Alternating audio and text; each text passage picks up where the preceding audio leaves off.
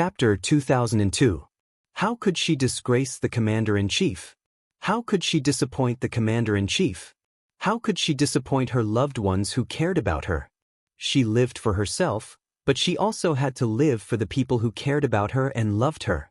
Living in this world, wasn't it all about fighting for one's dignity? She had lost so badly in her previous life, so she had to fight for her dignity in this life. She had to fight for all the dignity she had lost in her previous life. At the same time, she had to admit that it was because of her relationship with Captain Xia and Commander-in-Chief Xia that her mother's case could be brought up again. She didn't have to be angry because she was related. She should cherish it. Only when she knew how to cherish it would she know how important it was. She didn't get to where she was today because of connections. Just as Uncle Chen had said, if she didn't have enough ability, how could she have gotten Captain Xia's attention? Her mother's case being taken seriously by the military commission was also related to her hard work. But before this, she really didn't think that she could wash away her mother's shame by making herself outstanding. Yi Qian smiled. Her fair face had this smile, like a white magnolia blooming in the spring rain. It had 9 petals and was as white as jade. Even if it was washed away, it was bright and beautiful. That was the smile of someone who had let go of all her worries. Her face was like a magnolia and her breath was like an orchid. Seeing this, Principal Chen knew that she understood his intentions, so he easily changed the topic. Tomorrow is the 2nd day of the Lunar New Year. A few soldiers want to go into the city for a walk. Also, Regiment Commander Lu and Political Commissar Yen called this morning and arranged to have dinner together tomorrow night. We'll leave together tomorrow morning and have fun for the day. After knowing that the Military Commission for Discipline Inspection had set up a special investigation team to investigate her mother's death, Yi Jian was indeed relieved. Hearing this, she said crisply, "Okay, I'll go with you when the time comes." Shopping was not a common occurrence for Yi Jian. As he walked into the largest department store in the southern province with a few other soldiers dressed in casual attire, Yi Jian, who rarely bought clothes, secretly calculated his allowance for the past few months of his military academy life, as well as his allowance for several missions. Then, he said to the soldiers beside him, "I'm going to the men's section in front for a while. You guys go ahead and have a chat with the chief instructor. Make sure he doesn't notice me leaving. It's not easy to hold the chief instructor back. You should end this quickly." The soldiers did not have the confidence to stall the chief instructor, who was revered by all the instructors in the sniper base, for a long time. But since the female soldier had said so, they must do it. Yi Qian smiled and said, "Thank you." Then, while Principal Chen wasn't paying attention, he hurriedly walked towards a high-end menswear section. She wanted to buy a woolen sweater for Principal Chen, and the money in her card was almost enough. The shopping mall on the 2nd day of the Chinese New Year was very quiet. Since it was the beginning of the year, the staff warmly received Yi Qian. Judging from Yi Qian's clothing and purchasing ability, the staff recommended a thin woolen sweater that cost about 800 yuan. Yi Qian took a fancy to a very thick, navy blue woolen sweater that cost double the price. After looking at the size, he immediately took a larger size and said, "This one will do. Help me check the bill." A woolen sweater that cost about 1,600 yuan was considered expensive. Yi Qian himself did not have such an expensive piece of clothing. The military provided clothing for all seasons of the year, so there was really no need to buy such expensive clothing. The staff was naturally very happy and immediately brought Yi Qian to the cashier to settle the bill. When they returned, Yi Qian heard a gentle but overbearing familiar voice. "I really like this one. Since you only have a larger size, give it to me first, and I can immediately pay you in cash. As for the customer who went to settle the bill, you can just explain that you found a flaw in the clothing. Wouldn't that be enough?" It was really familiar. So he had bumped into Yi Ying, whom he had not seen in a long time. Chapter 2003. It had only been half a year since the end of the college entrance exam. Perhaps it had been too long since he last saw her, so it felt like a long time had passed. Yi Qian didn't want to make things difficult for himself during the new year, so he said to the attendant who accompanied him, "Can you help me take out the clothes?" "Thank you." The attendant heard the commotion inside and said awkwardly, "Oh, I'll take it out right away." The attendant inside probably hadn't met such an unreasonable customer before. Although she was angry, she still explained to the young girl who had a good temperament and appearance. They always talked about harmony brings wealth. Besides, it was their first order this year. Two Geely wouldn't make a fuss and ruin their year's fortune. Hello, I'm really sorry. This order is indeed booked. The customer just now checked that there was no problem before paying. We really can't do what you said. How about this? I'll recommend another one. The style, color, and quality are all similar to this one. The only difference is that it has a high collar. If it were any other person, they wouldn't make things difficult for the attendant. But Yi Ying wasn't an ordinary person. Since young, her biggest hobby was to steal things from others. Take Yang Heng for example. She knew that Yao Jing liked Yang Heng, but she still tried to get close to Yang Heng. She also promised Yao Jing that she didn't have any feelings for Yang Heng. This kind of person liked to make her presence known. She felt that everyone in the world should like her. Ying loved to make things difficult for others. If she didn't get what she wanted, she would make everyone unhappy. Yi Qian, who didn't go in, raised his eyebrows. If Yi Ying really accepted the explanation, then she wouldn't be the Yi Ying he knew. As expected, he heard Yi Ying laugh arrogantly. Attendant, I'm talking to you nicely. Can't you understand? Do you only feel happy when I'm angry with you? She didn't know that Yi Qian was right outside. She looked at the waiter who was in a difficult position. Her eyes flashed with disdain as she raised her eyebrows and revealed a charming smile. I've taken the clothes and I've counted the money. It's up to you how to explain it to the customer.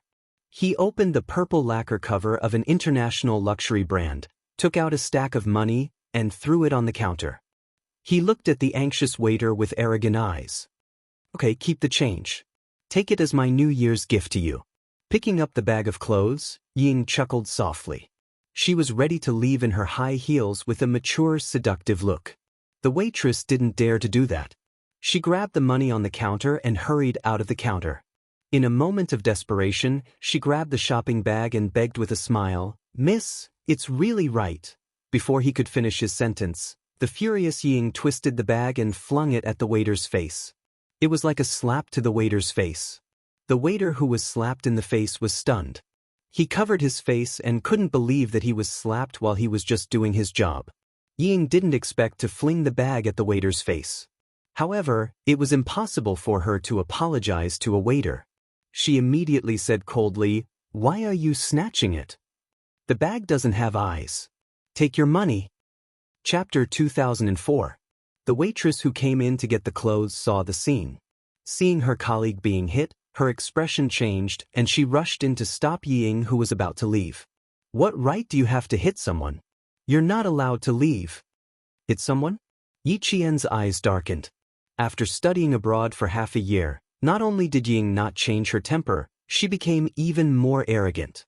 Still not going in, Yi Qian looked around and waved to a staff member who heard the commotion and came over. Someone inside said that someone was hit. "Do you want to call security?" She was not a busybody, but she was not so cold as to stand by and do nothing when she saw someone being hit. When the staff member heard that someone was being hit, he quickly ran to the store he was in charge of and probably called security. Yi Ying thought that she had a good temper. Seeing that the waitress dared to stop her, she was angry and amused. "With your attitude, I'm going to complain to your manager right now. I'm here to buy clothes, not to be bullied." "What? I've already paid. Don't tell me you don't want to give me the goods." "Also, who hit someone?" "It was this waitress who rushed over to take my stuff. I was just defending myself. What right do you have to say that I hit someone?" At the beginning of the year, there were not many customers in the clothing section of the 200 goods building. Everyone was a staff member. Hearing the commotion, the staff of the neighboring stores came over. The staff further away also came over to see what was going on. "You took our stuff by force. If we don't take it back, do you think we'll wait for you to take it back?" The older waitress was not someone to be trifled with. She did not argue with Yi Ying and only spoke the truth. The other staff members who did not understand what was going on suddenly realized what was going on. They looked at her with disdain. Yi Ying, who was surrounded by people, felt embarrassed. She was even angrier. "Call your manager over." I've already paid, but you don't want to give me the goods? I'm going to complain. The shop assistant who was hit was young, about 20 years old. Hearing this, she said with tears in her eyes, "Miss, the clothes in your hand were obviously bought by another lady. She even went to the cashier to pay. You were the one who forcefully took it from me." Yi Qian frowned. Why did it feel like the clothes Ying bought looked like the clothes she bought for Principal Chen? I forced it? Heh, you're still holding the money I gave you. Ying glanced at the money in the waiter's hand. You can count how much I gave you. Seeing that you can't go home on New Year's Eve, I'm kind enough to tell you to keep the change for the rest of the money. Just treat it as a New Year gift. You're really something.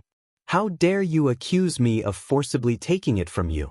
I gave you the money, so why can't you take what I bought?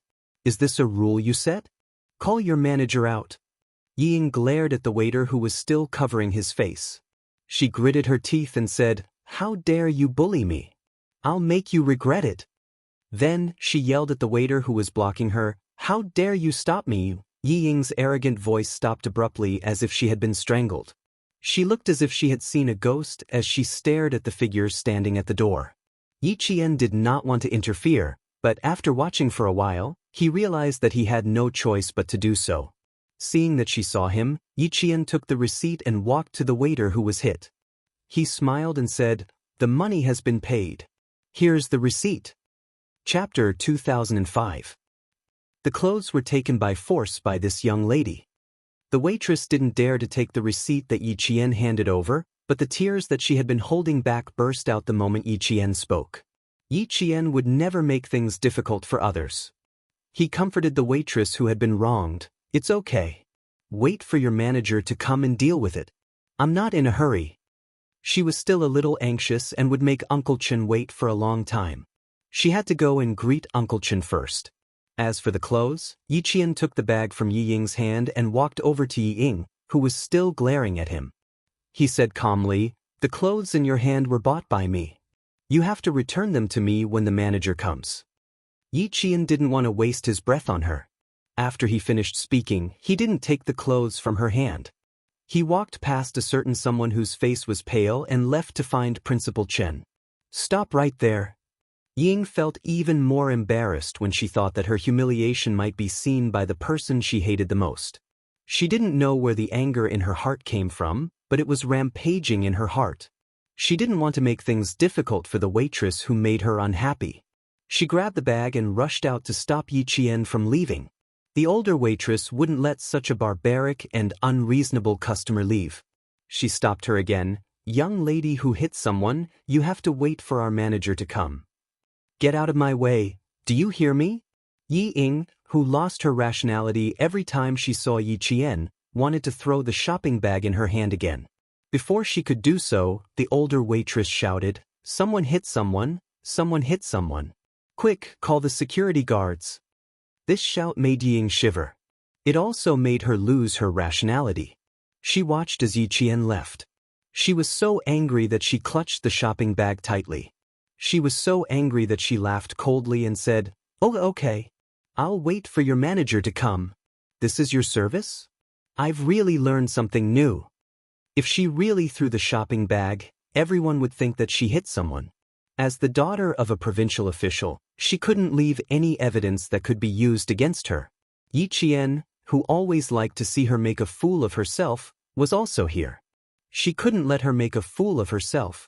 Yi Ying, who had always cherished her reputation, could only fiercely suppress the anger in her heart. With a ruthless gaze, she bit her lower lip and looked at the departing figure, feeling vexed. "I was indeed careless just now. I didn't control myself and accidentally hit the waiter's face. I don't know how much Yi Qian heard. Damn it, I've made a fool of myself again." Yi Jifan had just parked the car when Sun Dongqing, who was about to get out of the car, received a call from her daughter. She said that she had been invited to the manager's office because she had bought a dress and paid for it, but the staff refused to let her leave. Hearing her daughter's voice, Sun Dongqing was furious. "Don't be afraid, Henging. Mom is coming up now. He must have eaten a bear's heart and leopard's guts to bully you." Yi Jifan heard the gist of it. Based on his understanding of his daughter, he knew that things weren't that simple. However, he was indeed afraid that his daughter would be taken advantage of. With his daughter's temper, she definitely wouldn't cooperate. The mall's security guards didn't hold back. Yi Jifan, who was a little anxious, warned Sun Dongqing, "Find out what's going on first. Don't mess around. The Sun Yaozu incident isn't over yet. The police already know about the relationship between our families. You'd better keep a low profile. Do you understand?" Yi Jifan was a little worried this year. The person who hadn't contacted him for a long time suddenly called on the night of the 30th. The first thing he said was he behind the Sun Yaozu incident? Yi Jifan, who was driving to the airport to pick up his daughter, was so shocked that he slammed on the brakes. Chapter 2006. Luckily, there weren't any cars behind them, so it didn't cause a disaster. He didn't dare to pause and immediately replied, "I don't have a motive to kill him." He only said one sentence before the person hung up. He calmed himself down and checked his phone. Just like before, the number was no longer in service. With that person's call, Yi Jifan was still on tenterhooks. He was afraid that someone would tamper with his phone and put him on the list of suspects for Sun Yaozu's murder, causing that person to misunderstand. Sun Dongqing was honest when she heard that. She didn't dare to joke about her husband's future. She only nagged, "I don't know what kind of person you're receiving." He insisted that Ying come over to buy clothes during the new year. Don't she have enough clothes in her suitcase? They're all branded goods. They're beautiful and fashionable. What's wrong with that? This child is impatient. She insisted on coming over to give you a surprise. All right, I didn't receive the surprise, but I did receive the shock. Yi Jifan hated listening to her nagging the most. He heard her and said coldly, "What kind of person is he?" "He's an important person that your Sun family can never hope to be associated with in your lifetime." Important person? Sun Dongqing laughed disdainfully. What kind of important person had she not met? She had even met the leader of the southern province and had even shaken hands with him. The deputy chief of staff Du is here with his wife. Do you think Ying needs to get a more dignified set of clothes? Yi Jifan's face was cold the entire time. He didn't even look at Sun Dongqing and treated her like air. He didn't know how his daughter was doing in France. None of the clothes in the suitcase were presentable. They looked like they were exposing her arms and legs. Yi Jifan's face turned uglier when he thought about those clothes. Sun Dongqing didn't care about her husband's attitude towards her. When she heard that, her eyes lit up. I know. You have to take it seriously. You have to take it seriously. Ying's wish was to enter the army so that she could teach that wretched girl, Yi Qian, a lesson. Now that she was in the way of such an important person, she had to take it seriously. If the wife of the deputy chief of staff Du wasn't here, do you think I would have brought you out? Yi Jifan glanced at his wife, who was incapable of accomplishing anything but good at ruining things. He pressed his lips together and quickly stepped into the elevator. As the couple went upstairs, Yi Qian was also found by the mall staff. The staff member who had been beaten up was sobbing softly and hoped that Yi Qian could go to the office. Principal Chen, who was buying some snacks with a few soldiers at the supermarket, saw this and lightly patted Yi Qian's head. I really shouldn't have brought you out. We ran into trouble the moment we came out. You're willing to buy clothes that cost more than 1,000 yuan, but I'm not willing to wear them. Forget it, it's better to avoid unnecessary trouble. Give the clothes to that customer. Don't make things difficult for the waitress. If it were any other guest today, Yi Qian would definitely give in. But since it was Yi Ying, she was embarrassed. She did not want to give in. She smiled and said, "Why don't you take a stroll with them? I'll be right back." Principal Chen didn't know who Yi Qian had bumped into. Yi Qian could handle this kind of small matter himself, so he didn't ask much. He waved his hand and asked her to leave with the staff. The staff member who had been beaten up kept saying, "Thank you," all the way. She was very grateful that Yi Qian was willing to stand up for her at this time. In the manager's office, Yi Jifan smiled generously. It's not a big deal. We didn't need to trouble the mall to step in. My daughter did accidentally hit the staff member just now. We should apologize. There's no need for the staff member to apologize. They're all young and impetuous girls. It's normal for them to quarrel. Chapter 2007. At this moment, Ying was no longer as arrogant as before. She sat obediently and was as quiet as a flower in a greenhouse. The drastic change made the older waiter dumbfounded. Director Yi, you're too polite. It's all because of our poor management that your daughter was wronged. How about this? The clothes can be considered as an apology from our department store. Please accept it, Director Yi. How could the mall manager not know the director of the Provincial Construction Bureau? Sometimes, the mall needed the approval of the Provincial Construction Bureau to make changes. He didn't dare to offend such a big shot, so he could only let the staff suffer. He then said to the older staff, "Go back and explain to the customers. You're lucky to have met Director Yi today. If it were someone else, they wouldn't be so nice." Sun Dongqing, who remembered this, touched the woolen sweater that her daughter bought to show her filial piety. The quality and color were okay. It was enough to be used as an apology. However, her daughter's grievance couldn't be overturned because of a sweater. "Manager, my husband thinks it's a small matter, but as her mother, I don't think it's a small matter. My daughter came here to spend money to buy clothes, not to be wronged. No apology? I won't accept it. Your two staff are so arrogant. You won't let my daughter leave. Do you think my daughter is easy to bully?" She wouldn't let the two staff off easily. The mall manager could only ask his staff to apologize. Since ancient times, people don't fight with officials. The mall manager continued to smile and said, "You should apologize. You should apologize." He then said to his staff sternly, "What are you waiting for? Apologize to the director's daughter." The older staff had to apologize even if she didn't want to. If she didn't apologize, her salary and bonus would be deducted a lot. Ying looked at the staff in front of her. She didn't hide the contempt in her eyes. "Weren't you fierce just now? You said I hit someone. Now you're still saying I hit someone?" The staff was in her early 30s. In the face of power, she had to bow her head. She swallowed her anger and said, "My attitude was bad just now. I'm sorry. I won't argue with you if your attitude was bad. But you said I hit someone. Tell me, did I hit someone?" Ying didn't let it go. "How dare you embarrass me? You should take a look at yourself first." A knock on the door interrupted Yi Qian's words. The mall manager said, "Please come in." The office door was pushed open. The security guards and the waitress with red eyes invited Yi Qian in first. Ying was like a cat whose tail had been stepped on when she entered the room. She stood up from the solid wooden sofa and lost the elegance that she had deliberately put on. Her almond eyes widened as she stared at Yi Qian. Sun Dongqing's reaction was the same. She stood up abruptly. Just as she was about to question Yi Jifan, she heard a light cough from Yi Jifan, which made her swallow back the words that had rushed to her throat. He had almost forgotten that this wretched girl was no longer the same as before. "Endure, I have to endure." Now, even old Yi was afraid of the wretched girl and didn't dare to confront her directly. He, who had been strangled by her once, had to endure it even more.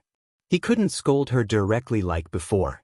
If he wanted to scold her, he could only scold her in his heart. "Why is she here? Do you want to work during the winter break?" "Old Yi, every time that wretched girl shows up, our whole family feels uncomfortable." Sun Dongqing muttered. She stared nervously at Yi Qian as she walked in. She was afraid that she would do something bad to her family. Yi Jifan didn't pay attention to what she said. When he saw Yi Qian walk in, his gaze fell on the shopping bag with the woolen sweater. He had a bad feeling. Chapter 2008. A bad premonition flashed through his mind.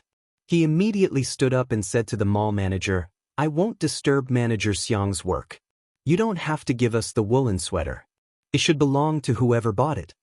At the same time, he used his eyes to warn Sun Dongqing to shut up.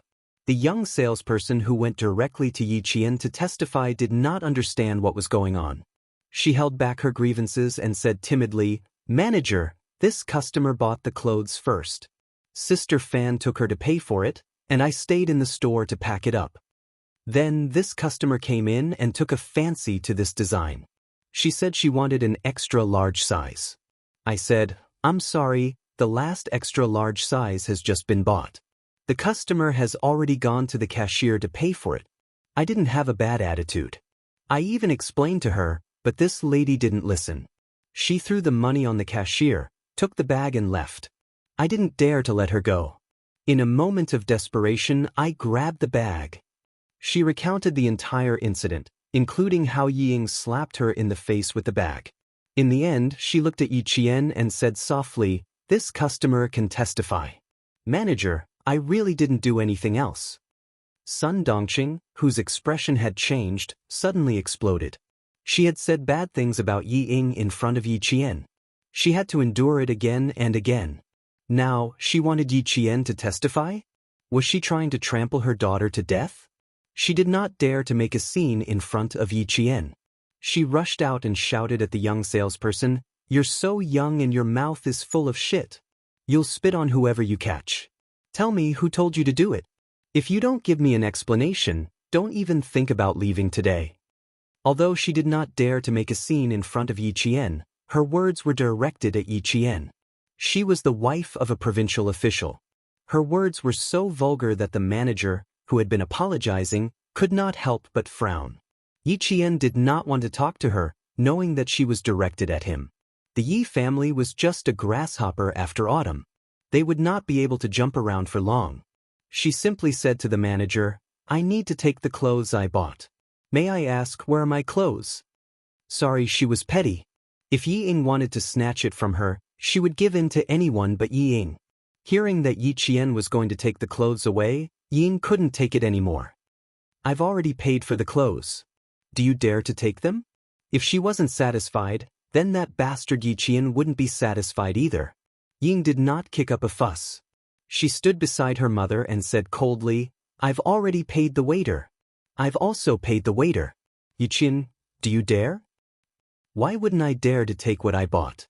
Yi Qian sneered and looked at the other party as if he was looking at an idiot. He placed the shopping bag beside him and calmly walked past the mother and daughter who were at daggers drawn.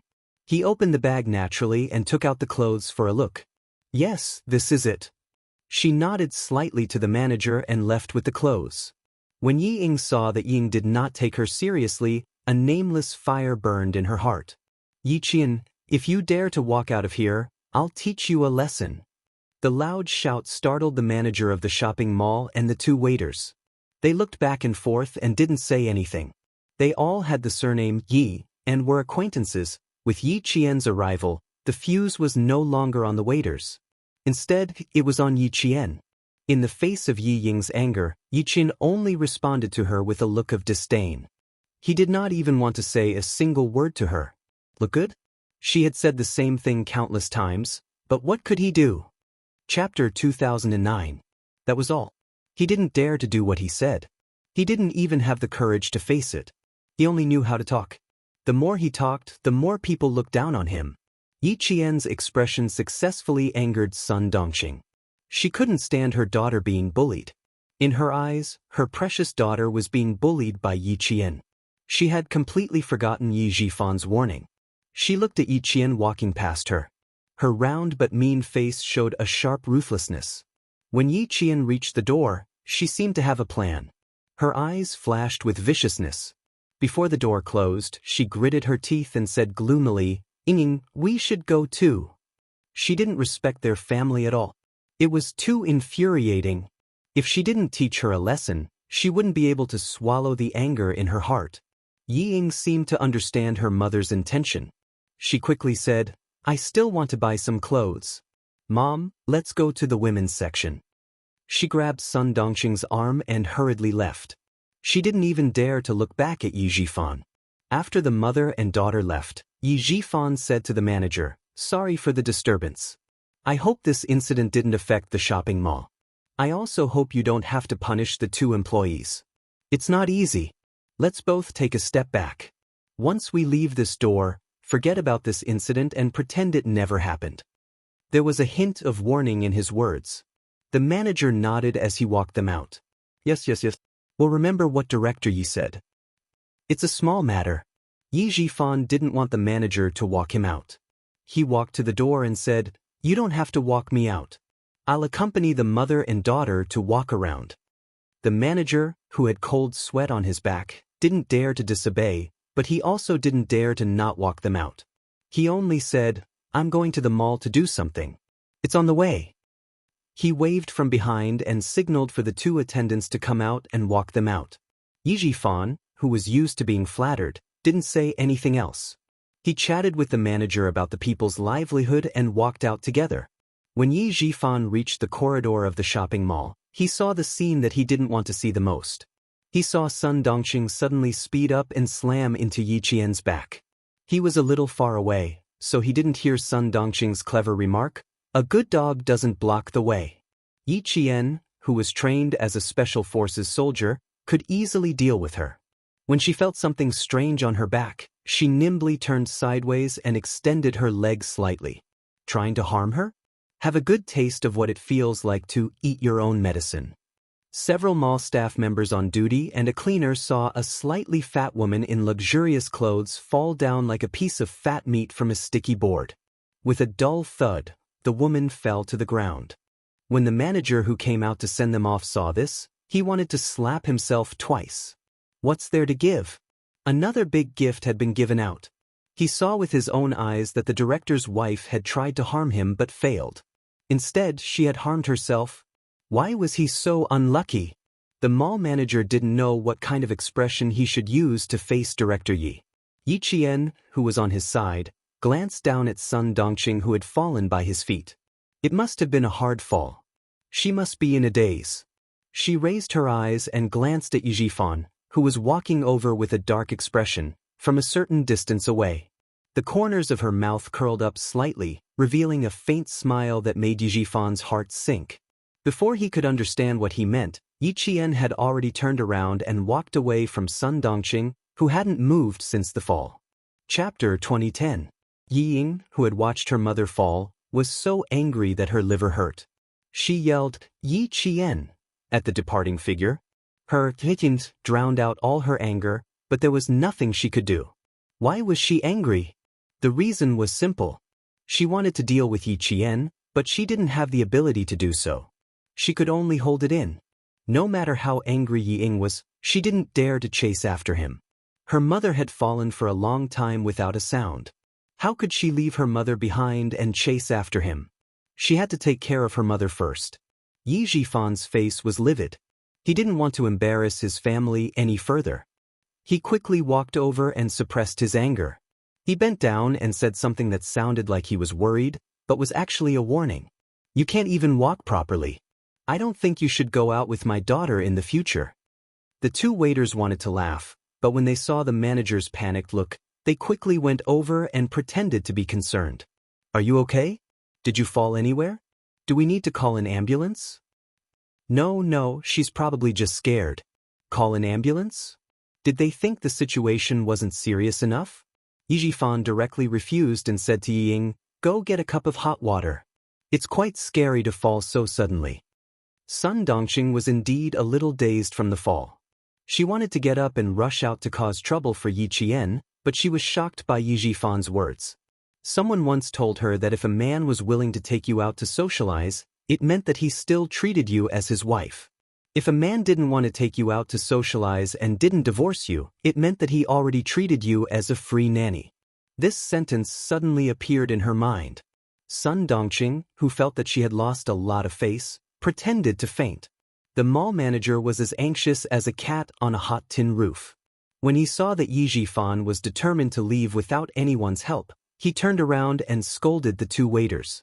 Then, he quickly contacted the mall manager to find out how to apologize. When the mall manager heard that he had offended Director Yi of the Provincial Construction Bureau, he was so scared that he almost fainted. He didn't dare to hide the matter and continued to report it to his superiors. When the whole thing reached Ho Zi, who was playing chess with Master Xia, she replied disapprovingly, "So be it. What's there to be afraid of?" Since the big boss had said so, the people below all heaved a sigh of relief. This matter had turned a page in the mall, and no one would mention it again. On the other hand, Yi Jifan went home and threw a tantrum for a long time. The mother and daughter were so scared that they sat on the sofa and hugged each other.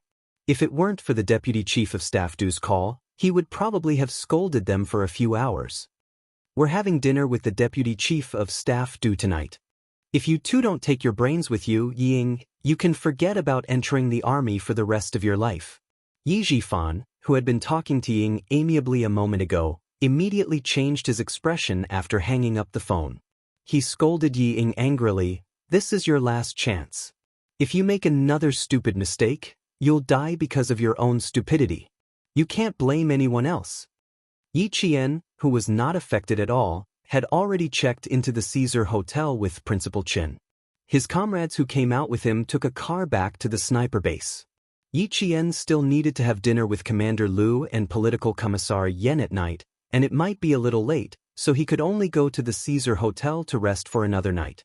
At night, he took a taxi to the appointed place. Principal Chen looked at the lively restaurant and couldn't help but laugh. "This place is lively. I think only this place is lively." That's right. It's an old restaurant in the southern province. Their blood duck is the best. It's even been on the newspaper. Commander Liu and Political Commissar Yen must have booked it at least a month or two in advance. Yi Qian, who was in a good mood, replied with a smile. He was led by the waiter to the reserved room. Chapter 2011. At 7 o'clock in the evening, Lu Tuan and Commissar Yen arrived on time. They didn't drink, so they ordered a pot of biluakan and chatted happily while eating the restaurant's specialty spicy dishes.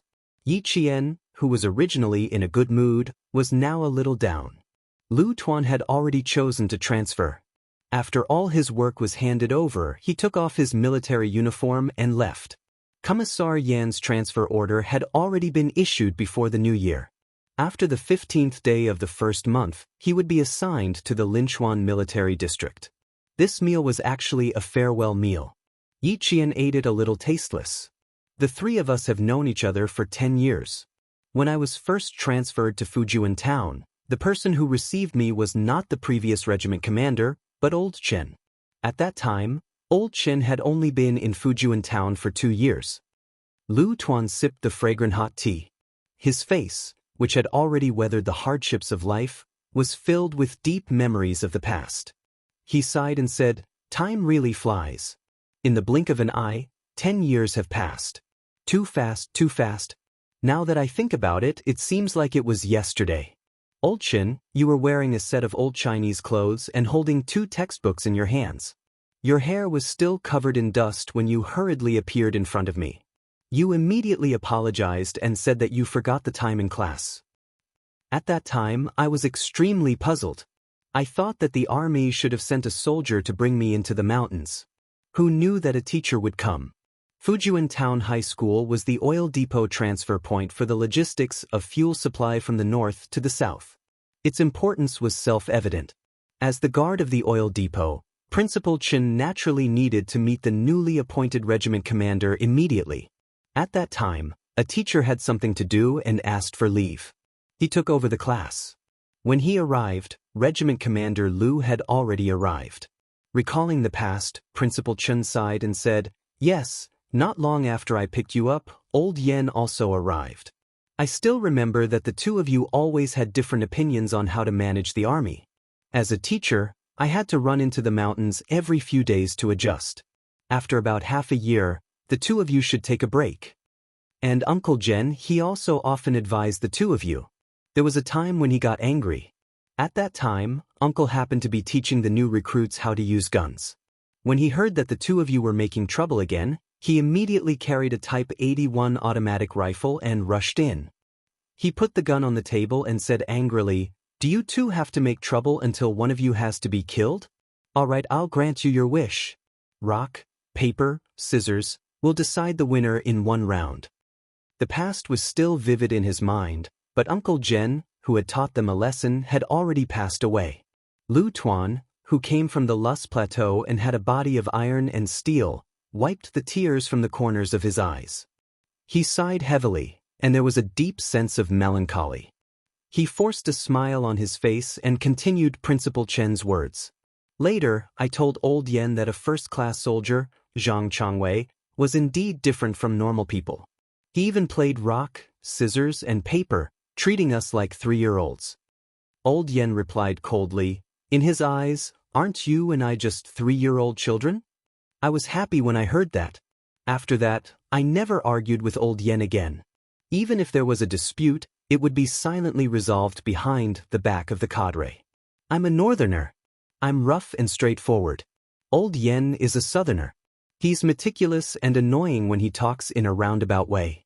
At that time, we were so annoyed that I couldn't wait to go to the military and argue with him. I wanted to transfer him away so that he wouldn't be a hindrance in front of me. Political Commissar Yan's eyes were also a bit wet. When he lowered his head to drink tea, he secretly raised his hand to wipe the corners of his eyes. Then, he looked at Commander Lu with a face of disgust. Same to you. At that time, I thought that if I didn't get rid of a rough person like you who came from God knows where, my surname wouldn't be Yen. Chapter 2012. In the end, Uncle Jen threw the gun in front of me. I was terrified. I immediately apologized to him and promised that I wouldn't make a fuss again. Young and hot-blooded, young and hot-blooded. Suddenly, the topic turned to Yi Qian. If we were as old as you back then, we wouldn't have argued for half a year. We wouldn't have troubled Uncle Jen and Old Chin to worry about us from time to time. Yi Jian, who had been quietly watching them reminisce about the past, sniffed lightly and said softly with some sadness, "It's because of your education that I'm more mature. If it weren't for your guidance, there wouldn't be the Yi girl today." Your nose is blocked. Are you crying? Political Commissar Yen quickly picked up a piece of bloody duck and placed it in Yi Qian's bowl. He smiled gently. You didn't rely on others to get to where you are today. Most importantly, you relied on yourself. You can only rely on yourself. Relying on others is like the moon in the water. It will be shattered in the blink of an eye. Yi Qian, you are doing very well now. In the future, you will be like this. The military is the best home for you. The military couldn't bear to let go of good seedlings, especially a comprehensive talent like Yi Qian. They could keep her for a lifetime. Commander Lu also said, Old Yen is good at talking. His words are beautiful and pleasant to listen to. I'll be direct. Yi Qian, since you have chosen this path, you must be ruthless when it's time. As a soldier, there is no reason for you to be soft. You wear the military uniform and shoulder the responsibility, so you must be ruthless. When it comes to military matters, you must be ruthless. There is no need to be long-winded. If anyone dares to doubt you, fine. They can doubt you, but they must find a reason to convince you. Okay, we will treat it as listening. If you are angry, you can go wherever you want to go.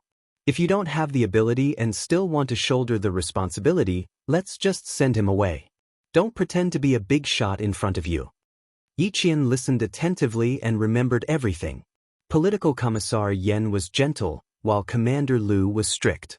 The combination of strength and gentleness could make soldiers obey you while also admiring you from the bottom of their hearts. When Platoon Leader Lu was promoted from the Deputy Platoon Leader to the Platoon Leader, what he said was the most authentic experience. This was of great help to Yi Qian when he later joined the field forces to lead troops. Principal Chen knew that Yi Qian wasn't feeling too good, but he didn't say anything. It was normal for soldiers to come and go like this. She had to get used to it. They had known each other for 10 years, and now they had gone their separate ways. This meal was destined to be somewhat sorrowful. Yi Jian silently refilled the cups of hot tea for the 3 veterans who had dedicated their best years to the army. Then, she sat down quietly and listened to them talk about their shared past. Perhaps their open-mindedness had infected her. The sadness of parting gradually faded away, and a faint smile appeared at the corner of her mouth. Although they had parted, they were still good friends and confidants. One day, they would meet again. Tomorrow night, I still need to accompany the leader who came today to inspect the motor vehicle training base. Tonight we will be dismissed. When it was 9 o'clock, Political Commissar Yen saw that it was getting late. He picked up Yi Qian's cup of hot tea and stood up. He said to Principal Chen, Old Chen, I won't say goodbye to you on the day I leave. This cup of tea is a toast to you for supporting my work for the past 10 years. Old Chen, I also toast to you for not being scared away by my temper. Commander Lu laughed heartily as he picked up his cup and stood up. He then said to Yi Qian, Little girl, Commander Lu also toasts to you for your bright future and your meteoric rise. Chapter 2013. After drinking this cup of tea, it was time to say goodbye. Yi Qian felt his hand trembling as he held the teacup. Come, drink. Little Yi, I don't know when we will meet again after this. I also respect your bright future and your meteoric rise. Using tea as a substitute for wine, Political Commissar Yen was the first to drink. When he put down the teacup, his hand was also trembling slightly. He didn't know when they would meet again after this farewell. How could he not be sad? Seeing his old partner turn his head to wipe his tears again, Commander Lu patted his shoulder hard and joked, "Every time we send off the retired soldiers, you cry the most. You make me cry with you. Otherwise, I'm afraid I'll be scolded for being cold-blooded. You still have to meet the Deputy Chief of Staff due tomorrow. Take it easy. Don't go with your leader with red and swollen eyes tomorrow." At the mention of the Deputy Chief of Staff due, Commander Lu's face suddenly darkened. He asked Political Commissar Yen, "Old Yen, before you left, did you hear clearly who the Deputy Chief of Staff due was talking to?" "Who was he talking to?" Political Commissar Yen gulped down a mouthful of cold water to calm himself down. After thinking for a while, he said, "At that time, you were the closest to the Deputy Chief of Staff due. I was behind you, so I didn't hear clearly." On the other side, Yi Qian frowned slightly. Deputy Chief of Staff due? His surname was Du? There was only one Chief of Staff with the surname Du. Moreover, he and this person's daughter had a grudge that was neither too big nor too small. "Little Yi, I'm afraid that Yi Jifan hasn't given up on sending Yi Ying into the army. It might have formed a relationship with the Du family." Commander Lu, who had a serious expression, thought carefully again. He still believed that he didn't hear wrongly. It should be his wife who called. "I heard the words old Yi Jifan. There's a high chance that it was Yi Jifan." It wasn't a high chance, it was a fact. Unexpectedly, the leader accompanying Captain Lu and Political Commissar Yen was the Deputy Chief of Staff Du. Yi Qian had no intention of telling them that he already knew about Yi Jifan's relationship with the Du family. He smiled and said, "It's okay. Yi Ying has wanted to join the army for a long time. If she can really join the army, it means that the Deputy Chief of Staff Du." There was no need for Yi Qian to finish his sentence. From Commander Lu and Political Commissar Yan's furrowed brows, they knew what he wanted to say. "If that's the case, then we really need to stay away from them," Lu Tuan said in a low voice and immediately reminded Political Commissar Yen, "Old Yen, you have to be careful. Don't get involved in his schedule in the southern province or who he is meeting in the next few days. Don't leave any evidence behind in the future. As for Commander-in-Chief Xia, you can look for the brigade commander and tell him about this." Political Commissar Yen nodded with a sullen face. "I'll keep an eye on it. It's really shameful that a person who has heart disease and framed his classmates can still enter the army. Remember it in your heart, but don't show it on your face." Lu Tuan was about to retire, so the matters in the army had nothing to do with him. However, he was still worried about his partner of 10 years. "Stay away from them. Don't get too close in case you hear something you shouldn't." Everyone was about to leave, but the Deputy Chief of Staff Du sat down again and talked for more than 10 minutes before they left. Not only did Commander Lu know about the meeting between the Deputy Chief of Staff Du and Yi Jifan, but Xia Yiwei, who was far away in Beijing, also knew about it immediately. "Okay, help me keep a close eye on them and remember what they say. I'll contact you when I come back," Xia Yiwei instructed in a low voice. Her mature and charming face was cold. She added, "Don't let them find out. Just remember what's important." Chapter 2014. On the other side, Yi Jifan and the Deputy Chief of Staff Du were chatting happily after 3 rounds of drinks and 5 dishes. The person who was talking to Xia Yiwei turned his head and looked at the private room behind him. He nodded gently and said, "Okay, don't worry, Secretary Xia. I'll contact you again if there's anything." Xia Yiwei looked up at the man who was still playing chess with the old man in the tea room. She murmured, and hung up the phone. She didn't know what the old man was up to. He usually played chess to relieve boredom, and it was about once a week. This time, after the New Year's Eve dinner on New Year's Eve, the old man asked Ho Zi to play chess with him. It was the same on the first day of the new year, and it was the same on the second day of the new year. Except for the meal, the rest of the time was spent playing chess. What surprised her even more was that Ho Zi, a guy who was not stingy, actually had such good patience to play chess with the old man. The old man didn't speak while playing chess, And he wouldn't talk to him even if they fought for the whole morning. He could endure it. She let a man who wanted to find something to do in his spare time accompany the old man to play chess after dinner, eat after chess, and not talk after dinner. Xia Yiwei looked at the man sitting cross-legged again, and then looked at the old man with white hair. Forget it, she'd better talk with the old lady. Family Xia was a big family. The old man, Xia Yunque, was born in a prominent family, and his ancestors were officials for generations. The old lady, Su Rong, was a famous daughter of a scholarly family in the capital. Although her ancestors were not as good as family Xia's, at that time, the Su family had a daughter and everyone wanted her. The old lady had a total of 4 sons and 1 daughter. Except for Xia Yiwei's father, old lady Su's second son, Xia Anbong, who died in the line of duty, the other 3 sons and 1 daughter were all promising. Every new year, the quiet old house of family Xia was the liveliest. The younger generation of the family rushed back to the old house to accompany the old man and the old lady to celebrate the new year. However, there were also those who couldn't come back, such as Xia Jinyuan and the others. Most of the younger generation of the family had joined the army and were scattered all over China. It was normal to not see them once a year. For people with family separation, it was normal for them not to see each other for a few years. When Xia Yiwei came over, his elder brother, Xia Lingxiao, mentioned his 6th son, Xia Jinyuan.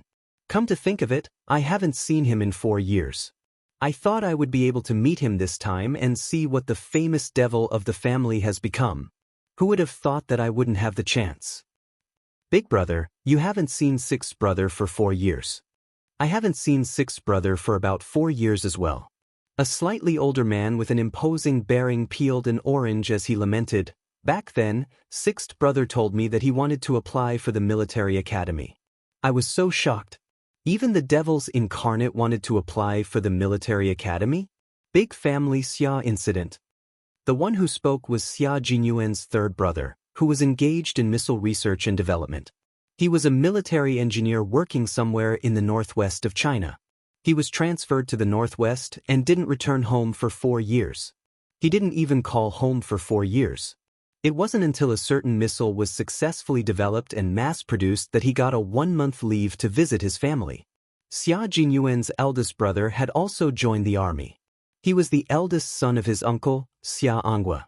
He was 41 years old this year and was now a brigade commander. Unlike the eldest son of the deputy chief of staff Du Kaiwei, the 4th son of the family Xia Yiwei's elder brother, Xia Yujing, was 36 years old this year. He was also serving in a brigade in the Nanguang military region. He was also a regiment commander, but his military rank was 1 level higher than Du Kaiwei's. He was a colonel. Fortunately, they all wore casual clothes during the new year. Otherwise, it would be scary to see a room full of military uniforms and military ranks. Chapter 2015. Xia Yiwei came in and was welcomed by everyone. They all asked her to sit down quickly. Come, Yiwei, sit next to Big Brother. How can Yiwei sit still? She's afraid that old master will make things difficult for her boyfriend. Xia Junbai, the cousin of family Xia's ancestral home, teased. He was here to pay a New Year's visit. He was the vice captain of a certain warship and was the only Navy member in the entire family Xia. Xia Yiwei was the only daughter of the Xia family, and she was not young anymore. Yet, she only brought home a boyfriend with a devilish aura this year. Old Mr. Xia was very worried and had to test him. I'm not afraid that old master will make things difficult for him. I'm just worried that he will make old master upset. It's the new year. I don't want him to make things difficult for the family. Xia Yiwei saw that old madam and Aunt Xia Sujuan were not around. She sat down and asked, "Where are old madam and aunt?" In the flower room, Auntie Xiao said that the hexagonal red flower had bloomed. Old madam happily pulled my mother over. I have to thank the camellias for blooming in time, allowing me to be free for a while. A girl who was about 23 or 24 years old said with a smile as she winked at Xia Yiwei, as if she was trying to convey a message. A handsome young man sitting next to her raised his hand and gave her a light smack on the head. He smiled and said, "Behave yourself. If mom doesn't see you when she comes back, she'll have a hard time." The man's words filled the room with laughter. Old Master Xia had 4 sons and 1 daughter. He didn't have many grandsons, granddaughters, and maternal grandsons. There were only 9 of them in total. He had 6 grandchildren. Xia Jinyuan was the youngest, and his grandson, Zhou Yichen, was not included. He only had 1 granddaughter, Xia Yiwei, and 1 granddaughter, Zhou Yijing. This year, when they returned to the ancestral home for the new year, except for Xia Jinyuan and Xia Yujing, the rest of the grandchildren gathered together. It was very lively. Zhou Yijing, who had been knocked on the head by her older brother, glared at them in dissatisfaction. She snorted and ate the melon seeds even faster. "You, don't go out and cause trouble for your mother. That Dujui only said a few words about others. What are you angry about? You've been angry from the eve of the Lunar New Year to the 2nd day of the Lunar New Year. You're really petty." Zhou Yichen bluntly exposed his sister's shortcomings in front of his cousins. He was a teacher in the command school and had an elegant temperament. When he spoke, he was neither hurried nor slow and had a sense of rhythm. "Don't you already know what kind of person she is? What's wrong with letting her say a few words? It's not your business anyway." "How is it not my business? She insulted my good friend, Wei Jiu. How can I not be angry? That treacherous, cunning, hypocritical, pretentious and hateful woman. Just looking at her makes me sick." After saying that, she even made a gesture of vomiting. Her girlish behavior made Xia Yiwei and the others not know whether to laugh or cry. Among the siblings, Zhou Yijing was actually the youngest. At that time, no matter how much of a jerk Xia Jinyuan was, he had never bullied her. When she graduated from university at the age of 22, she signed up for the army behind her aunt's back. She did not rely on her family's connections and was assigned to the Nanguang military region with her good friend, Wei Jiu. She entered the telephone company, and Wei Jiu entered the arts regiment. They knew the relationship between family Xia and the Du family. Now that Du Jui was mentioned, they naturally helped Zhou Yijing. The second son, Xia Yiding, smiled and said, "Do you want to ask Brother Yujing to transfer you out of the Nanguang military region? So that you won't be angered by Du Jai." Chapter 2016. The reason why family Xia was able to become the most influential family in the capital was because everyone in the family was very united and never did anything that would harm the family. Just like the Du family, who did not dare to openly fight with family Xia, they would play some tricks from time to time to make things difficult for family Xia. However, those little tricks were all unpresentable. No wonder family Xia looked down on them. Although Zhou Yijing's surname was Zhou, half of her blood came from family Xia. Like all family Xia's people, she was born with a rebellious nature. Hearing this, she wrinkled her nose and said, "Why should I leave? If anyone has to leave, it should be her. I don't want to trouble Brother Yujing. Let's not talk about her. Let's not talk about her. Let's talk about Sister Yiwei's boyfriend and Brother Jinyuan's girlfriend. Yesterday, I secretly heard third uncle say that he went to meet Brother Jinyuan's girlfriend. Old Madam even complained that third uncle didn't bring her granddaughter-in-law back. The 24-year-old girl grew up in a good family environment. While she was mature, she still maintained a pure and kind heart. The words she spoke to her family were full of a little girl's naivety. Xia Yiwei picked up an orange from the fruit plate on the coffee table and threw it into her arms with a smile. "What do you want to know? Did the little girl also fall in love with him? Do you want to bring a boyfriend home for us to meet?" "Sister Yiwei, you are my target." Zhou Yijing, who caught the orange quickly, raised her eyebrows playfully. She waved the yellow fruit in her hand and smiled brightly. "When the time comes, I would like to ask Sister Yiwei how to be single for so many years." "How dare you make fun of your Sister Yiwei? You really need to be taught a lesson. Jin, it's not that scary to piss off your mother. It's scary to piss off Queen Wei." Zhou Yijing returned a look that said, "I'm not afraid." Then she immediately stood up and handed the cut orange to Xia Yiwei. She held Xia Yiwei's arm and smiled sweetly. "Sister Yiwei, tell me about Brother Jinyuan's girlfriend. Third uncle must be very satisfied with her. Otherwise, how could he tell old madam that it's better to wait for sixth brother to come back and not scare her away?" Everyone was interested in sixth brother Xia Jinyuan's girlfriend. As the only one who knew a little about it, Xia Yiwei became the focus of attention. Xia Yiwei, who was elegantly tidying her hair, looked at the burning gazes. She curved her lips slightly, revealing an intellectual and dignified smile. You're a pretty good girl, Vijin. If I hand you over to Sixth Brother's girlfriend, you'll be reborn within 3 months and become the pride of your parents. The eldest brother, Xia Lingxiao, was rather interested. Originally, he only wanted to know if the relationship between the two of them was okay. Now that he heard the arrogant Xia Yiwei praising Yi Jian, Xia Lingxiao was interested in Yi Jian herself. What kind of girl is she? Xia Yiwei didn't mind putting in a few good words for Yi Qian in front of his family. It didn't matter whether he said it or not. As long as they met Yi Qian, especially his brothers who were soldiers, they would definitely admire Yi Qian. A girl who can catch Sixth Brother's eye. Brother, what do you think? She's a very good girl. She's skilled, talented, and beautiful. She's talented, beautiful, and skilled. Sixth Brother has good taste. You've got a treasure. This was a very high evaluation. The men of family Xia sat up slightly. As the eldest brother, Xia Lingxiao smiled and said, Our queen of family Xia has never praised another person of the same gender. It seems that Sixth Brother's girlfriend is really good. Chapter 2017. Xia Yiwei liked Yi Qian's unpretentious personality. When asked by his family, he always gave her high praise. He nodded affirmatively and answered the most authoritative elder brother of his generation, Yes, she's not bad. You'll know when old Six brings her back. Zhou Yijin was shocked. No way, she's younger than me. And she's a military school student. If she's coming over, shouldn't I stay away from her? I'll find a way to catch you and make you learn from old Six's girlfriend, Zhou Yichen said with a smile.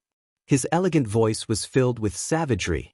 You'll be so ashamed that you'll wish you were human again. The conversation between the two siblings made everyone laugh. The servants in the old mansion heard their master's laughter and couldn't help but smile. When Yi Qian returned to the hotel, he was called over by Principal Chen for a talk. Seeing Principal Chen's serious expression, Yi Qian felt a little scared. Just now, Lu Tuan mentioned that Yi Jifan has a relationship with the Deputy Chief of Staff Du Little Yi. You seem to have known about this for a long time. When did you find out? Principal Chen asked as he sat on the sofa. His voice was very deep, which made Yi Qian's heart beat faster. She didn't know when she had angered Principal Chen, but after thinking about it, it didn't seem to be the case. In the hospital, Captain Xia had told him to keep this from Yi Qian for the time being. Even the fact that Yi Jifan had a relationship with the Deputy Chief of Staff Du was not to be mentioned to her. However, little Yi didn't seem surprised. Instead, she seemed to understand. It was enough to show that she already knew, but it couldn't have been Captain Xia who told her. So that's what happened. Yi Qian pursed her lips slightly. After thinking for a while, she told him everything that happened in the mall today. When I left, Sun Dongqing told me that I wouldn't be happy for long. Once Yi Ying enters the army, I'll suffer. So, when Lu Tuan mentioned that Yi Jifan had a relationship with the Deputy Chief of Staff Du, I wasn't surprised. Fortunately, she met Yi Jifan and his group in the morning. Otherwise, she really couldn't explain why she wasn't surprised. It was actually something she knew in her previous life. Principal Chen nodded slightly at her explanation. I see. That makes sense. Since you already know, there are some things that I don't have to hide from you anymore. Principal Chen told Yi Qian everything that he had discussed with Xia Jinyuan at the hospital that day. After Chief Kai went to the University of Science and Technology of China to look for Yi Qian and deal with Sun Yaozu, Yi Qian already knew everything that Xia Jinyuan wanted to hide. The only thing she didn't know was that Yi Jifan had a relationship with the Deputy Chief of Staff Du because he had saved the Deputy Chief of Staff Du's son. Captain Xia suspects that the two parties are in cahoots. The first is to deal with you, and the second is to deal with the Xia family. He was afraid that you would think too much, so he only mentioned it to me. I'll tell you when I find out the truth. There's no need for that now. You already know what we want to hide from you for the time being. The military commission is also involved. I'm not worried that you'll do something wrong because of your mother. Also, you can't blame Captain Xia for not telling you. I saw that you were about to take the exam, so I told him not to tell you so that you wouldn't be distracted. Principal Chen didn't want to take all the blame for the gap between their lives. If Captain Xia didn't report your mother's matter directly to Commander-in-Chief Xia, I'm afraid that the military commission wouldn't know about it. You can't blame Captain Xia. You should thank him properly. Chapter 2018. Yi Qian could tell that he was defending Xia Jinyuan. He rubbed his forehead and said helplessly, Uncle Chen, I'm not an unreasonable person. Why would I blame him? Just as you said, I should thank him properly. Principal Chen nodded in satisfaction. That's good. When Yi Qian returned to his room, his smile disappeared. His picturesque eyes revealed a sword-like coldness. Yi Ying had saved her life. It seemed that Ying might really enter the army. She only hoped that the military commission would act as soon as possible and cut off Yi Jifan's career. That way, even if Ying entered the army, she would still be the daughter of a guilty official. Although she didn't want to see Ying enter the army, the Du family and family Xia had different political views. If the deputy chief of staff Du really sent Yi Ying, who had a heart condition and a tainted record, to the army, wouldn't that be a weakness? She needed to inform Captain Xia. If Captain Xia didn't return by then, she could directly inform the commander-in-chief. At this time, Yi Jifan, who was feeling proud of his success, didn't know that he was being targeted. He was happy that he made friends with the deputy chief of staff Du's family. He was even happier when he saw the deputy chief of staff Du's wife holding his daughter Yi Ying's hand from time to time. Director Yi is so lucky to have such a beautiful and obedient daughter. The deputy chief of staff Du had always respected his wife. To put it bluntly, he was afraid of his wife. Seeing that his wife liked the little girl, he smiled and said, I have a younger daughter. She's 4 years older than Director Ye's daughter. She's also very obedient. When she enters the army, the two of them will definitely have many things to talk about. Director Yi knew that the deputy chief of staff Du had a daughter in the Nanguang military arts troupe.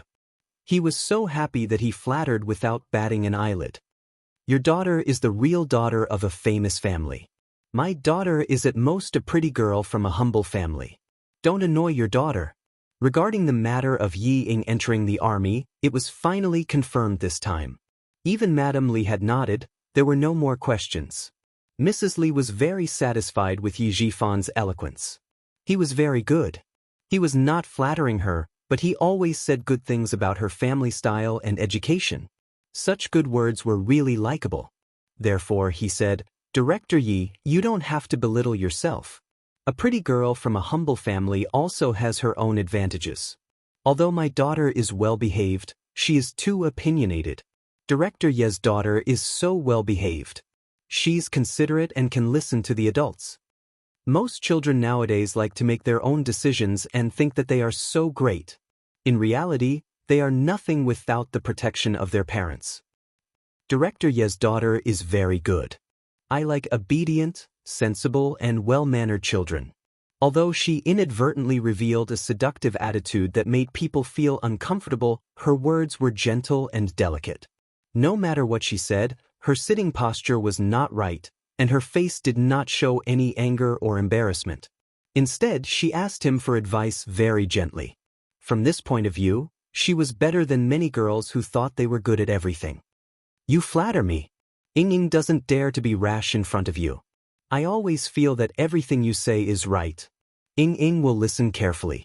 Yi Ying looked as if she could not stand the compliment. Her face was full of shyness.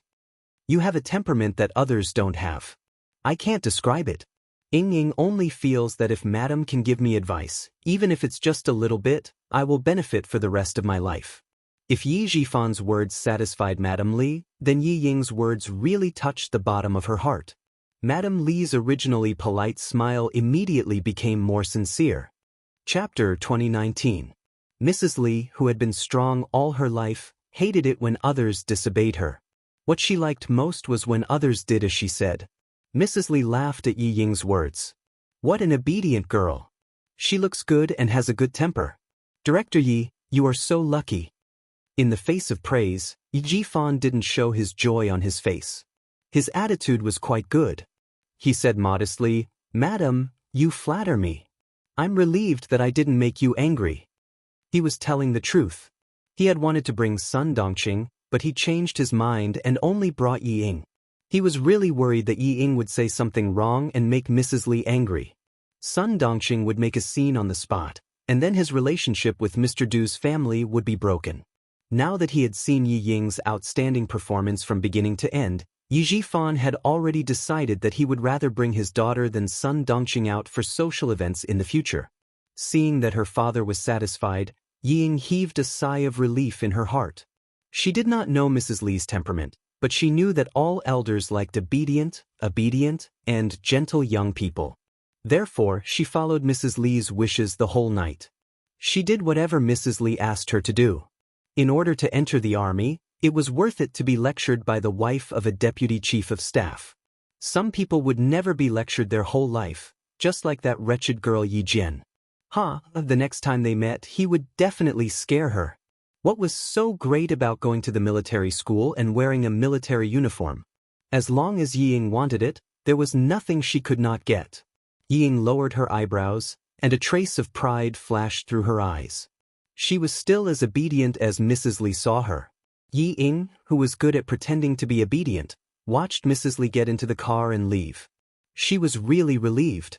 She had been worried the whole night when talking to such a noble lady, for fear that she would make her angry. Fortunately, her obedience pleased Madame Li. Ying, you won yourself a future with your performance tonight.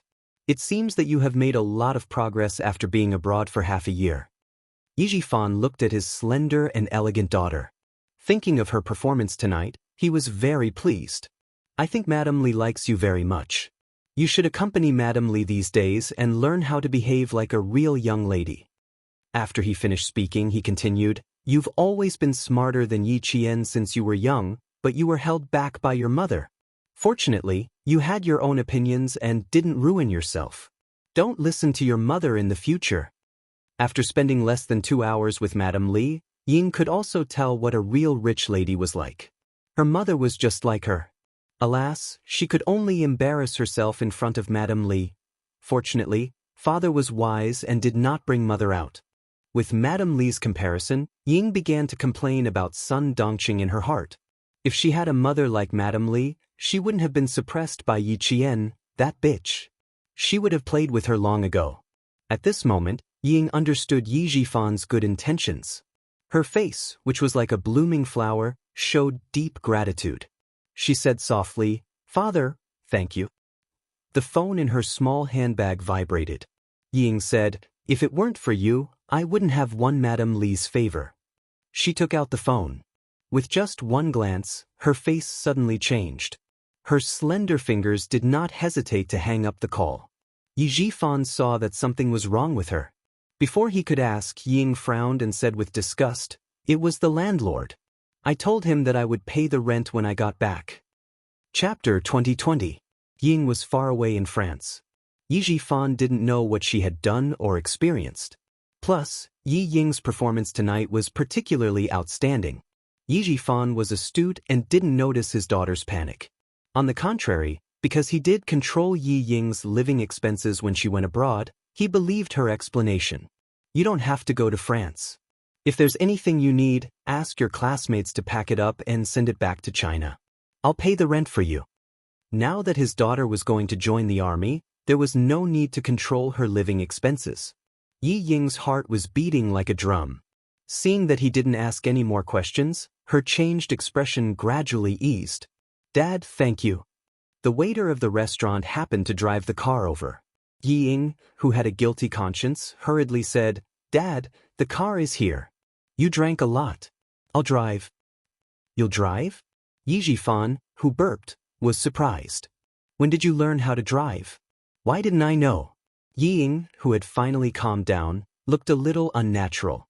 She took the car key from the waiter and motioned for him to help Yi Jifan into the car. I learned it abroad.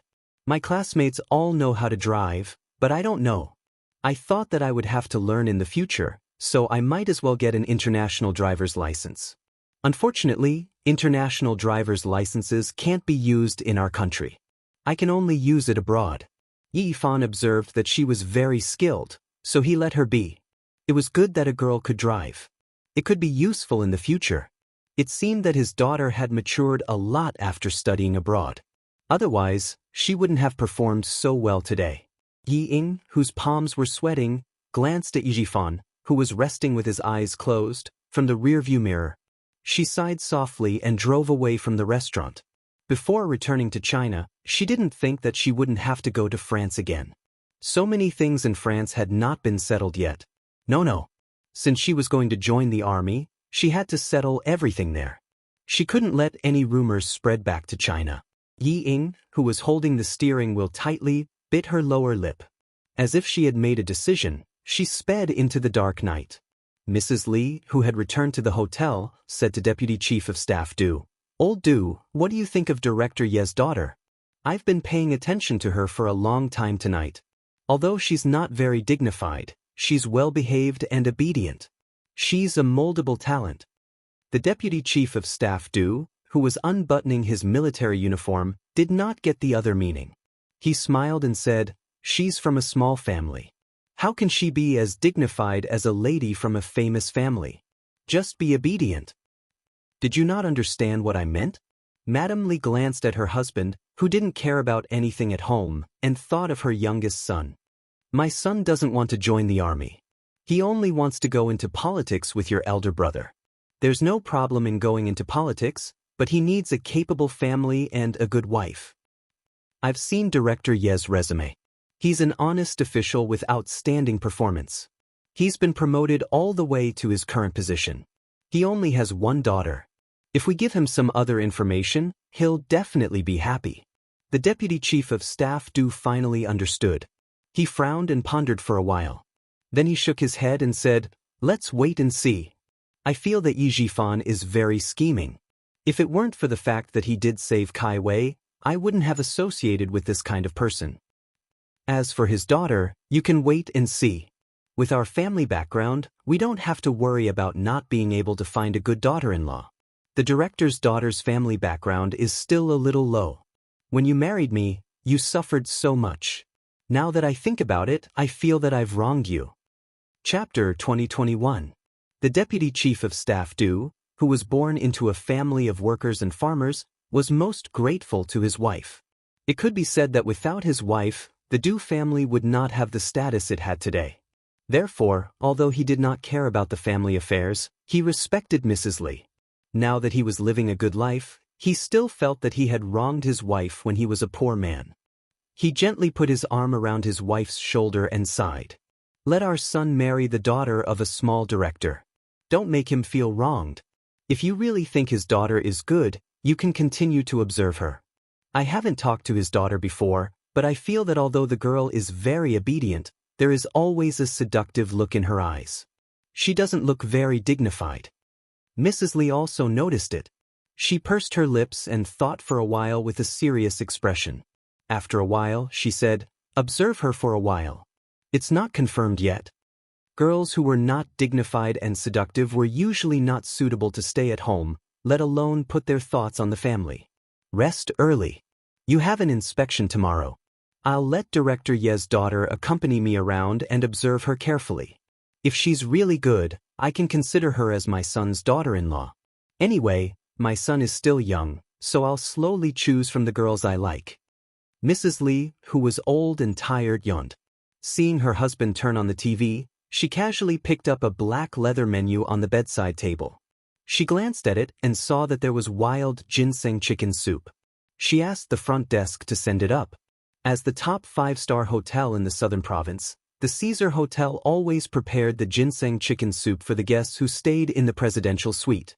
The room was booked by Yi Jifan, so the bill was naturally paid by him. He also took care of the hotel. No matter what the guests wanted, the hotel had to unconditionally satisfy them. The Caesar Hotel was the headquarters of Hozi in the southern province. In the past, it could even satisfy the needs of murder and arson, not to mention serving a person comfortably. The front desk received the call and immediately informed the kitchen. 10 minutes later, the ginseng chicken soup was sent to the Deputy Chief of Staff Du's room. The Deputy Chief of Staff Du also watched the military news channel to see what international military news was. He did not go to sleep until midnight. Yi Jian, who had already fallen asleep, picked up the vibrating mobile phone on the bedside table. She glanced at the string of 0000 displayed on the screen. She, who was originally lying down, sat up and answered the phone. 3 minutes later, Yiqian knocked on Uncle Chen's door. Before Principal Chen could get up, she stuffed the note she had just written into the crack of the door and left the hotel with her student ID without looking back. Principal Chen, who was startled awake, bent over to pick up the slip of paper that had been stuffed into his pocket. Looking at the familiar handwriting, a faint smile appeared on his thin face. Little Yi, you have a bright future ahead of you. Although it was dangerous, he had fought for it with his own strength. This was the true pride and glory that belonged to him. There were only 2 words on the note: I have something to do. Other than that, there were no other words. Soldiers who left without saying goodbye needed to be understood, especially Special Forces soldiers who left without saying goodbye. Perhaps they would never see each other again after this parting. Uncle Chen, who was standing in front of the window, waited for 2 minutes before he saw the most familiar figure pass by the hotel fountain. She was dressed casually and fearlessly walked into the long night. There was news from abroad that an engineering team from their country had been robbed. Most importantly, this engineering team was sent by the Military Research Institute. They had a lot of confidential information. Once the information was leaked, it would cause a huge storm. Chapter 2022. The mission this time was to rescue the controlled engineering team overseas and secretly bring them back. Yi Qian needed to meet up with Pigeon and the others before setting off together. When she arrived at the airport, she received another call from the Major General. The only people in the Snowfield Brigade who could contact her directly were Captain Xia and the Major General of the Army. Listening to the Major General's stern voice, Yi Qian's expression turned even colder. Head straight to Jin City to meet up with the other 9 comrades and set off on a military cargo ship. Major General Yang's voice was low and serious on the other end of the phone. The engineering team is carrying a transmission point that communicates with our military satellite. Our military knows that the engineering team is being controlled because we received the signal that they would only use if they had no other choice. Because it's a fake trip abroad, on the surface, it looks like the engineering team was sent by a company. The controlling party doesn't know that our country already knows. Yi Jian, all information related to you in this operation will be erased. You can only recover your identity after the mission is completed. The Major General paused slightly and asked Yi Qian, do you know what it means to erase all information? I do. Yi Qian answered in a low and cold voice. Including my school record, all personal information related to me will be erased. I will no longer be a legal citizen of our country. I will no longer exist. That's a very comprehensive understanding. There's more important information that will be told to you when you meet up with your comrades. It was not convenient to say too much over the phone, so the Major General reminded Yi Qian before hanging up. At 3:20 a.m., Yi Qian took a plane from Nan Province to Jin City Airport. Pigeon had already arrived at Jin City Airport. After the car stopped, he turned around and said to the 2 comrades sitting in the back, she will arrive at the airport in 3 hours. You 2 haven't seen her yet, but I have. I'll just go in and pick her up when she arrives. The people in charge of the overseas rescue mission were all from the Snowfield Brigade. Everyone's code name was Chinese. Other than Pigeon, there were 2 other comrades in the car. One of them was called Weaving Sparrow, and the other was called Walking Cuckoo. Both of them had been overseas for training some time ago and had only returned a month ago. The country they went to was a country that was exposed to the sun all year round. Both of them came back with tan skin. Since it was winter in their country, they had to take care of their skin for a month before their skin tone lowered to a healthy bronze color.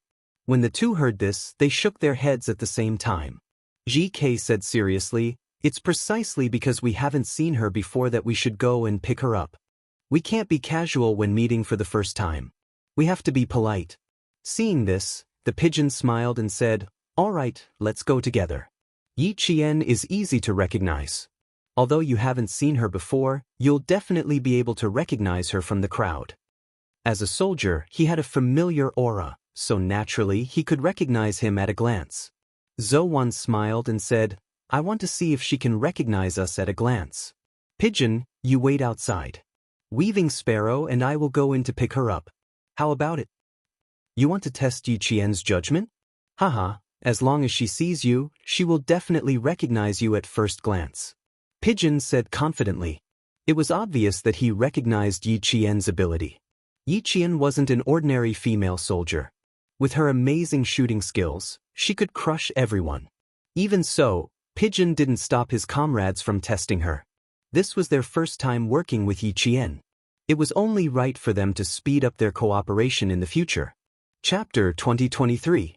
Weaving Sparrow and Zhou Wan didn't mean to make things difficult for Yi Qian. They just wanted to deepen their understanding of each other as soon as possible. Yi Qian only knew that a comrade from the Snowfield Brigade would come to pick him up, but he didn't know who it would be.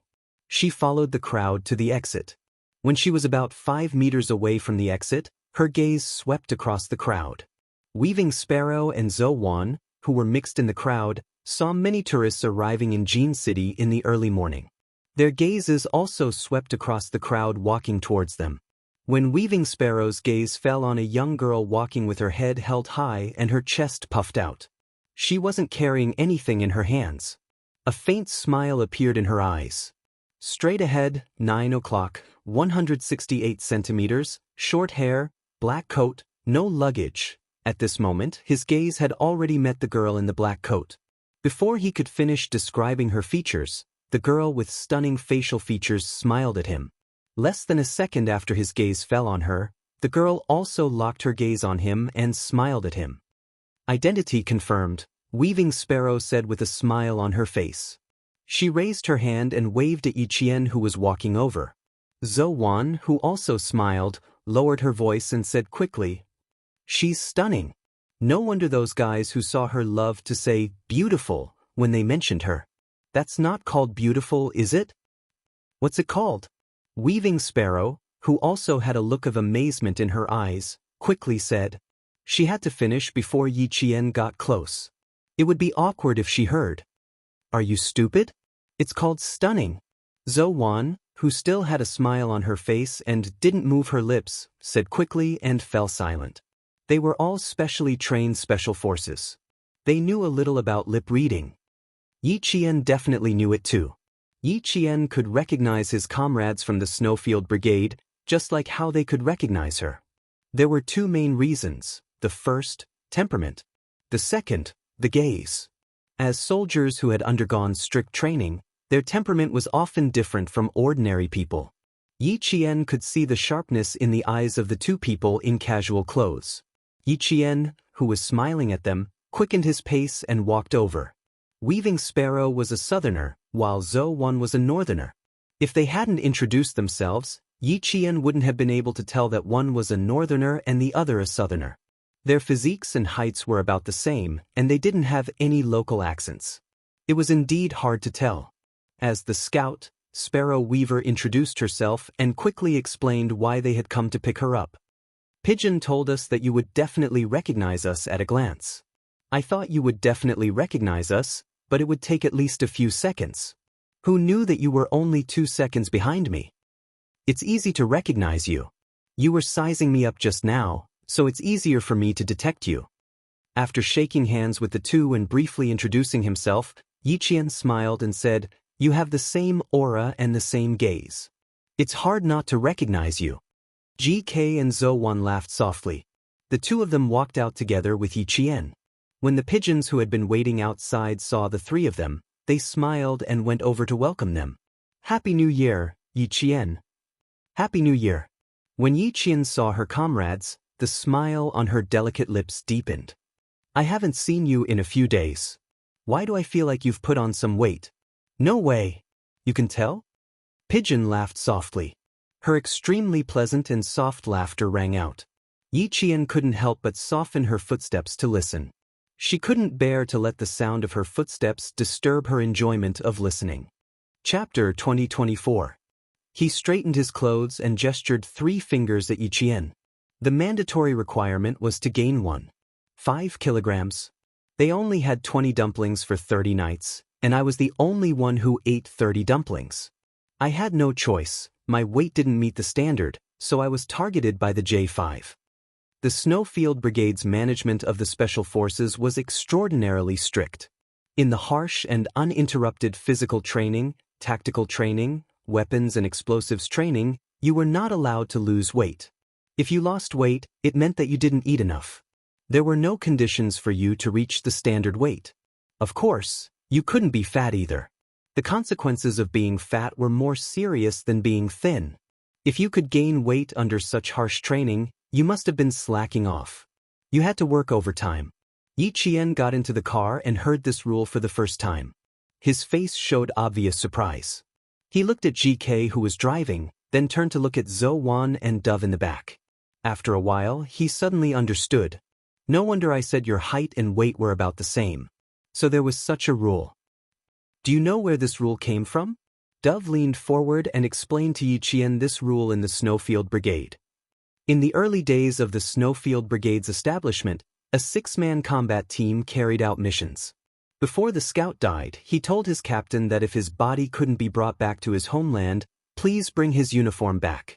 It was a rule that made her want to laugh, but it suddenly became serious. Yi Jian put away the smile on her face and quietly listened to the past that made her feel awe-inspiring. At that time, there was no way to bring his fallen comrade back to his homeland. So, our senior took off his uniform with tears in his eyes and put it on himself. The scout who died watched his captain put on his uniform and said, "I'm still too skinny. It's too small for you." Then he closed his eyes. After the mission was completed, the captain who came back wearing his comrade's uniform suggested to the military that the special forces who joined the Snowfield Brigade in the future must be of the same height. That way, they could ensure the same weight as much as possible. The standard weight of the team couldn't be more than 4 kilograms. If it was, I was afraid that your comrade wouldn't be able to come back wearing your uniform. It turned out that behind the seemingly unwritten rules, there was actually such a sad story that made people cry. As a special force, the Snowfield Brigade would carry out many missions that could only be carried out in secret. Just like Yi Qian's mission this time, it was a mission that could not be made public and could only be carried out in secret. If someone really died, they might only bring back the uniform of their comrade. There were still many tragic stories about the Snowfield Brigade that no one knew. Pigeon had only mentioned one of them, but it was enough to shock Yi Qian. This mission is also a secret mission. The engineering team that we are rescuing will only give us a week. If we don't succeed in rescuing them within a week, or if the controlling party discovers that they are not part of the company's engineering team, Qing Niao, even if we have arrived at our destination, there is no need to rescue them anymore. She then asked Yi Qian, "Qing Niao, do you know why we don't need to rescue them anymore?" They will take care of themselves. Yi Qian's heart palpitated as he clenched his fists and spoke softly. Because they were all soldiers who could sacrifice themselves for the country at any time. There was a sharp light in his dark eyes as he looked at Pigeon and said, "Even if there is an optimal rescue period of a week, we will try to save them one day earlier." Chapter 2025. That's right. It also means that our mission is full of danger. If we're not careful, we might come back wearing the uniform of our comrades. So, Qing Niao, you have to be mentally prepared, Pigeon said softly. She enunciated every word clearly, as if she was reminding her. Yi Qian nodded, indicating that he was mentally prepared. When the Major General told her that the military would erase her identity for this mission, she knew how dangerous this mission was. But no matter how dangerous it was, she would still face it. She would never embarrass the military uniform that carried the responsibility. She also didn't want to hear the news of the engineering team waiting for rescue. They were no longer needed. Pigeon's mobile phone vibrated. When the call connected, Long Ying's voice came through. He looked at Yi Qian and smiled. "I've received, Yi Qian." The other side asked something and Pigeon laughed softly. "You're in good spirits. You should have rested on the plane." Although he didn't know who it was, Yi Qian raised his eyebrows and replied with a smile, "I slept from takeoff to landing. I didn't wake up halfway, so of course I'm in good spirits. Thank you for your concern." Did you hear that? The person in question told you in a loud voice that she's in good spirits. Pigeon's smile deepened and she replied, "Now the speed is 90 kilometers per hour. We'll arrive at the school in 10 minutes. Yes, Long Ying will need another hour and a half. There were a total of 10 people on this mission. Long Ying was from Ninghai Province. He immediately set off from home when he received the mission. Ninghai Province was further from Ninghai Province than Ninghai Province, so he was the last to arrive. The temporary meeting place was a hotel near Jianghu Civil Aviation University. After Long Ying arrived, they would take a cargo ship from Jianghu port. They would need to transfer to another plane to reach their destination. Yiqian knew all the Snowfield Brigade members waiting in the hotel. They were all comrades who had participated in the training with the Storm Commandos. They only said, "Happy New Year," and sat down to discuss. The satellite signal was received here, and our engineering team should be working here. It's on an island 400 kilometers away from the work site to the signal. 2 hours before they were controlled, they were still in regular contact with the country. 2 hours later, they were 400 kilometers away. The military suspects that our engineering team left the site by helicopter after the hijacking. The one who spoke was Pigeon. He was the leader of the operation team. The helicopters that can appear at my engineering team's work site have all been approved by the government.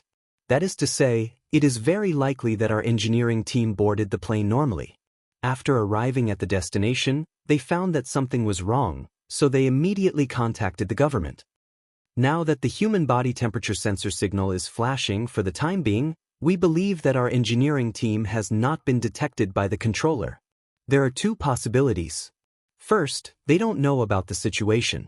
Second, they know but don't dare to contact us. The local enterprises have been doing business with our enterprises for 7 years, so the possibility of the former is higher. They still don't know the situation and think that our engineering team is completing the surveying work as usual. Young Sparrow Hawk looked at the battle map, then looked at the information of the companies in the country and said, "If the local companies still don't know about it, then it's actually good news for us. It means that the identity of our engineering team hasn't been exposed. Now that the human body temperature signal is still there, the personal safety of our engineering team is still safe." Chapter 2026. In the room where the curtains were closed, only Pigeon's soft chirping could be heard.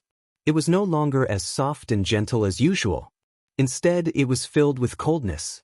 That's right, but if the human body temperature signal disappears, it means that our engineering team is in danger.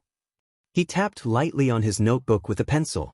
According to the military's arrangement, we need to take a 48-hour cargo ship and then transfer to a plane to the destination country. Since the satellite signal is coming from the island, we need to sneak onto a sightseeing cruise ship and jump into the sea when we are about 34 nautical miles away from the island. It's been 6.5 hours since our engineering team was robbed. Brothers, we need to be fast when we're going ashore with heavy loads. We need to complete the infiltration and rescue within 4 days. Instead of taking a plane to the destination country, they took a cargo ship to sneak in. Then, they used a fake identity to enter the destination country. This was all for the sake of concealing their identities and the difference in time. Next was the assignment of the combat mission. Even though Chang Ying had not arrived yet, he had been assigned a mission that would be given to him when he arrived. Without using a pen or paper, Pigeon, whose fingers were soaked in water, placed the assignment on the dark coffee table in the hotel according to the satellite map of the island. The standard operation team consisted of 6 people in a team. There were 2 snipers, 1 explosives expert, 1 firepower support, and 2 assaulters. This mission was a covert rescue mission, so there were 2 rescuers, 1 firepower support, and 1 assault. The mission of the team of 10 was clear. For this mission, Pigeon arranged for Yiqian to be the first assault. You have a petite physique and are good at stealth combat. You are very suitable for infiltration on the island. Bai He will be the second assaulter and will be in the same team as you. Bai He and Yiqian had worked together before, so it was best for them to be in the same team. The 2 did not have any objections. The rescue team will be the last team to infiltrate the island. They will also be the reinforcement team. Banjo, Vulture, you 2 will be in the same team. Following Pigeon's arrangement, the team members who had their own positions nodded without any objections. Every member of the Shuiyu team had a main attacker and a support attacker. They could be either assaulters or exploders. The only difference was that they were strong in one area and weak in the other. Just like Yi Qian, she could be both an assaulter and a sniper. Pigeon, who had been on a mission with Yi Qian, knew her strengths and would naturally arrange things according to her strengths. 10 minutes before Long Eagle arrived, Pigeon carefully wiped the tea table with a wet towel to avoid leaving fingerprints. When Long Eagle arrived, the group of 10 immediately left the hotel and headed to the port of Jin City to board the ship. The cargo ship was a cargo ship that transported weapons from outside the country. It was controlled by the country, and those who could board the ship were all active soldiers of the country. Even so, Pigeon and the others had snuck onto the ship in secret. Even the captain did not know. The Snowfield Brigade quickly sent their coordinates back to the military. At 9 o'clock sharp, the cargo ship left the port and headed for the vast sea. Major General Liu stood up from the computer and said to the technical soldier who had been tracking the signal closely, "Take shifts 24 hours a day. No one is allowed to leave their post at will. If anything happens, report it immediately." A secret rescue mission was much more difficult than a normal rescue mission. Everyone had to be in disguise, and even the weapons they brought with them couldn't be their own weapons. With Q King as their backup, although this mission was highly dangerous, they were still very confident. Chapter 2027. The 48 hours of turbulence at sea didn't make Yi Qian feel any discomfort. She didn't vomit, dizziness, or any other seasickness. If she didn't, the other members of the Snowfield Brigade wouldn't either. They had all undergone training at sea, and these things that would affect their combat state shouldn't happen to them. There was no sunlight, no fresh air, and they didn't know when night was coming or when day would come. Yi Qian, who had been eating hardtack for 2 days, waited quietly to get out of the cabin. They arrived at a port in South Asia. This country had been trading military weapons with China. As the cargo ship was about to enter the port, the 10 members of the Snowfield Brigade came out of the lower cabin like ghosts. The military boots stepped on the iron sheet, making rhythmic thud-thud sounds. Yi Jian, who was walking in the lower cabin, could even smell the rust in the air constantly entering her nose. Left, left, left, keep up. In front of them, the pigeon's voice was so low that it could only be heard at a close distance.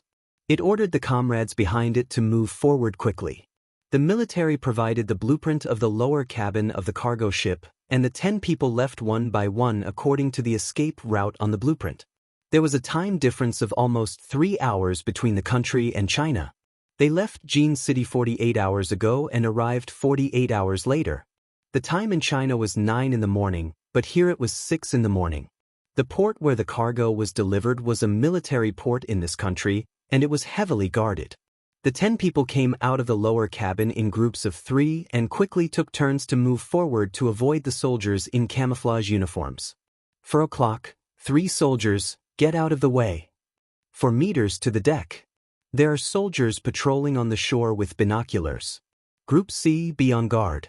Group A, B, and B, move forward quickly and exchange positions. They communicated with sign language the whole time, and they kept alternating between moving forward and being on guard until all 10 people went around the back of the cargo ship and jumped into the sea. The sea was foggy in the early morning. After entering the sea, the 10 people swam from the surface to the shore. There was a commercial vehicle arranged by the embassy on the shore, and everyone's identification was in the vehicle. The 10 drenched people got on the car and checked their IDs first. After confirming that there were no mistakes, they quickly changed. Yi Qian was a female soldier, so all the male soldiers on the bus consciously looked straight ahead. The 3 male soldiers sitting in the back covered their eyes with their clothes and turned their heads to look out the window until Yi Qian finished changing. Yi Qian and Bai He were the first to enter the departure lounge. The 10 of them only made brief eye contact when they boarded the plane. The plane took off at 12 o'clock in China. Xia Jinyuan looked down at the time and jumped into a convertible jeep. He said to a foreign man with brown hair and brown eyes beside him in fluent English, "Partner, we can start to deliver the goods and get the money. Are you sure? If there are any police officers or Chinese people, you take care of them yourself." The brown-eyed foreign man glanced at the Chinese man with contempt. This Chinese man was crazy about money. He really didn't mind if the police opened fire and let him have a taste of his own medicine. Wearing a pair of ripped jeans and a motorcycle leather jacket, Xia Jinyuan's eyes were full of arrogance, and his temperament had changed drastically. He was no longer a soldier, but a Chinese man who worked for an arms dealer who sold guns and ammunition. He was willing to sacrifice his life for money. Xia Jinyuan raised his eyebrows at the man who had one arm on the car door. While the man was waiting for him to answer, he stepped on the accelerator and drove away, leaving a long trail of exhaust. Chapter 2028. The foreign man was caught off guard that Xia Jinyuan would drive away. Half of his weight was leaning on the door, so he staggered a few times before finally falling on his butt. He choked on the exhaust from the fall. He got up and roared angrily at the car that was driving away. Fuck, fuck. Damn Chinese, go back to your country. Don't let me see you again, or I'll definitely blow your head off and teach you a lesson. Fuck you. Xia Jinyuan could no longer hear him cursing. Of course, if he had heard him, he wouldn't have minded punching him. After all, he fought his way in with his fists. He also wouldn't have minded taking out a pistol from his trouser pocket and stuffing the muzzle into the foreign man's mouth to shut him up. This was a country where private ownership of firearms was legal. Some women would keep a gun in their car in case they were robbed. Weapons were rampant, drugs were rampant, and law and order were extremely poor. This was the case in the slums. Most criminals hid in these places, living a more carefree life than the rich. Some of the triads in the country illegally hid firearms through these places. China prohibited private ownership of firearms, but there were clear laws. However, in mid-May last year, a vicious gunfight broke out in a southern province. Although it was an internal gang conflict, it also seriously threatened the safety of the people. After the incident, a gun without bullets was left at the scene. This gun was prohibited from being imported into China, and even its official use was prohibited. However, it appeared in the hands of a gang member. After a local police investigation, 2 important gang members were arrested at the end of July. After interrogation, they found out that their firearms were purchased from someone in China. Then, the Guangdong Provincial Customs did a spot check on a batch of detergent and found bullets packed in waterproof bags in the detergent. This matter attracted the attention of the local customs. Within a month, 4 customs offices in China found bullets hidden in imported goods. After a police investigation, they found that all the bullets came from the same country and were sent to the same person. The smuggling of firearms was no longer a problem that the police could solve. A large number of firearms illegally flowed into China. If the main criminal was not caught, it would bring great panic to society. Xia Jinyuan and his team only had one mission: to find the person who dared to directly trade with foreign firearms dealers. There were 6 people from the Snowfield Brigade on this mission. As usual, Xia Jinyuan led the team. He infiltrated the firearms dealers, while K7, Z7, and the other 4 were external help. Xia Jinyuan whistled as he ditched the foreign man and drove the car onto the street. When he passed by a convenience store, he turned off the engine and went in to buy a pack of cigarettes. When he came out, he seemed to have thrown the package and receipt into the trash can. Then, like a delinquent, he drove away in a jeep that had not been washed for a long time. K7, prepare your weapons. Our brothers will be here soon. K7, who picked up the note, glanced at it and burned it with a lighter. After that, it was time for them to work. They were going to rob a batch of smuggled firearms and bring them back to China for their brothers to carry out the mission. Brothers were indeed brothers. They were really fated to meet in the same country even though they were on different missions. Xia Jinyuan and the others knew that Yi Jian would come, but Yi Jian and the others didn't know that their comrades were also here. The 3-hour flight to the destination, the weapons and equipment, and boarding the sightseeing boat, the whole process went very smoothly. It was so smooth that it was unbelievable. Chapter 2029. He pulled open the bag containing the golf equipment, and the first item shocked all 10 of them. Oh my god, this topless rifle, feel and equipment. We need to land on the island at night. The FAMAS rifle is equipped with aiming equipment and night vision equipment to improve combat stability. Pigeon took out the topless rifle and put it away. He then took out another piece of equipment from the golf bag and waved it at his comrades who were starting to equip the topless rifle. Another good item, a bone conduction microphone, a piece of equipment for the U.S. Special Forces. The bone conduction microphone was currently the most advanced type of radio communication. Unlike the laryngeal vibrating headset, it consisted of an ear, a bone conduction microphone, and a bone conduction loudspeaker. It was a type of wireless communication that could be completed by moving a PTT switch. When fighting inside city blocks and buildings, under the interference of loud gunfire and noise, it was often difficult for combat personnel to clearly hear what their comrades were saying. However, there was always a situation where one couldn't clearly hear what their comrades were saying through the earpiece. It was a type of microphone that could vibrate through the skull and transmit sound to the headset. Even the comrades who were at the edge of gunfire could hear clearly what was being said. To be able to obtain equipment only available to the special forces in a foreign country. The 10 comrades of the Snowfield Brigade looked at each other. This was a little difficult to explain. How did the military get their hands on such advanced equipment? The electronic equipment included GPS, bone conduction microphone, tactical vests, a topless rifle, and 4 magazines of ammunition per person. In addition to the rifle's original magazine, there were a total of 125 rounds of ammunition. Daggers, climbing ropes, military boots, helmets, bulletproof vests, knee guards. After checking everything one by one, the 10 of them were no longer surprised. They were all high-quality goods, and they were all Western goods. All traces of Chinese origin had been wiped clean. Pigeon turned on the only portable military computer he had brought with him. His calloused fingers quickly tapped on the keyboard. When he saw the flashing red dot, Pigeon let out a sigh of relief. It's still on the island. It hasn't moved. Other than not being able to turn on the computer for 3 hours on the plane, Pigeon would pay close attention every 2 hours to see if the satellite signal had moved or disappeared. Fortunately, the signal was still there. The closest distance between the sightseeing boat and the island was 34 nautical miles, which was 62,000 meters away from the destination. If they really wanted to swim there, it would take a few days and nights. At that time, when the Pigeon said that it would swim over, Yiqian only took it as a joke and did not take it seriously. For a distance of 65,000 meters, of course, they would choose to take a speedboat. There were speedboats available to rent on the island for the night. Of course, they would not rent them. They would choose to temporarily use them. To put it bluntly, they were secretly using them. Night gradually fell, and the sound of the sea lapping against the shore seemed to be louder than during the day. Someone stood up in the dark basement and seemed to be very irritated. After walking for about 5 minutes, the person changed to another seat and sat down. There were a total of 12 people in the engineering team, but there were only 10 people in the basement.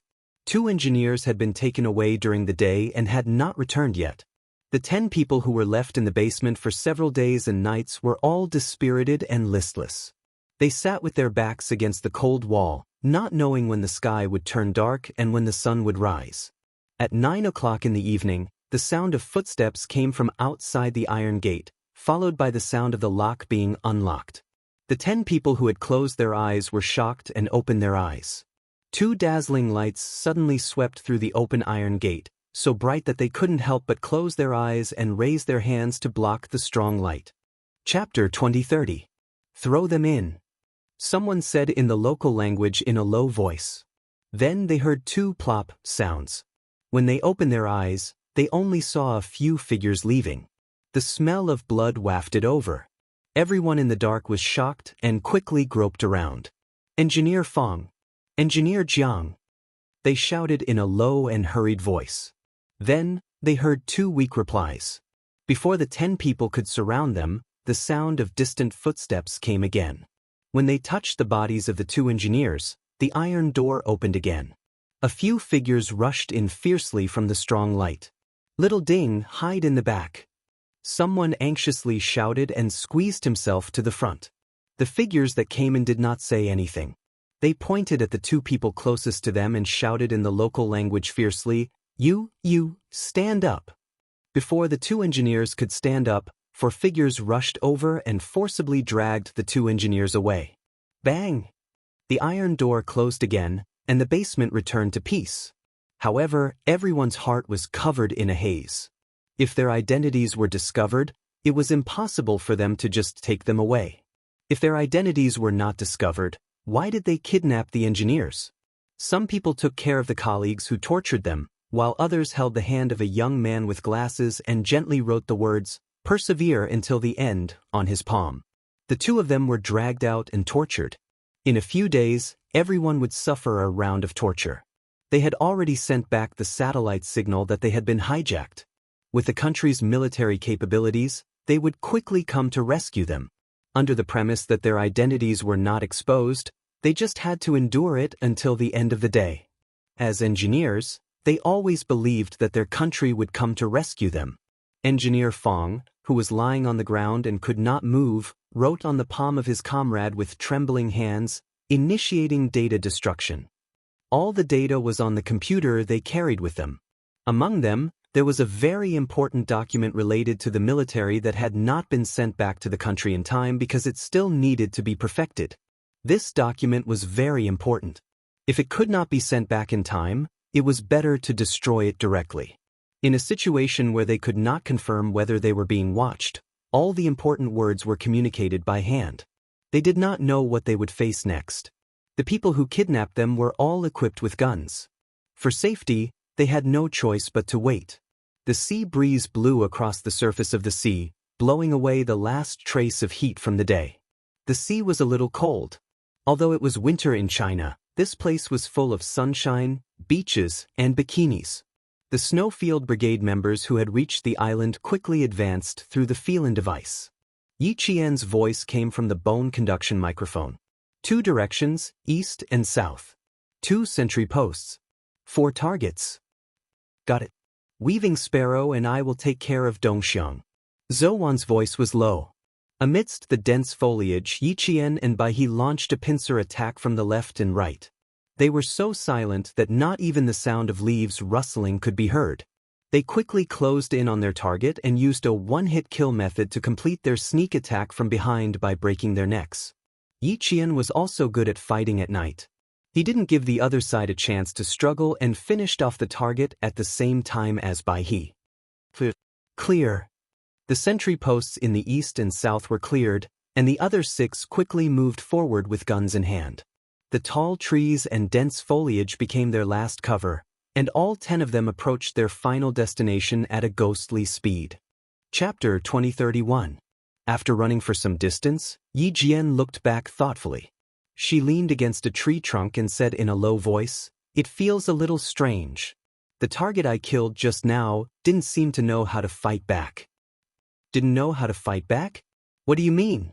Pigeon, who was still following closely behind, asked, "What's the difference?" Yi Qian kept a lookout while frowning. "I can't describe the feeling. It felt a little like dealing with an unarmed civilian. If he didn't have a gun in his hand, she would have suspected that he was an ordinary civilian." She thought back to the attack just now. When she wrapped her arms around the target's neck, the target's first reaction was not to use his hands to break free, but to struggle and twist his body. Someone with a certain level of skill would definitely not twist their body in an attempt to break free. Instead, they would use both hands to pry off their own arms. This was a subconscious action.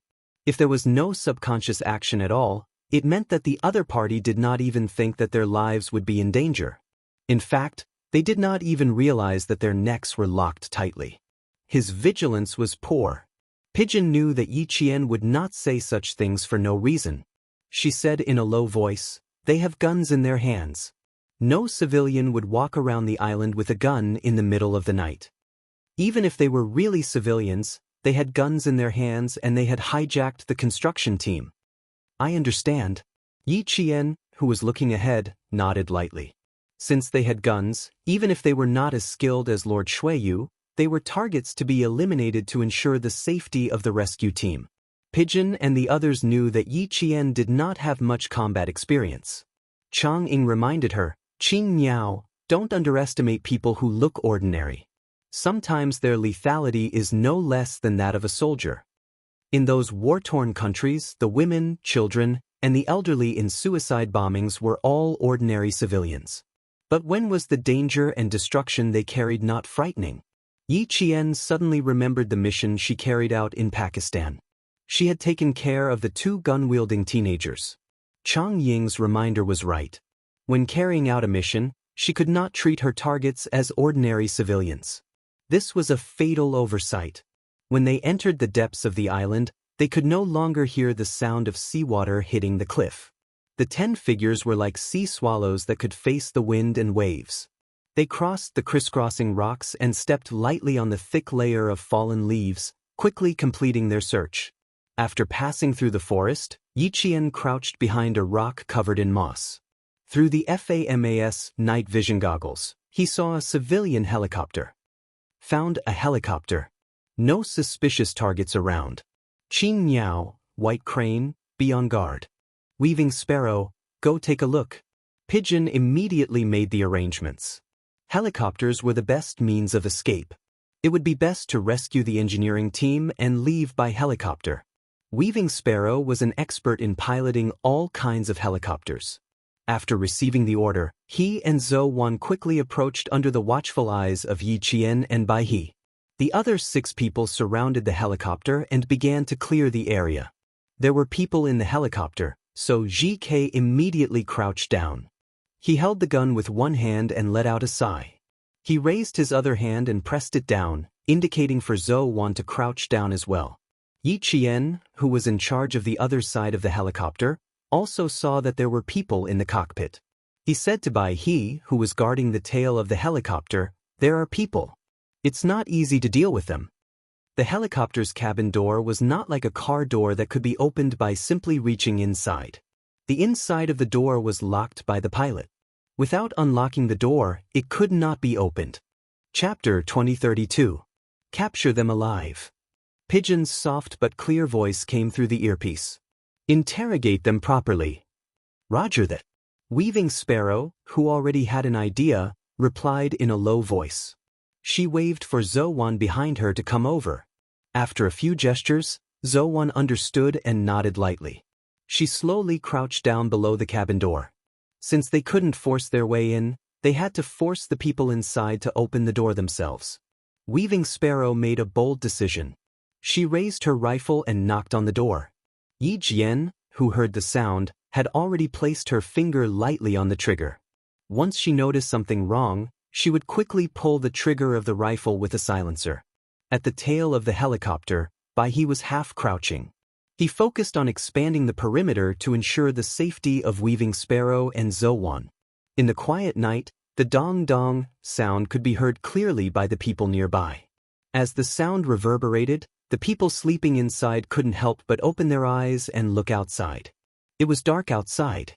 There was nothing out of the ordinary. The deep-featured, dark-skinned pilot touched his pocket and cautiously took out a pistol. In his other hand, he picked up a flashlight and turned it on. He shone it outside the cabin door.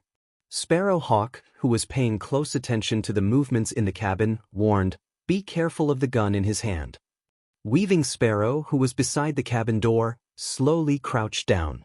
A beam of light shone out from the cabin. At that moment, Yi Qian and Bai He, who were on guard, heard the strange noise at the same time. Both of them whispered at the same time, "Someone's here. Retreat." Weaving Sparrow and Zhou Wan rolled a few times and instantly disappeared behind the dense foliage.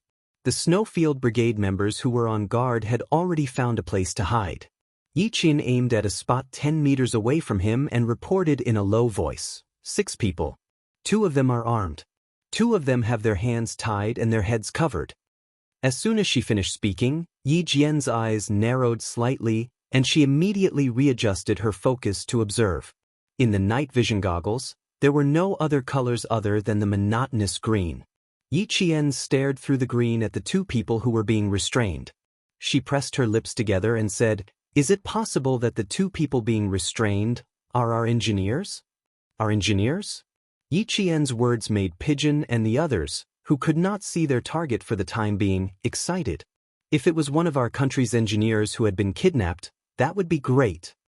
The 12 kidnapped engineers all wore the same uniform. Look at their attire. The pigeon moved its feet and cautiously approached the closest hiding spot to the helicopter. "If it's our engineers, we'll take action immediately." "Yes, sir." The 10 members of the team of Shuiyu quickly entered a state of battle. "Dress the same." Yi Qian replied. Then Bai He added, It's the same for the shoes. Regardless of whether they are our engineers or not, let's settle the other 6 first. Weaving Sparrow and Walking Cuckoo, who were closest to the helicopter, saw the vigilant helicopter pilot turn around. The two of them looked at each other and moved with light steps, closing the distance between them and the helicopter. The driver, who was quite alert, had already seen the light flickering in front of him. He simply turned off the flashlight in his hand and waited until the figure in front of him approached. Quite vigilant. Wait for him to fully open the hatch before we act. Sparrow's eyes flashed with coldness. She crept forward until she reached a low rock covered in moss that could only hide one person. Chapter 2033. After concealing herself, Weaving Sparrow quietly peeked in the direction of the helicopter. She lowered her head and asked Yiqian, "How far are we from you?" They were all hiding on the other side of the helicopter. With their vision blocked, they couldn't see the suspicious person Yiqian had mentioned. They could only ask Yiqian and Bai He for more information. Not far, just 2 meters away. 6 meters to the helicopter. As the suspicious person approached, Yiqian, who was hiding close to the tree trunk, slowly moved her feet. When the suspicious person was less than a meter away from her, Yiqian circled to the other side of the tree trunk. She was very brave. Bai He couldn't help but break out in cold sweat. At such a close distance, even the slightest movement under her feet would be discovered. Bai He's tensed heart finally calmed down when the suspicious person didn't discover her presence. But before she could relax, she saw the audacious Yiqian following her closely. "Qing Miao, what are you doing?" Bai He asked in a low voice. Her light voice was filled with worry. "You're too close. You'll be discovered." Instantly, Pigeon and the others tensed up. Yiqian didn't answer. She was too close to answer. Instead, she pointed at the 2 figures and made a rescue gesture. She told Bai He that she could immediately protect the 2 people when the battle started. They might be engineers from their side. Bai He, who saw her actions clearly, took a deep breath and explained Yiqian's behavior to his comrades. It would be better if she could protect them from a close distance. "Be careful, Qing Miao," Pigeon warned. The pigeons warned. They were here to rescue the engineers of their own country, so how could they avoid danger? She didn't stop Yiqian. As a Special Forces soldier, she had the ability to protect herself. She also had her own judgment. She didn't want to interfere. The pilot of the helicopter had already noticed the figures in front of him. He waited until the figures came closer. Even though he had confirmed that they were from his side, he didn't immediately open the door. Instead, he pointed at the cabin door, indicating for them to come over and talk to him. It was obvious that he wanted to make sure that there was no danger around him. Young Sparrow Hawk, who had been observing him, sneered, "The pilot is the main target. We can kill the rest, but we have to leave him alive." He was so vigilant. He obviously knew what they had done and could be in danger. The vigilance of the men with guns was obviously not as high as that of the driver. They strode forward and spoke loudly, as if they were certain that no one would discover them. They appeared to be quite conceited. The pilot waited for them to reach the cabin door. After a while, he unlocked the door and jumped down from the helicopter. He looked around and asked the man with the gun, "Why did you bring them out? Why didn't I receive any notice? 1, 2, 3 move out." Just as the other party was speaking, the Snowfield Brigade members who were hiding in the surroundings made their move. Yiqian leaped up and took out one of the targets with a pistol equipped with a silencer. He then shouted in Chinese, "Get down!" The figure whose hands were tied and head was covered reacted quickly and fell to the ground in an instant. Bai He took care of the other target who was being held captive. Several muffled gunshots rang out. The unprepared figures didn't even have a chance to resist before they were shot dead. The moment the vigilant driver took out his pistol, Sparrow, who was hiding behind the rock, was like a tiger pouncing on a tiger. She leaped and accurately grabbed the driver's right hand that was holding the gun. Then she threw him over her shoulder, not giving him a second chance to do so. Chapter 2034. The pilot had been on high alert the whole time. When he heard the gunshot, he immediately realized what was going on. He wanted to fight back, but he didn't expect to meet a well-trained Special Force soldier. He didn't even have the chance to fight back before he was subdued in one move. Behave yourself. I've been watching you for a while. Weaving Sparrow clamped down on the pilot's hands and twisted them behind his back. At the same time, Weaving Sparrow grabbed a handful of rocks, grass, and leaves on the ground and stuffed them into the pilot's open mouth. The pilot was thrown over his shoulder. His chest was in pain and he wanted to cry for help, but his mouth was stuffed with something that made him want to vomit. His mouth was stuffed with rocks, sand, grass, and leaves, so he couldn't make a sound. His throat was filled with shock and fear as he struggled to escape. Zhou picked up the pistol that Weaving Sparrow had sent flying. She walked over to the struggling pilot and slowly squatted in front of him. The struggling pilot waited until his forehead was pressed against a cold metal object. The struggling pilot instantly calmed down. Answer me seriously, carefully, and honestly. Otherwise, the bullet will go through your head. Zhou spoke in fluent English as she stared coldly at the other party. Who are you? Why are you kidnapping an engineering team from a Chinese company? Answer me honestly. Otherwise, the bullet will explode your head and your brains will splatter everywhere. As she spoke, the cold muzzle pressed hard against the pilot's forehead. Cooperate and you'll have a chance to live. Do you understand? The cold muzzle and the frightening threat made the pilot's pupils constrict. He couldn't believe that someone had touched the island. I can give you water to clean up the thing in your mouth. Remember, if you dare to open your mouth, the bullet will really go into your head. Just like this. Zhou suddenly moved the rifle away from the pilot's forehead and pointed it at the ground with a bang. The bullet brushed past the pilot's ear. The scorching heat generated by the huge impact swept across the pilot's ear. Mud and sparks flew, and the smell of gunpowder could be smelled. This move was direct and ruthless enough to make the uncooperative pilot tremble in fear. If you don't cooperate, the bullet will teach you the consequences of resistance. However, the engineer didn't give the pilot a chance to speak. He hurriedly said, Engineer Fang and Engineer Jianghu have been tortured. We don't know if they're dead or alive. We need to save them as soon as possible. We can't delay any longer. Save them first. In other words, there was no time to interrogate him. Of course it was more important to save the pilot. Yi Qian relayed the engineer's words to everyone. Pigeon immediately said, Get rid of the pilot. The pilot, who was still trying to play innocent, was mumbling something along the lines of, I don't know anything, when the vermilion bird coldly interrupted him. Don't swear in the name of God. I'll send you to him right now. Twisting the neck and dealing with it without seeing any blood. The dead pilot's foreign face was still filled with deep fear, as if he didn't believe anything, but he had indeed been sent to meet God. Long Hawk and Sparrow Hawk picked up the 4M4S and handed them to Pigeon. Semi-automatic carbine, used by the American Special Forces. They still have Special Forces guns in their hands, so their firepower is quite high. The M4 had a terrifying shooting range and lethality. Its strap was also designed to connect the weapon to one side. This way, the person carrying the gun could be ready to shoot at any time while patrolling. Chapter 2035. The few sentries that they had taken care of earlier were all armed with normal rifles which were far inferior to the M4. Pigeon took the gun and asked the engineer beside her, Have you played with an M4 before? Do you want to take one for self-defense? Pigeon could not be blamed for asking such a question.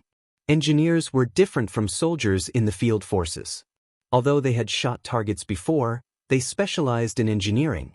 It was normal that they had not played with an M4 before. We have to take it even if we haven't. The principle is the same. Although we don't know how to use it. One of the engineers took the M4 from Pigeon. Take it for self-defense first. We won't pull the trigger easily.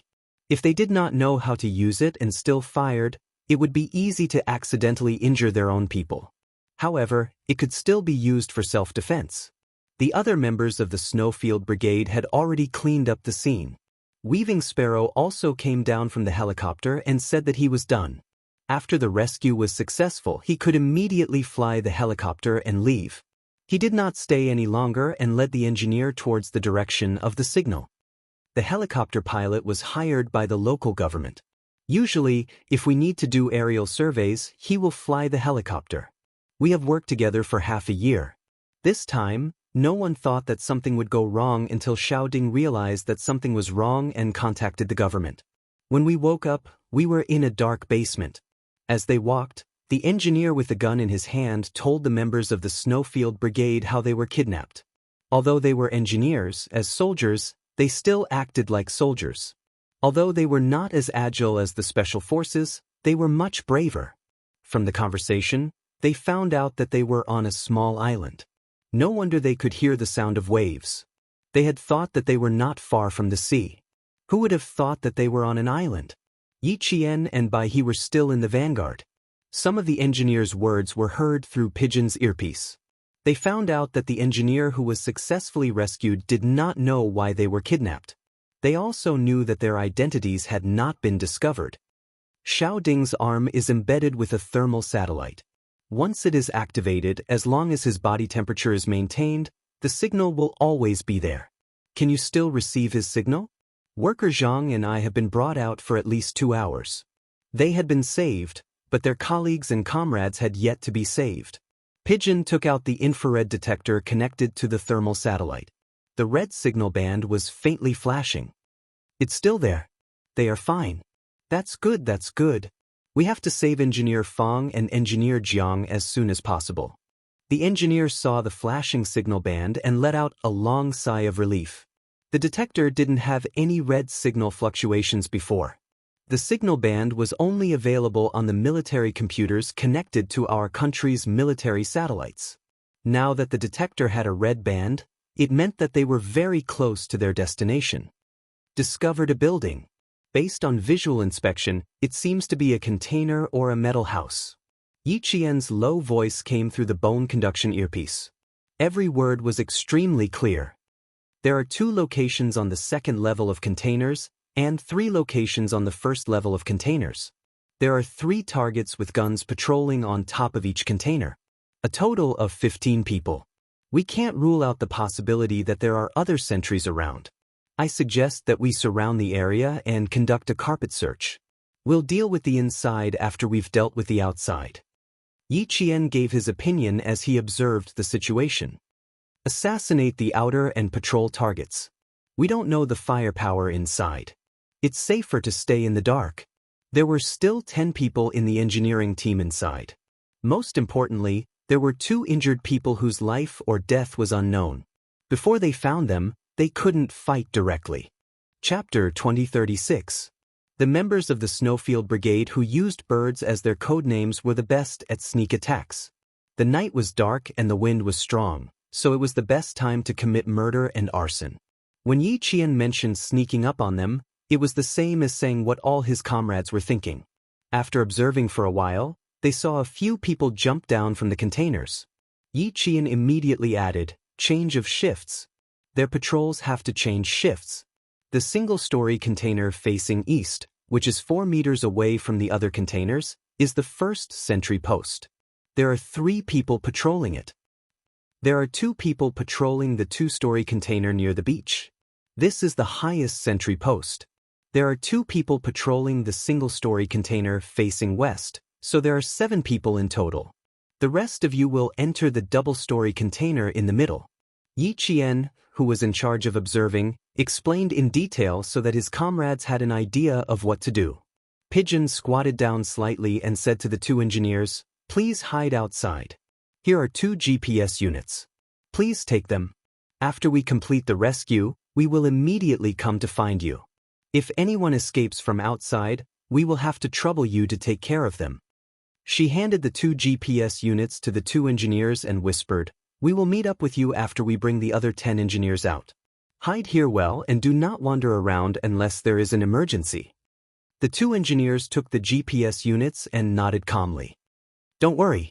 We will not wander around and drag you down. If we are not here, take the other engineers with you first. Especially Engineer Fang and Engineer Jiang. They are the core technicians. You must protect them. To the members of the Snowfield Brigade, the 12 engineers were their responsibility. Every one of them represented a responsibility. How could they abandon their responsibilities? We have received orders that the 12 engineers must succeed in the rescue. We cannot give up on any of them. Please take care of yourselves. We will be back soon. Pigeon saluted the two engineers and quickly left into the silent and dangerous night. The two engineers lay quietly in the hiding spot chosen by Pigeon and the others. Their eyes were fixed in front of them. In the dark night, they could only see the ferocious tree trunks that looked like the horns of a monster. The soldiers who had been with them earlier had all disappeared without a trace. I don't know which military special forces they are from. They are much stronger than the soldiers who escorted us here. With them around, Fong Gong and the others should be fine. An engineer with the surname Jianghu said in a low voice. Although his voice was a little tense, he was very calm. Another engineer said, as long as Engineer Fong and Engineer Jiang are still alive, they will definitely save everyone. The two of us should hide well and not cause trouble for them. Our own country soldiers are still the most reliable. When I heard the female soldier yelling, "Get down," I felt like I had eaten a tranquilizer and was instantly relieved. That familiar voice sounded, and light suddenly shone in the dark world, giving them a sense of security in an instant. They saw hope that was full of light. This was their country, a country that had never given up on them. Even if they were thousands of miles away, the country would immediately send troops to rescue them when they were in danger. That "get down" was to tell them that the country had sent people over. As soldiers, they were never afraid to carry out dangerous projects abroad. It was because they knew in their hearts that no matter where they were, they would never have to be afraid of being abandoned. Chapter 2037. Seabirds flew over the island, leaving behind a string of screeches before disappearing in the blink of an eye. The wind ruffled the leaves. Someone walked lightly but did not move a single leaf. Like a ghost, the person approached the converted container house. From the accounts of the two rescued engineers, they learned that they were being held in a basement where they could hear the sound of waves. When they were brought out, they felt like they had passed through a corridor and then went up a staircase. After walking for about 4 or 5 meters, they heard a creaking sound from above. A few people pushed them up the 2-meter iron ladder. When they climbed out, they could smell the fresh air. Then, they were pushed down the ladder again. It was also about 2 meters high before they finally stepped on solid ground.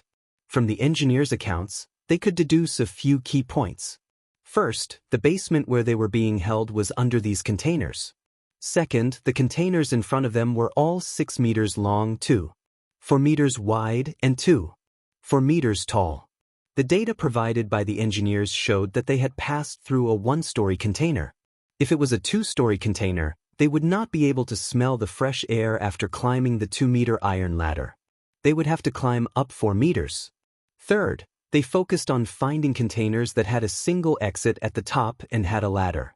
Based on these points, the 10 people were divided into 2 teams, A and B.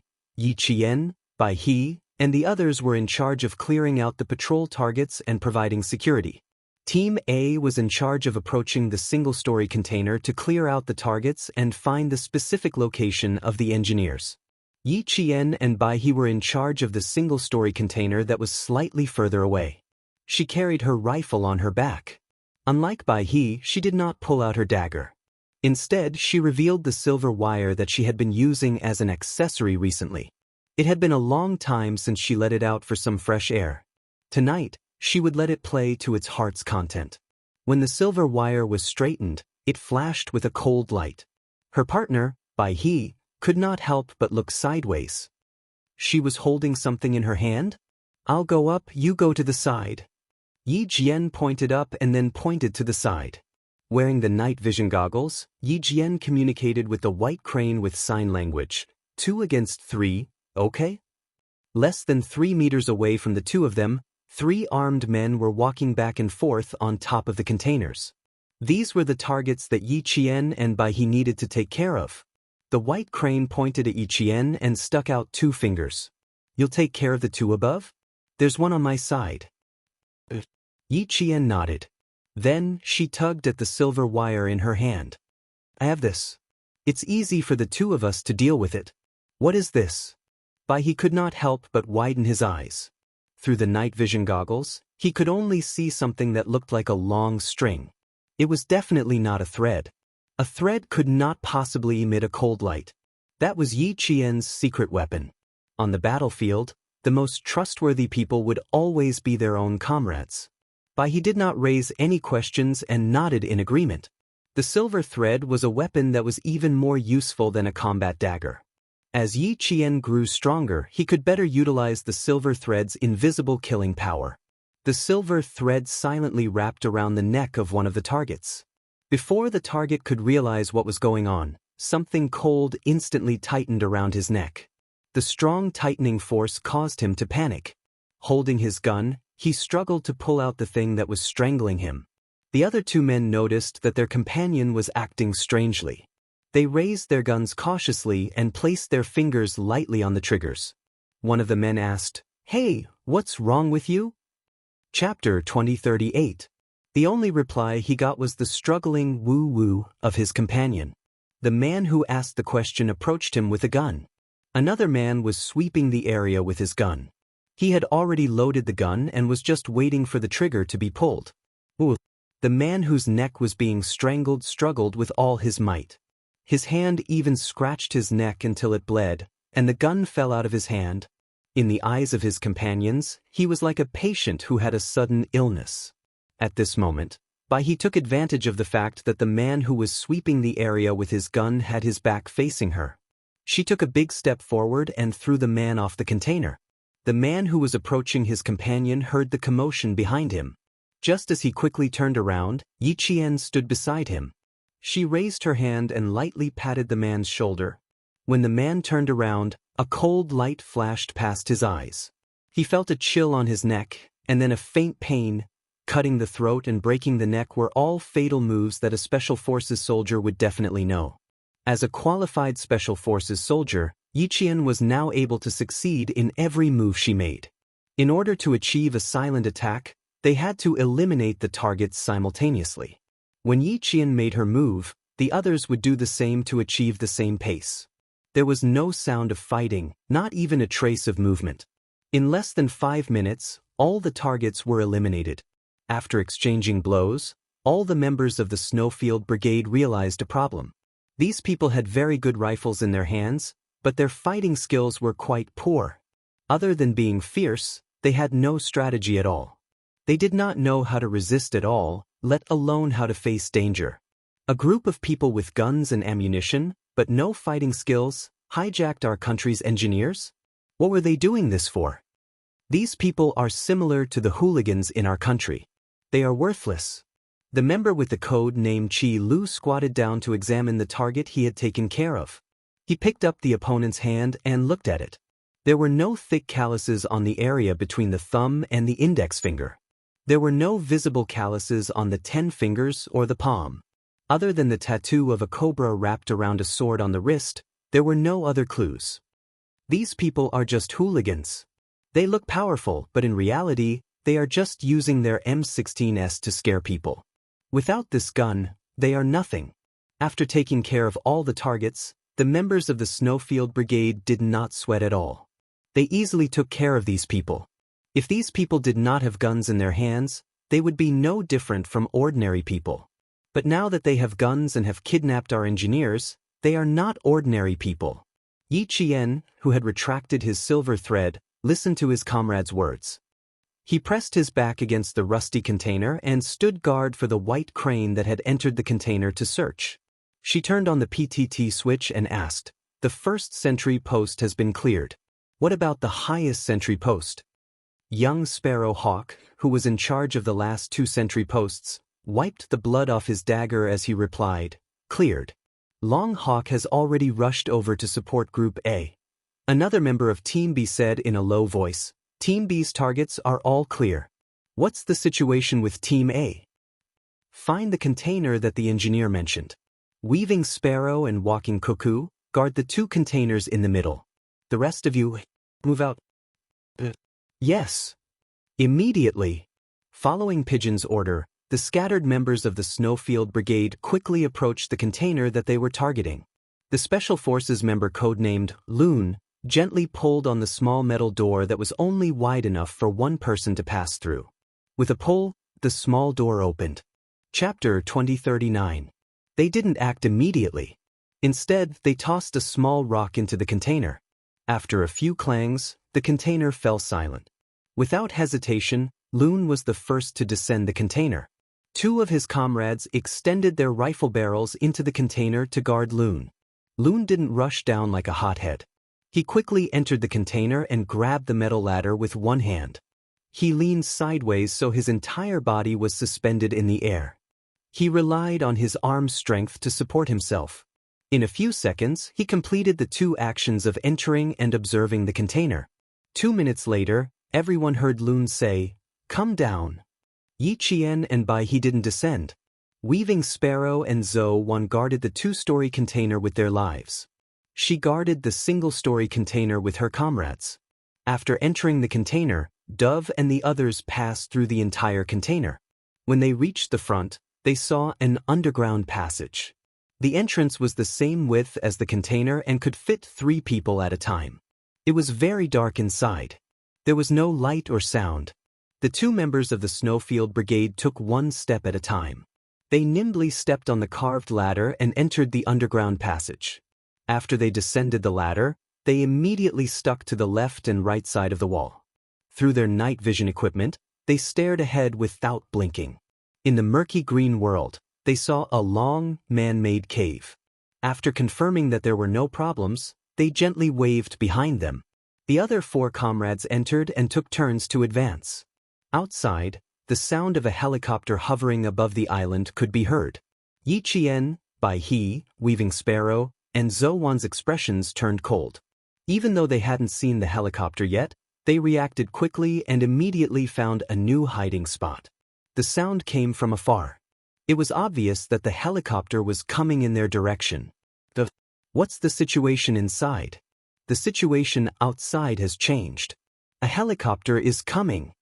Yi Qian, who had hidden well, immediately contacted Dove, who had entered the underground passage.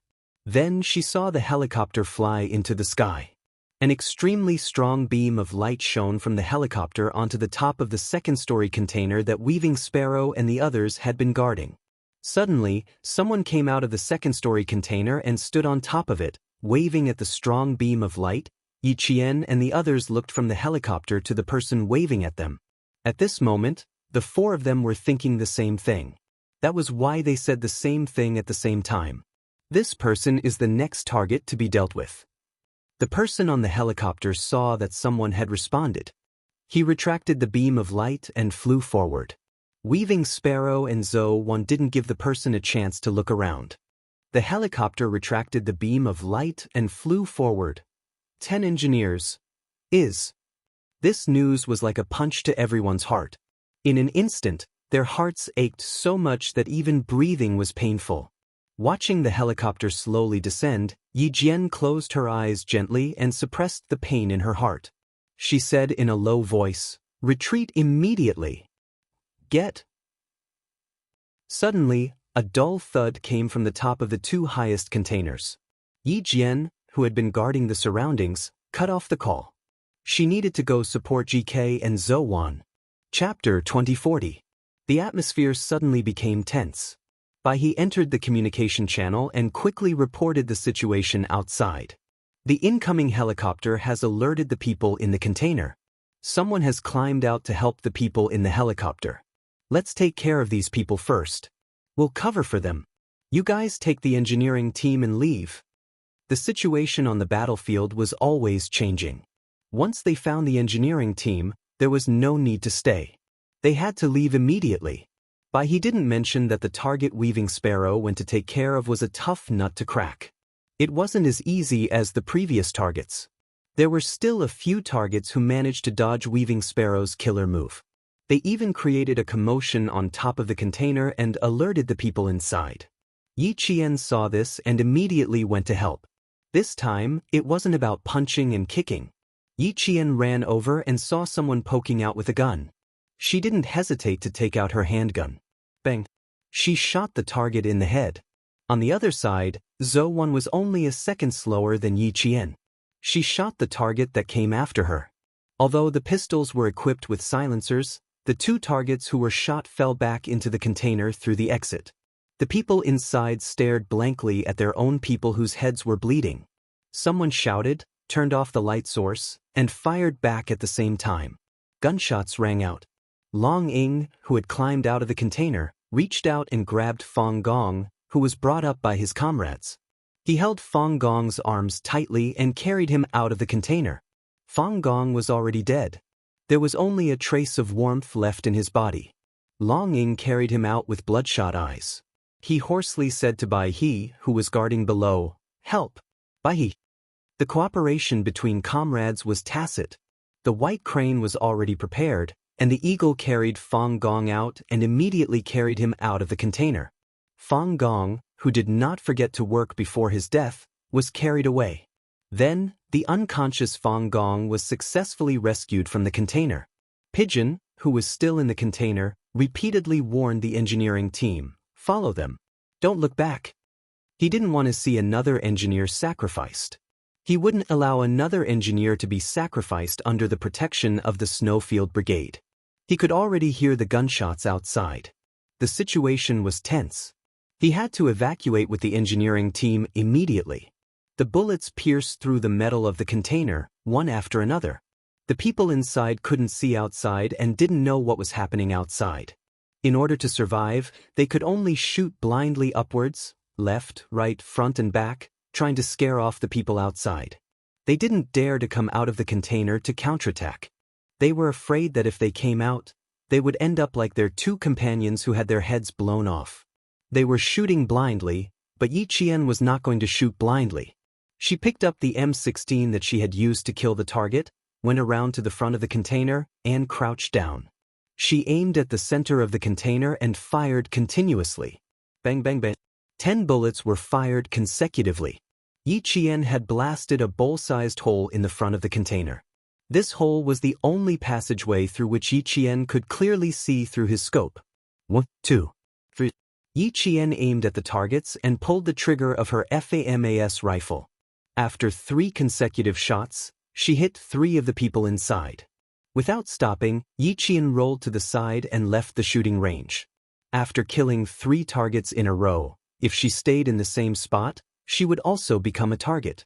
All the engineering team retreated into the forest. Yi Qian and the other 3 who received the notice did not want to continue fighting. They put away their rifles and quickly retreated. In front of them, the helicopter had already landed. Without the sound of propellers, they could clearly hear the sound of gunshots coming from the front. The group of people who got off the helicopter reacted very quickly. They instantly took out their pistols and surrounded the man in the middle to protect him. Chapter 2041. From the way they held their guns and their reactions, it was obvious that they had received professional training. The well-protected man in the middle was not tall, but his physique was very strong. His eyes, which were staring in the direction of the container, were like a wolf that had been hungry for a long time, emitting a ferocious light. He used the local language and said slowly, "Perhaps there are guests from afar. Tell everyone to take good care of the guests from afar. Especially friends from Chinese enterprises. For God's sake, you need to treat them well. Remember, I need their help, so you must treat them well." The man who spoke was very confident, and he was certain that no one on the island would be able to escape. One of the men who looked like an assistant took out his mobile phone and dialed a number. After the call was connected, he spoke quickly, as if he was conveying the man's instructions to the person on the other end of the phone. Although gunshots were coming from the front, the man in the lead was not afraid. There was even a faint smile on his deep-featured face. It was not a good smile, but a smile full of viciousness and bloodthirstiness. As an arms dealer who smuggled all kinds of guns around the world, he was used to the sound of bullets.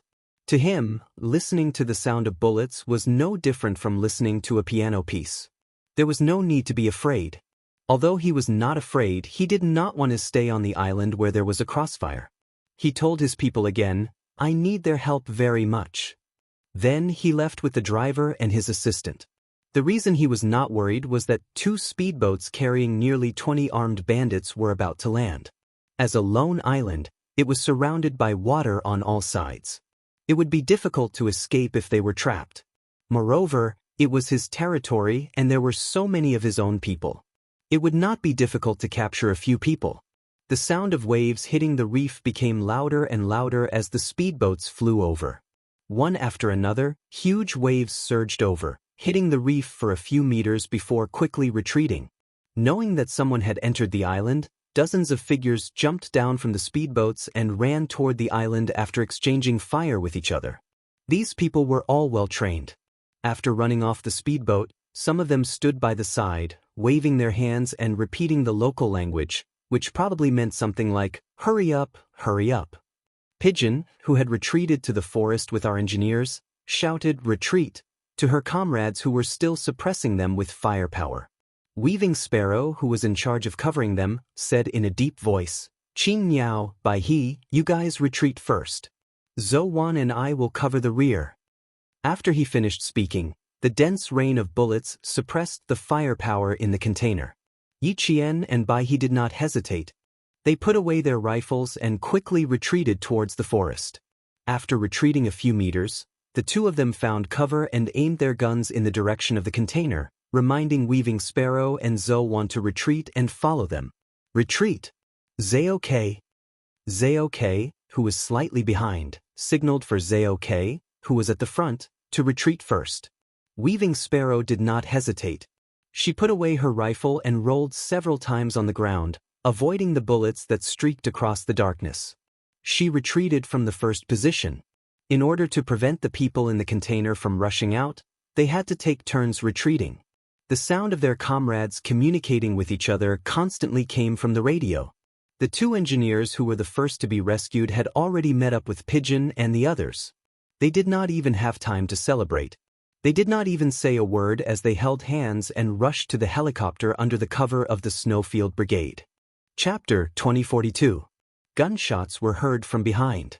Yi Qian's pupils constricted as he whispered, "The pursuers are here. Pigeon, run." Their original plan was to rescue the engineers secretly, but now that they had attracted pursuers, the entire plan was ruined. The Snowfield Brigade was made up of highly trained special forces, so they were exceptionally calm when their plan was ruined. No one panicked. Pigeon immediately asked Qing Niao, "The helicopter can only carry 7 people, including the pilot. Qing Niao, do you know how to fly a helicopter?" There were 22 engineers and the Snowfield Brigade, including the sacrificed Fang Gong.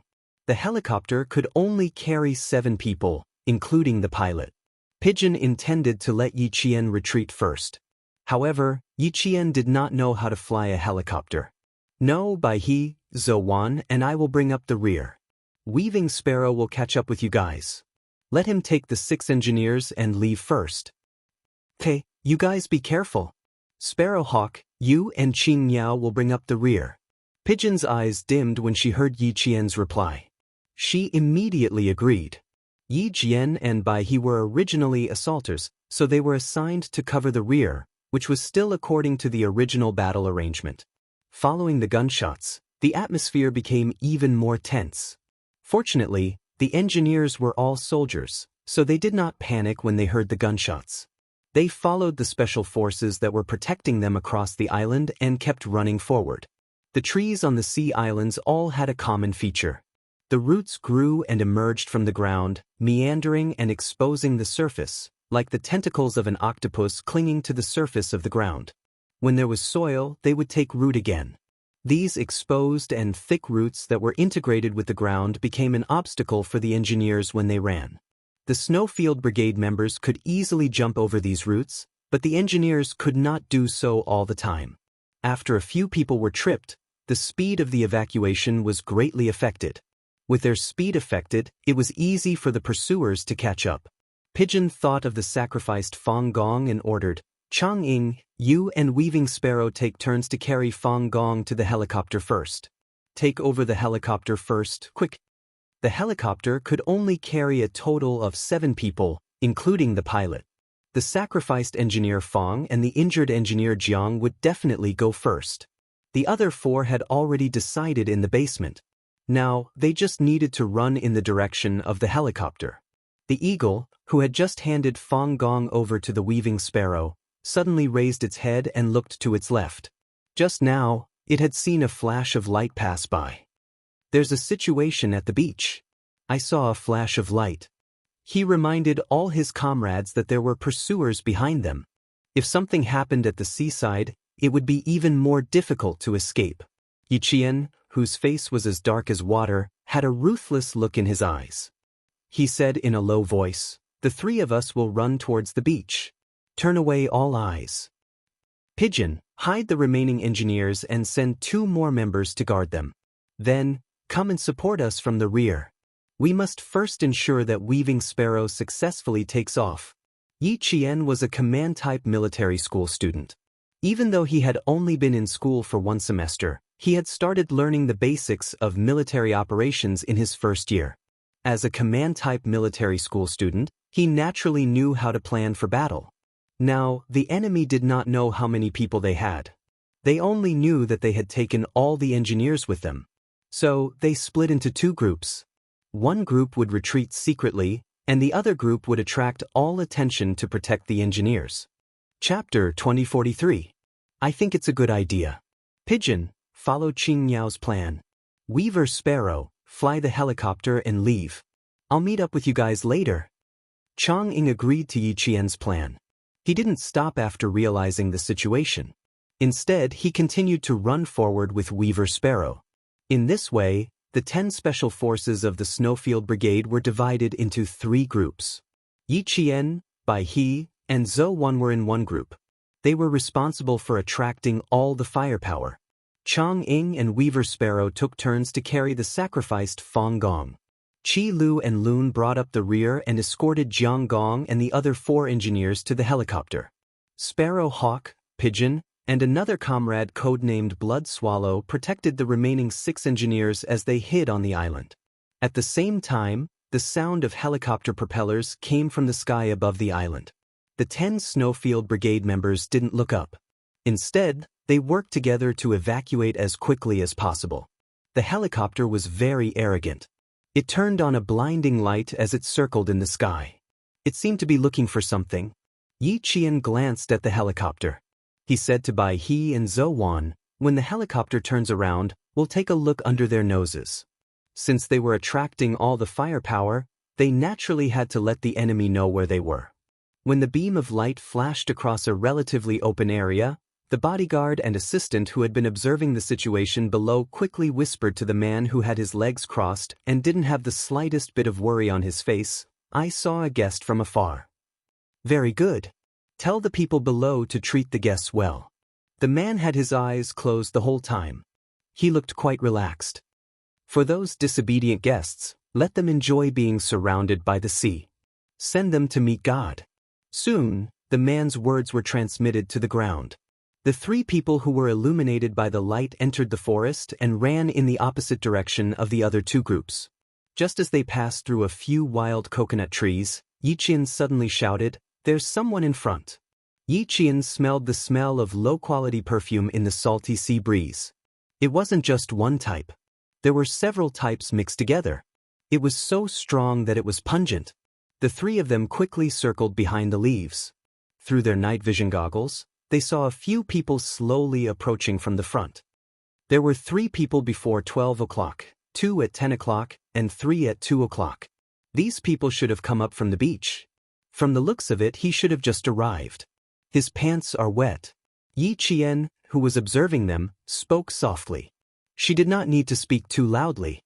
Her bone conduction earpiece was able to transmit her words clearly to the ears of her comrades. "I have good stuff on hand. I'm in charge of the 2 o'clock area, Qing Yao is in charge of the 10 o'clock area, and Bai He is in charge of the 12 o'clock area. We didn't know how many people they had, so we came here first." Zhou Wan's lips moved, and at the same time, she moved closer to the 2 o'clock area. Yi Qian pulled open the silver wire and slowly approached the 10 o'clock position. He slowly leaned against a tree and held his breath as he waited for his target to approach. After chanting 3 times in his mind, the silver wire was like a snake hidden in the leaves. It silently wrapped around his neck and tightened, then pinned him against the tree trunk. Yi Qian, who had 1 foot on the tree trunk, used all his strength to tighten the silver wire. The man in front of the tree trunk kicked his feet a few times, and then there was no sound. The other target who was with him did not notice anything strange. He only saw his partner's back pressed against the tree, and his feet kept kicking, as if he was trying to kick something off the bottom of his shoes. Chapter 2044. This kind of sneak attack was very dangerous. Once discovered, the person would be exposed. If the person on the other side still had a gun, it could be said that he would be treated as a live target. The reason Yi Qian dared to make a move like this was because the two targets were walking separately. There were two trees between them, and the other target's line of sight was obstructed, so he wouldn't be able to spot her immediately. As a Special Forces soldier, she had to learn how to win a chance of survival in the most dangerous environment. Excellent professional skills were the guarantee of winning a chance of survival. Yi Qian was a daring and careful Special Forces soldier.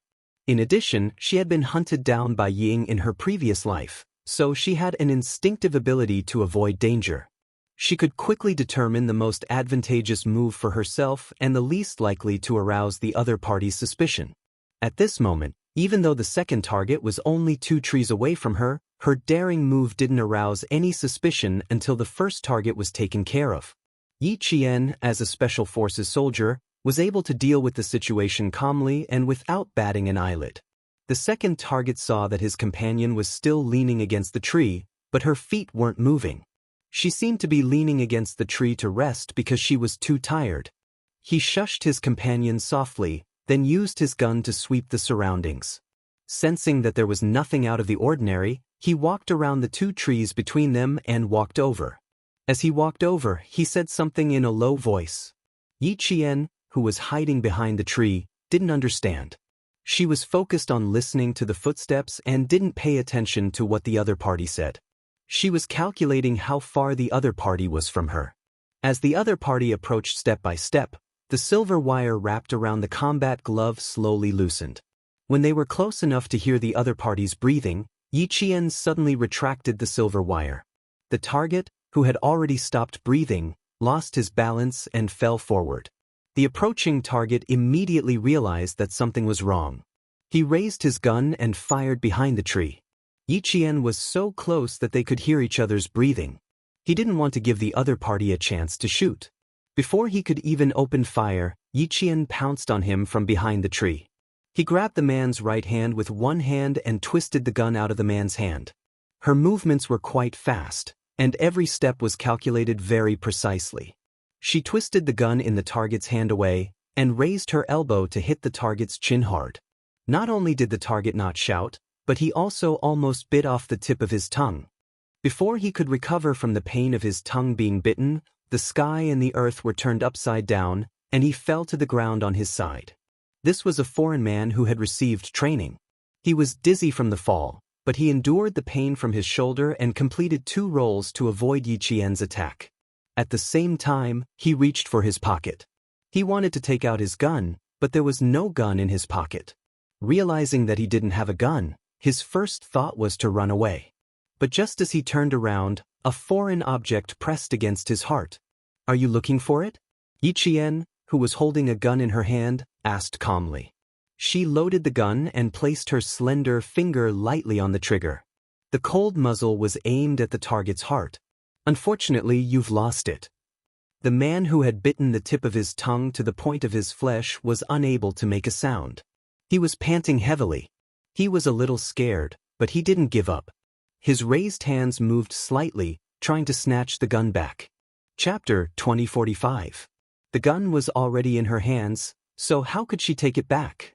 Just as the opponent's hand was about to move, Yi Qian was even faster. In order to block the opponent's escape route, she only had time to jump and aim her gun at the opponent. She had no time to draw her dagger and slash the opponent's neck. But as she spoke, her left hand, which wasn't holding the gun, had already pulled out a combat dagger. Just as the opponent's hand moved, she pulled out the magazine with one hand. This action was easy for Yi Qian, who could still reload with one hand. The magazine fell to the ground along with the gun. The opponent's attack was fierce. He wanted to fight to the death to see if he could survive. In the face of such a strong attack, Yi Qian curled up the corner of his mouth slightly. His left foot stepped on a rock, and his whole body soared into the air. With a bang, his right leg kicked hard at the opponent's head with a strong wind. The man was so dizzy that it seemed like his brain juice was flowing out of his ears. He staggered and couldn't stand. Yi Qian took advantage of the moment when he couldn't attack and slashed his dagger across the man's neck. Blood spurted out like a fountain. The pressure was so great that it even spurted out a bloody mist. Clutching his neck, the target made a gurgling sound in his throat as if he had been filled with air. He staggered back a few steps and then fell to the ground with his head raised. Yi Qian, whose face was splattered with blood, plucked a few leaves to wipe his face. He said to his comrade, "The target in the 10 o'clock direction has been dealt with." As he spoke, he suddenly heard something running by his left, leaving behind a string of rustling leaves. Before Yi Qian realized what it was, he was already chasing after it. "There's a fleeing target in the 12 o'clock direction. Help us," Bai He said with a distorted voice. "I sprained my leg and dislocated my ankle." He escaped. This wasn't good news. Yi Qian's expression changed slightly. He said in a low voice, "Treat your injuries first. I'll chase after him. The target is running towards me. I'm already chasing after him." The black figure in front was the fleeing target. They had to chase after him. If they were discovered that there were only 3 of them, it would cause trouble for the other 2 teams. In order to avoid the enemy's helicopter, Weaving Sparrow had yet to take off. If they were discovered, all the engineers would be in danger. If you don't treat your leg properly, you can just wait to retire. Zhou Wan, who was speaking through clenched teeth, was using her dagger to stab the twitching target twice. She then said to Yi Qian, "It's an old injury. Just a slight sprain and it'll dislocate." Whether it was a new injury or an old one, the white crane needed help. Zhou Wan stayed behind and said to Yi Qian, "Be careful, Qing Yao. Send us your location at any time." The black shadow was right in front of him. Yi Qian could only reply with a single word, "Okay." The black shadow in front of him suddenly turned around and fired continuously behind him. Bang, bang, bang. The gunshot broke the silence of the entire island. A tall and slender figure paused and chased after the source of the gunshot. His speed was very fast, like a tiger running in the jungle. Rocks and trees could not stop him from moving forward. Everything became a blur in front of his speed. The gunshot not only caused him to change direction, it also caused the people who had alighted from the helicopter to run over. Bai He and Zhou Wan's eyes darkened.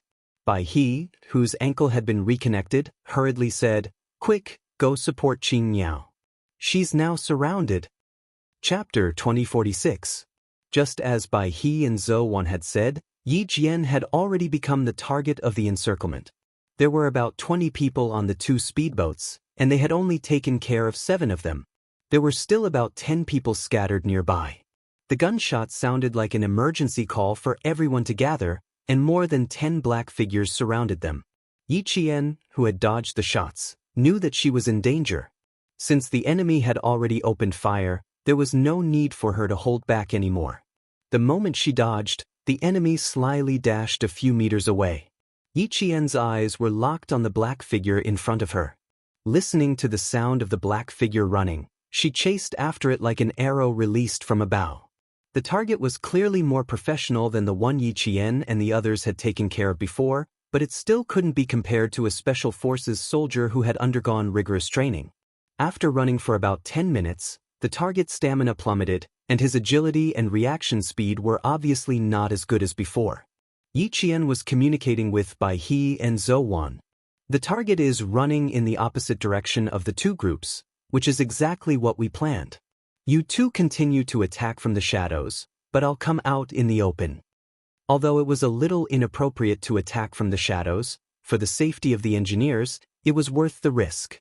From the moment the 3 of them intentionally allowed themselves to be swept by the helicopter's beam, they were already taking a risk. "The 2 of us are about 100 meters away from you. We found 3 targets. Qing Yao, the 2 of us won't be able to support you in time, so be careful," Zhou Wan reminded her in a low voice. There were a lot of targets to take care of, so she would have to fight alone. "Roger that." Yi Qian, who had been watching the black figure disappear behind the leaves, adjusted her breathing, answered calmly, and jumped down from a rock. When she landed, she was in a half-squatting position, but she quickly rolled twice and hid behind the roots of a tree. He and the others had found 3 targets. On her side, other than the targets she was following, 2 more black figures entered her line of sight. From their movements, it seemed like they were searching with guns. Yiqian, who had hidden well, exhaled softly and slowly adjusted the focus of her rifle. She didn't want to shoot with the rifle in her hand, so she planned to use her handgun. The target was very close, so shooting with a rifle would be overkill. Furthermore, she didn't know how many people there were, so she needed to ensure that she had enough ammunition and couldn't waste bullets. The FAMAS rifle in his hand had an effective range of 300 meters. It was equipped with NATO-made warheads, and there were only a pitiful 25 bullets in the magazine. However, the FAMAS rifle had a very big advantage. It was quite effective when firing in 3 bursts. Now that there were only 2 targets, it was better to save the bullets and use a pistol instead. Unfortunately, the pistol in her hand could not fire automatically. She had to pull the trigger once to fire a bullet, but it was fast. The rifle in the other party's hand was a Canadian C-Series rifle. Its effective range and speed were much faster than the pistol in her hand. 2 targets meant that she had to fire 2 bullets. In order to prevent the other target from having a chance to fire when she fired the first shot, she needed to use a side jump to complete 2 consecutive shots. Yiqian let out a sigh of relief when he saw the gun in his opponent's hand. He slowly held his breath and raised his pistol. Bang, bang. The 2 bullets were like continuous shots. The first target hit in the head didn't even make a sound. He was still holding a C-Series rifle and fell to the ground with a bang. Chapter 2047. Although the second target reacted, all he saw was a shadow flying past him. Just as he was about to shoot, he heard something exploding in his chest. It was the bullet that pierced through his heart with great force. His beating heart was severely damaged, and its mission was interrupted. There was no chance for his opponent to slow down, nor was there any threat to his consciousness. 1 second he was breathing fresh air, and the next second he was facing death. Yiqian, who had fired 2 shots, was the first to fall to the ground with his right hand. By the time the gunshot disappeared, he had rolled 2.5 times on the ground and was leaning against a tree. He was panting slightly. The gunshot wasn't loud. It was as low as the sound of a drum being struck twice. It didn't have any frightening power. Even the smell of gunpowder was blown away by the salty sea breeze. In less than a minute, it was blown away without a trace by the sea breeze. Yiqian, who heard the sound of someone falling to the ground, didn't immediately come out to check. Instead, he leaned against the tree quietly. He counted to 5 in his heart before he left. The black figure, who had fled at least 50 meters away, ran too fast. He didn't hear the footsteps behind him. He cursed under his breath and sat on the ground with his hands on his knees. Before he could relax, a cold voice came from behind him. "Stand up." The person who spoke pressed a hard object against his temple. "Put down the thing in your hand. Otherwise, I can guarantee that the thing in my hand will not be polite to you." The voice was low and slow. It was obviously a threat, but there was an indescribable elegance to it. It made people's hair stand on end. God! The black figure, who was so shocked that he almost peed in his pants, breathed a sigh of relief when he heard the voice. Even his tense shoulders relaxed. "This damn Huai. One day I'll send you to God." The Western man who looked down on you Huai could only curse in his heart. It was stupid to get angry at his own people. Even though he knew that it was stupid to get angry at his own people, he couldn't let go of the prejudice in his heart. He shouted in English with a heavy accent, "Jack? Where did you come from?" His head tilted to the side, and the frightening gun barrel hit his forehead. The man, who was already in a sorry state, was instantly enraged. He raised his hand and fiercely waved Hua Yi's arm away. "Damn it! Are you going to keep pointing at my head? Put your gun away, Chinese." This was the anger that came from the humiliation of being seen in such a sorry state. But he didn't fling Hua Yi's arm away, nor did he let Hua Yi take away his gun. Instead, the gun was pressed against his forehead. He even heard the sound of the trigger being pulled. "Hey, partner, what are you trying to do? Don't joke about guns." Just now, he had dared to throw a tantrum, But now he was terrified. His lips were trembling as he spoke. The Chinese man, Xia Jinyuan, whose arm was hurting from the slap, put away his gun and said in standard American English, "You seem to be afraid? Do I need to be afraid? You have a gun too." The man who didn't have a gun pointed at his head was even angrier. He gritted his teeth and replied with resentment in his eyes, "Of course I'm scared. If it were you, you would have been killed by them long ago, just like this." Chapter 2048. As he spoke, he stood up. Just as he stood up, he suddenly raised his hand and raised his gun. He tried to hold the gun against Xia Jinyuan's forehead to regain some of his dignity. Xia Jinyuan had already seen through his intentions. As soon as he retracted his arm, he moved as fast as lightning and accurately pointed the gun at the man's forehead. "No wonder you're afraid. Even the speed of your gun is slower than others. Just like this. It's enough for me to kill 3 or 4 people like you." Having a gun pointed at one's forehead was a scary thing, no matter how close they were. What's more, this man didn't have a good relationship with Xia Jinyuan, so he was even more afraid. The man who had lost his arrogance stammered, "Yes, I'm very afraid. So, partner, we need to work together." "Yes, we need to work together. I don't know where they came from, but they're very, very powerful. There were 8 of us, but I was the only one who escaped from them alive. They were very fast. If I hadn't reacted fast enough, I would have been killed like Bieber. There was nothing more terrifying than watching one's partner get killed. If he hadn't escaped fast enough, he might have died like Bieber. Jack, we can't waste any more time. We should find other people. By the way, why are you alone? Where are the others? Where did they go?" In order to make Xia Jinyuan move the gun away from his forehead, the man who was trembling in fear kept talking, trying to get closer to Xia Jinyuan by talking. Hearing light footsteps about 3 meters away from him, Xia Jinyuan covered the man's chattering mouth and chuckled coldly. "Shut up if you don't want to die. Someone is coming." The man was so scared that he didn't even need to cover his mouth and automatically shut up. From the left came the rustling sound of leaves brushing past. Under the dim light of the sky, through the sparse trees, he saw 3 black shadows walking with their backs bent. "All right, we'll wait here. We'll wait here. You take this side, I'll take this side. Climb up the tree." It sounded like they were lying in ambush for someone to come. The man who was with Xia Jinyuan was overjoyed because the 3 of them were none other than his own people. "Boris, it's Boris's voice.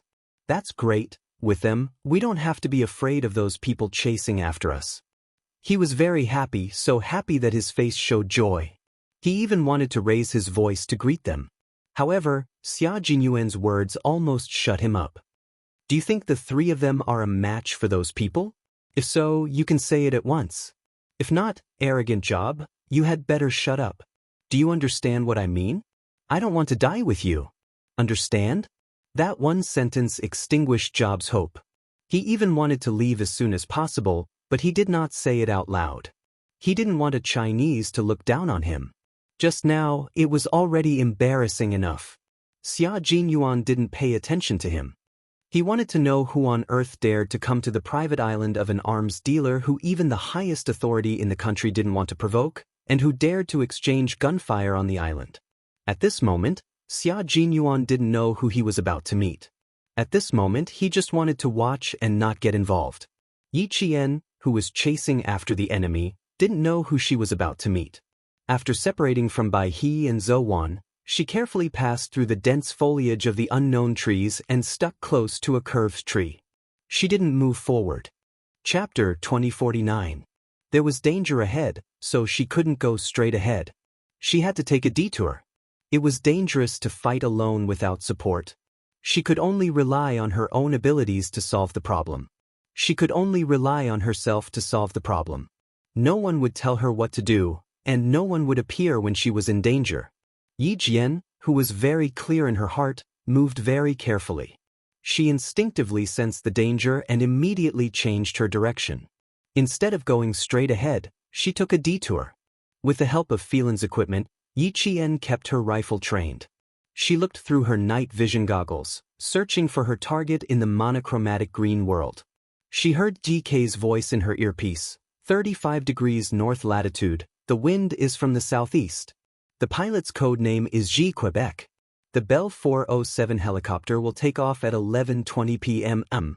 Local time. Roger, Roger. Take off immediately. Take off immediately. Take off at 11:23 p.m. Local time. Take off successfully. GK finished her conversation with Pigeon. The rest of the team listened to the conversation and smiled faintly. Shit, that's our helicopter. Did the guy who flew it take it away? Damn it. Where did they all go? Does no one know what happened? A bearded man cursed on his phone. He made several calls in a row. Every time he made a call, he scolded the person who answered it. Who the hell took the helicopter away? Hurry up and go see what's going on. Damn it. You'll die a horrible death. You've angered the boss, so you'll all die a horrible death. Even the helicopter had been taken away. They didn't need him to remind them. They knew that it would be difficult to explain things to their boss. I know we'll die a horrible death, including you. If you have the time to scold us, why don't you go see what's going on? Also, we don't know the pilot of the helicopter. Goodbye. The man who answered the phone was livid. He also scolded back. Bang, bang, bang, bang. Someone fired directly at the helicopter that was taking off, trying to shoot it down and make it crash.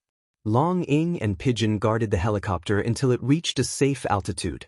When they heard the gunshots, they looked at each other and ran towards the source of the gunshots. On the other side, Yi Qian heard someone talking in a low voice.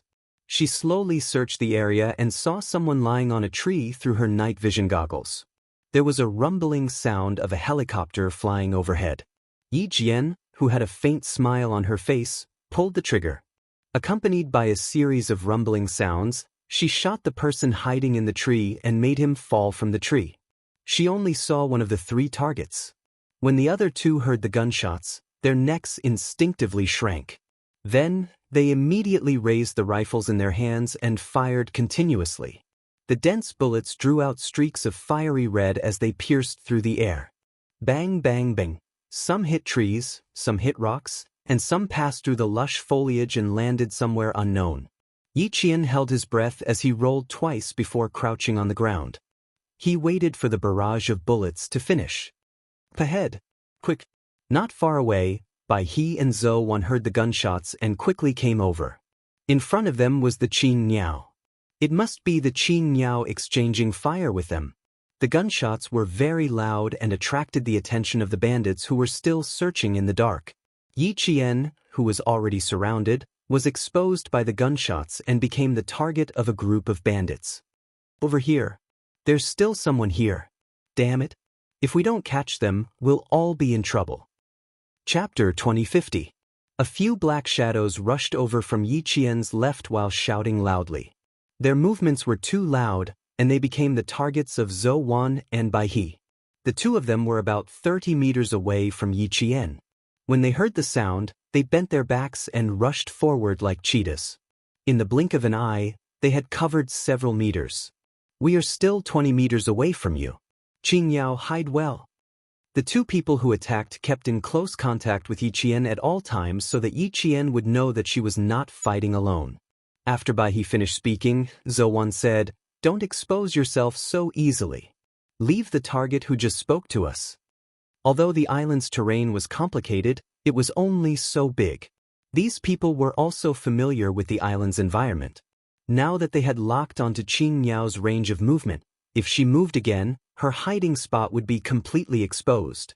She would become a live target that would be shot full of holes. Attracting firepower was to ensure the safety of the engineers, but they also needed to ensure their own safety. The only thing that made them feel at ease was that although these people were well trained, they were only at the level of elementary school students. Although they had powerful rifles, their skills were limited. Even if they locked onto Qing Yao's approximate range of movement, it would not be easy to find Qing Yao. Understood. You guys be careful. Yi Qian, who was hiding behind a tree, said calmly, "Don't worry. Pay attention to your surroundings. There are many targets that came ashore from the beach.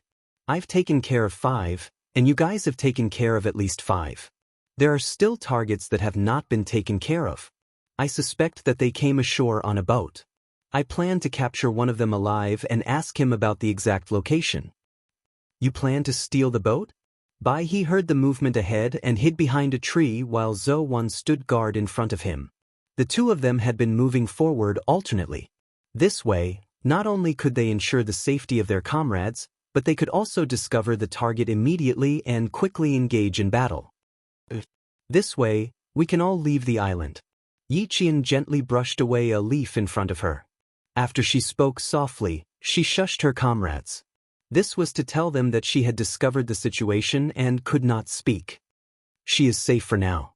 Let's go and take care of the guys in front of us first. The white crane lightly made a hand gesture, and the two people hiding behind it crept towards the direction of the movement. The Snowfield Brigade was familiar with fighting on land, sea, and air. Although the terrain of the island was unfamiliar, the environment was familiar. Soon, the two of them saw a dark shadow flash past behind the leaves, heading towards where Yi Qian was. You shoot from that side and I'll shoot from here. Give them the illusion that we're lying in ambush all over the island. The white crane stared coldly at the black figure shuttling through the monotonous green. In this way, we can disperse the danger on Qin Yao and also attract the target who might still be hiding. Once these people thought that there were many ambushes on the island, they would not dare to approach the Qin Yao again. Secondly, they would not dare to open fire at will. This would make it easier for them to meet up with Qin Yao. Yi Qian heard their plan. As she watched the black figure move away, Yi Qian whispered, "Be careful." Then she carefully moved forward. She wanted to go around the two hidden targets in front of her. The gunshots coming from the left did not distract her. Judging from the sound of the bullets, it was Zhou Wan and Bai He who fired. The FAMAS was equipped with SS-109 NATO standard ammunition.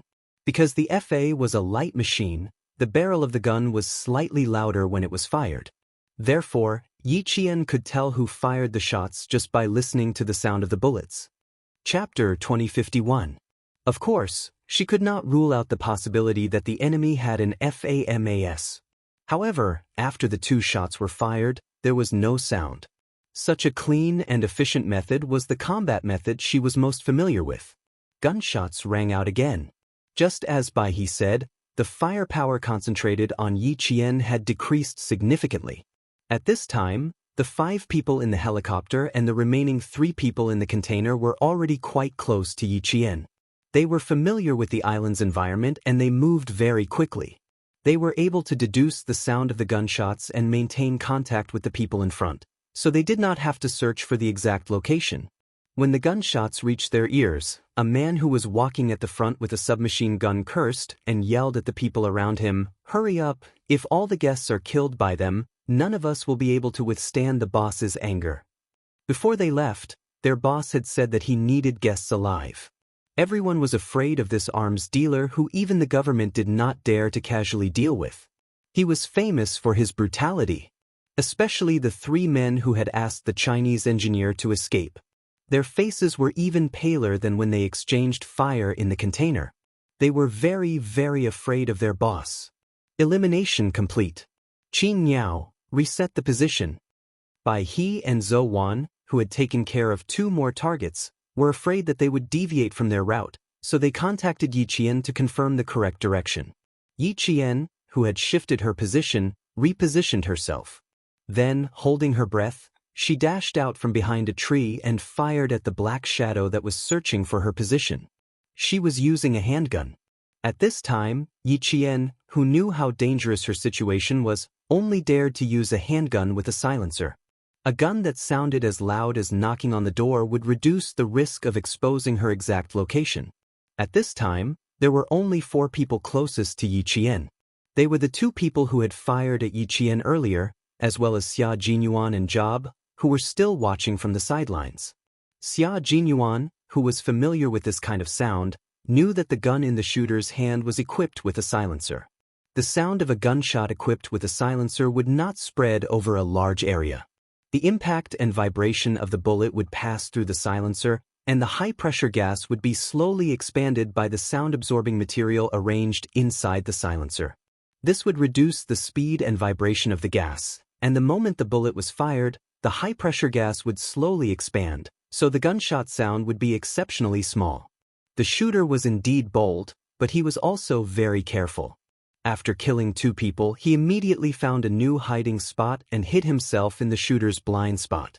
He had been watching for nearly 10 minutes, but he couldn't even catch a glimpse of the shooter's clothes. This showed how powerful the shooter was. However, the other party didn't notice his presence either. Otherwise, they wouldn't be heading in his direction. Should he warn the other party? If he wanted to remind her, he would have to use some methods. Xia Jinyuan, who was deep in thought, quietly glanced at the arrogant guy beside him. Should he throw him out to remind him not to come here and that someone else had already occupied this place? Job, who still didn't know that he was in a bad situation, felt his heart tremble violently. He said in a low voice, "Jack, is that damned bastard coming our way?" His muscles tensed up, and he was even ready to shoot himself. He raised his hand but immediately withdrew it. His eyes darted around, and he thought of a plan. He thought of Xia Jinyuan. "Jack, if we don't get rid of him first, we'll be discovered by him. When that happens, neither of us will be able to escape." Chapter 2052.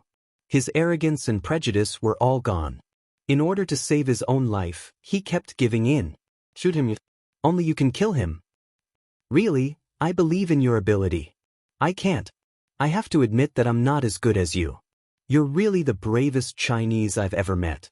Buddy, I'm really happy to be your friend. It's my honor." It was not an ordinary admission of defeat. There was nothing he could do about it. He was really scared, especially since the other party had killed his companion so easily. He would rather bow his head to a Chinese than lose his life. Just this once. Just this once, he would speak nicely to the damned Chinese. Just this once. He swore to God that there would never be a second time. The fear in his heart made Job put down his ridiculous arrogance, but Xia Jinyuan was quite calm and did not take his hypocritical words to heart. Hearing this, he smiled faintly and slowly mocked. "Boss, is the gun in your hand a display gun? Haven't you always been very powerful? You can shoot yourself. Also, you're the most powerful guy. How can a Chinese like me compare to you? Be brave and shoot. Don't make me look down on you. The enemy of my enemy is my friend. How could I shoot my friend? Even if the other party killed everyone on the island, as long as I'm not exposed, I will never shoot." Job was so angry that his face turned blue. He knew that he was being mocked, and the person who was mocking him was the Chinese he had always looked down on. His surrender just now was the biggest concession he could make. He thought that if he softened his attitude, the other party would be very grateful. Who knew that the other party would laugh at him for being a coward? With an ashen face, Job gritted his teeth and said angrily, "You damn Chinese! You will pay for your cowardice. Pay the price. If you don't go out, you will be killed by those guys. You will be killed." His clown-like behavior could not possibly make Xia Jinyuan angry. In exchange, Xia Jinyuan mocked him even more and said seriously, "Don't worry. Even if you are killed, nothing will happen to me. You can rush out. I will not stop you. As long as you are not afraid of being killed, or think that you have the ability to kill them, you can rush out and be a hero. A hero like Superman. Do you want me to kill you with this gun?" The arrogant Job raised the gun in his hand. How dare he mock me? Very well, he would let this damned Chinese know the consequences of angering him. The cold gun pointed at Xia Jinyuan's forehead. Job, who had always looked down on Chinese and black people, said coldly. His eyes were filled with murderous intent. He really wanted to kill Xia Jinyuan with the gun. Facing the threat, Xia Jinyuan curled his thin lips slightly. He was not afraid at all. He spoke softly and slowly. The contempt in his tone was enough to make the other party jump in anger.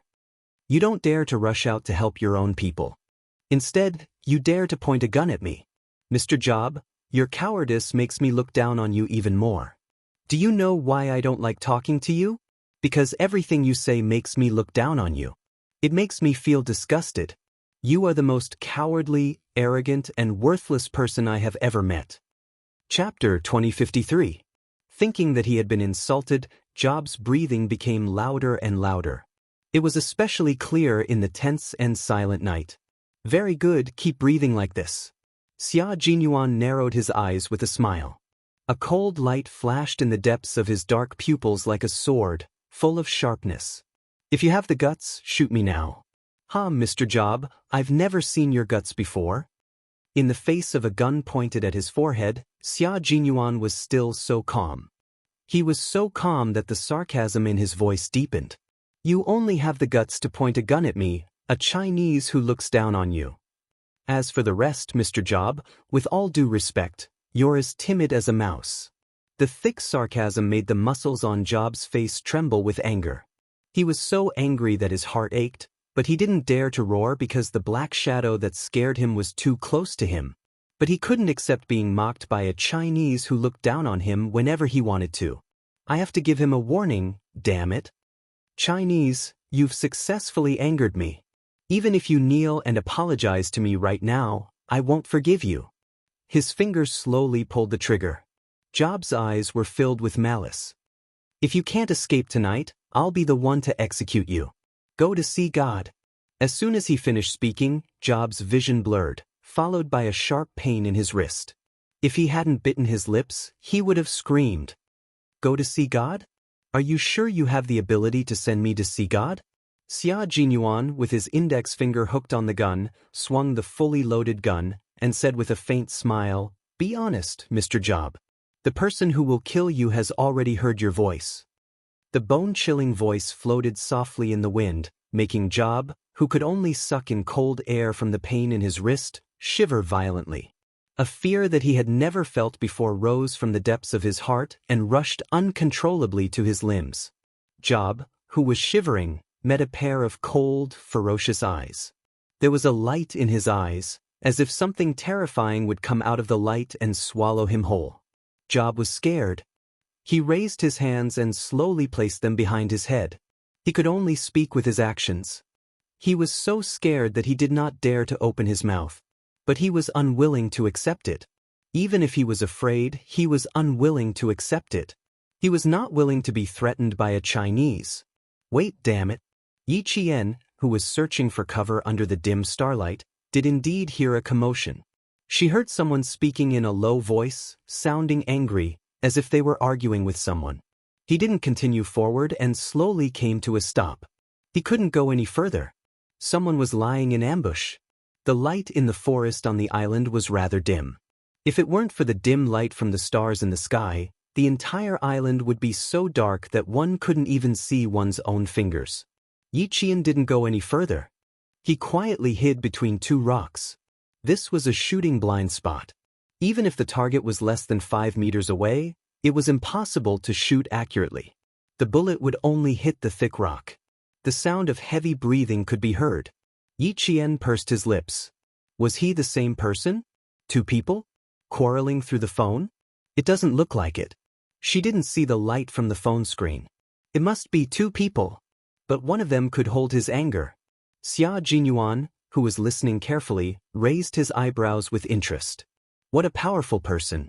He heard Job's voice from at least 5 meters away. Chapter 2054. Just like his little fox, she was very sensitive to hidden dangers around her. She was born with a better sense of hearing than others. But it was also a little troublesome. This place had become the focal point of their firepower.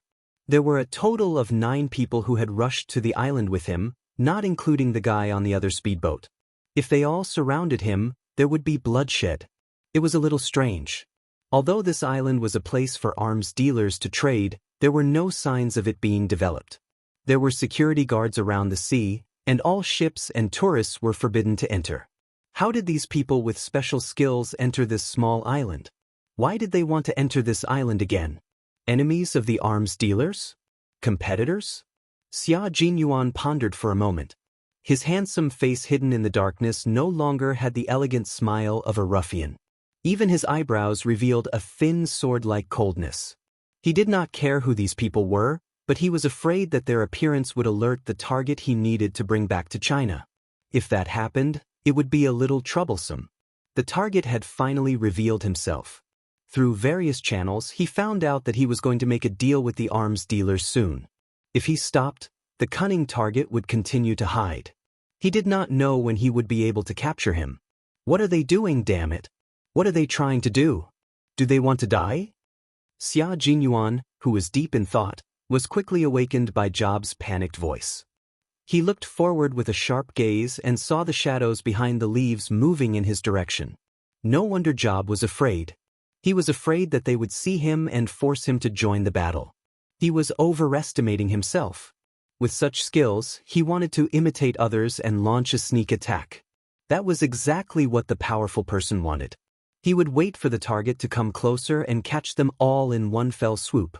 Yi Qian, who had been hiding well, had already seen the shadows moving in the faint sunlight. Seeing them coming towards him, his black eyes, which were as bright as the stars in the sky, flashed with a cold light. There was no trace of worldly affairs, only a deep chill. I'm surrounded. You guys flank me from the right. He used the smallest voice possible to let his comrades hear him through the microphone. Capture one alive first. I'll attract their attention. You guys take the opportunity to circle to their front. There were people in front and people on both sides. Behind them were Bai He, Zhou Wan, and the engineers who had not left yet. They could not retreat. They had no choice but to advance. Knowing that there was an ambush nearby, Yi Qian's voice sounded like he was speaking in circles. He didn't say anything, but his comrades could hear him clearly through the bone conduction headset. Bai He, who was already close to Yi Qian, softly said, "Okay." The three of them formed an inverted triangle with Yi Qian as the center and Zhou Wan and Bai He as the extension points on the left and right. They would circle to the front of Yi Qian to surround the target and annihilate the enemy. The shadow was getting closer and closer to her. Yi Qian glanced to her left. Earlier, she had heard heavy breathing about 5 meters to her left, which meant that someone was lying in ambush there. But for some reason, she did not sense any danger. The other party should have been hiding there for some time, but they didn't show up, nor did they shoot at him. It was as if they were an outsider who didn't want to get into trouble. The cautious Yi Qian didn't sense any danger, but she didn't believe that there was no danger. With cold eyes, she saw through the cracks in the rocks that the shadow was getting closer and closer. She heard Bai He and Zhou Wan's voices. They had successfully circled around. Chapter 2055. Just as the shadows were about to reach a tree, Yi Qian suddenly stood up from behind the rock and shouted, "Move!" She raised her gun and pulled the trigger. After the first gunshot, Yi Qian released the trigger and moved to the side of the rock to finish the second shot. Xia Jinyuan, who had been watching from the side, suddenly heard a short and cold shout. His originally calm and dark eyes were suddenly filled with a storm of emotions. Even if it was just a monotonous voice, he could still recognize the voice. It was Little Fox. It was Little Fox, who had been separated from him for less than a month. She was actually right next to him. At this moment, Major Xia's heart was filled with an indescribable feeling. His lover was right next to him, but he didn't notice her immediately. He was even admiring her skills while watching her fight. Suddenly, Job, who had been obediently putting his hands behind his ears, stood up abruptly and slammed into Xia Jinyuan. He said viciously, "Go to hell, you disgusting Chinese." Yi Qian heard the sound. She turned sideways and fired at the direction where the sound came from. The bullet hit the rock with a bang, and sparks instantly appeared. She didn't expect to hit the target. There was a blind spot in front of her.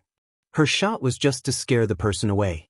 Xia Jinyuan, who had also found the blind spot, was in case someone fired at him. He kicked Job, who had plotted against him, to the ground. Xia Jinyuan squatted down and stuffed the cold barrel of the gun into Job's open mouth. "You're really an unlucky guy. I wanted to let you live, but you sent yourself to death.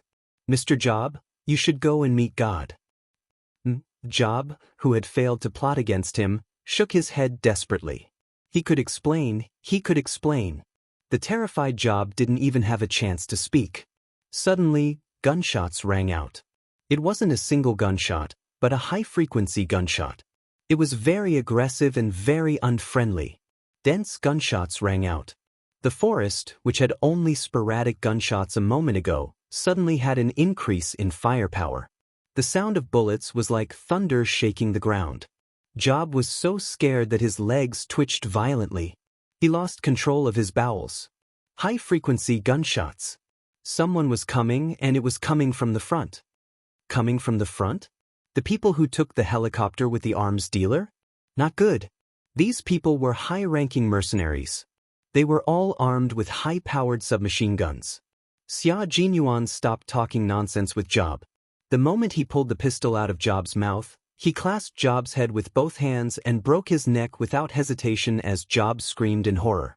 He needed to meet up with Little Fox and his comrades on the island. He needed to help them leave on the speedboat. It turned out that the missing military engineering team had been kidnapped to the island by the arms dealers. No wonder Little Fox and the others were able to sneak over. The special forces of the Snowfield Brigade were like unsheathed swords. There was nothing that could stop them. With such a high frequency of shooting, Little Fox must still be in front. Xia Jinyuan, who was leaning against the rock, glanced at the bullets that flew past him in midair, and a faint smile appeared on his elegant and handsome face. He crawled out from the rock. Amidst the dense gunfire, his cold voice came with a smile. "Stay tight. I'm coming, Little Fox." Yiqian, who was lying so close to the ground that even her cheeks were pressed against the ground, suddenly froze. She actually heard Captain Xia's voice amidst the deafening gunshots. She was hearing things from the sound of the bullets. Chapter 2056. His voice was not loud, but it was very penetrating. From the gunshot, every word was clearly heard by Yi Jian, who was looking at him and thinking about him at that moment. Yi Qian, who was lying so close to the ground that even her face was pressed against the ground, suddenly froze. She actually heard Captain Xia's voice amidst the deafening gunshots. She was hallucinating from the sound of the bullets. Zhou Wan's cold voice came through the earpiece. "Qin Miao, please answer if you hear me." They were worried that Qin Miao would be in trouble due to the high-frequency gunshots. Yi Qian, who thought she was hallucinating, adjusted her state of mind. She lay still and smiled. "We're still alive, we're fine. The bullets were all aimed at the sky, only the stray bullets grazed us." After a slight smile, she gradually pursed her lips as she listened carefully to the gunshots.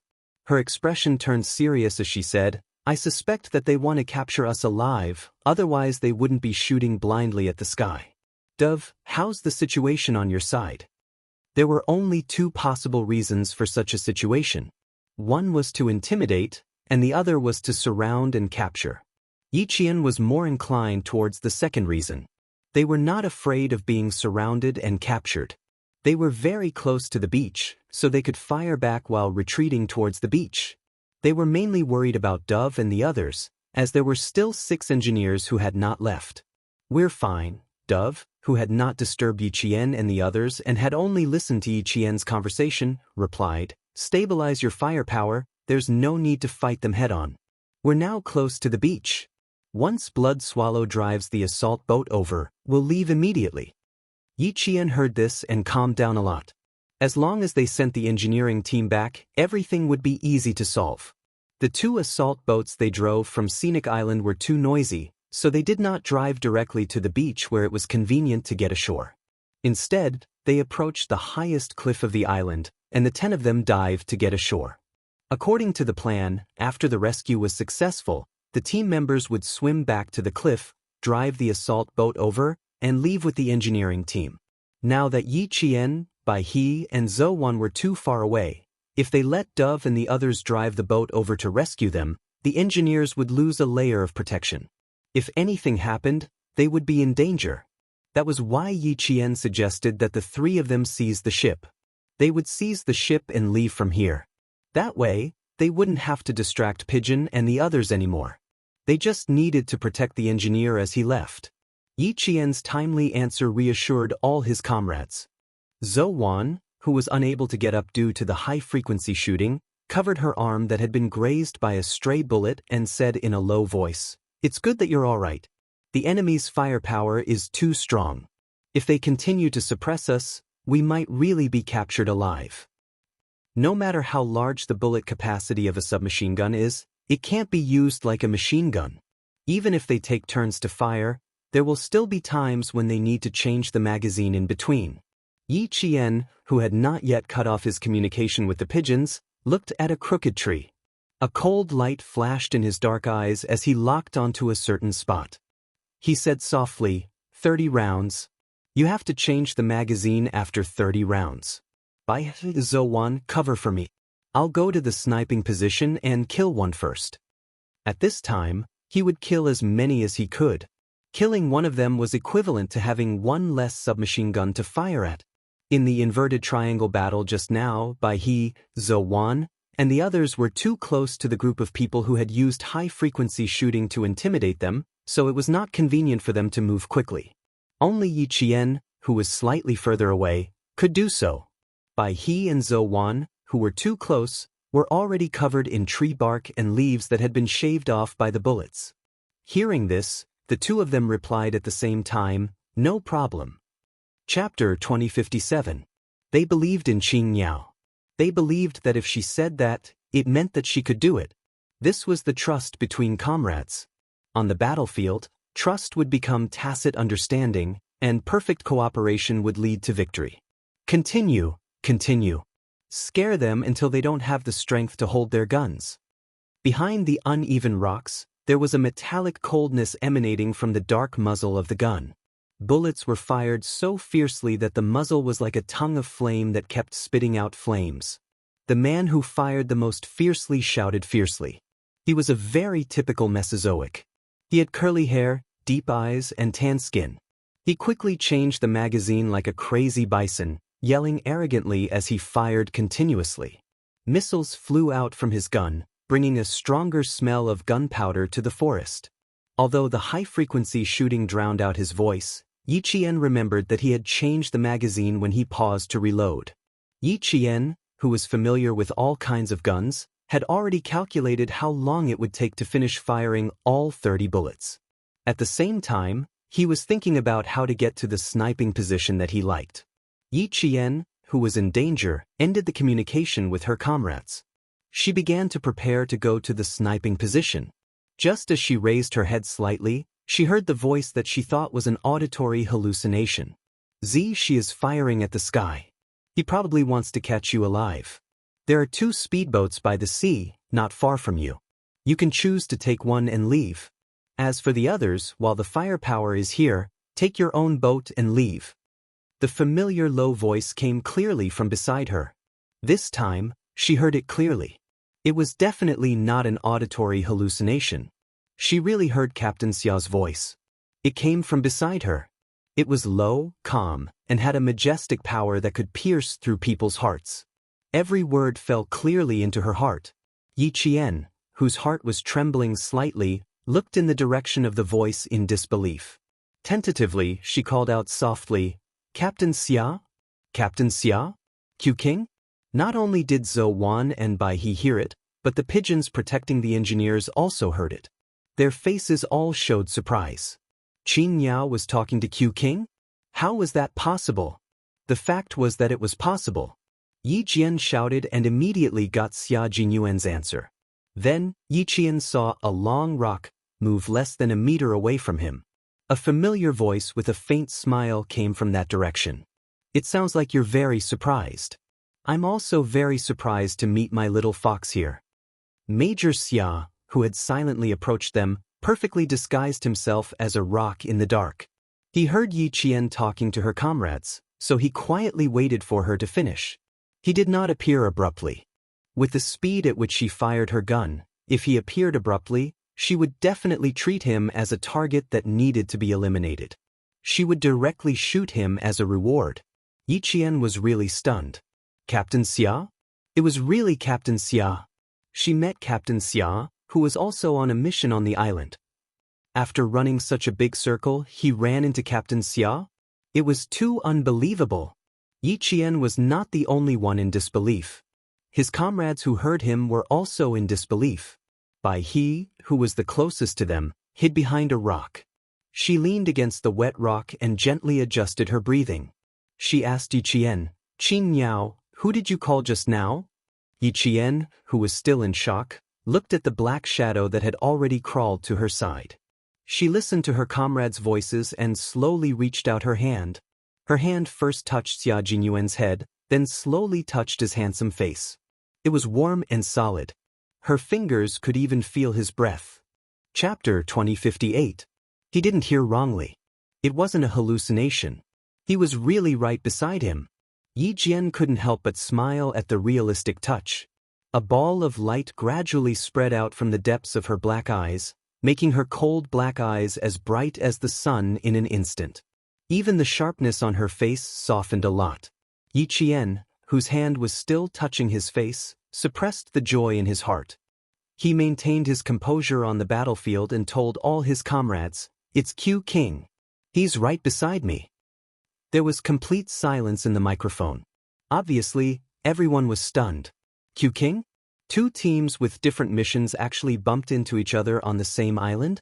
All firepower is now on Qin Yao's side.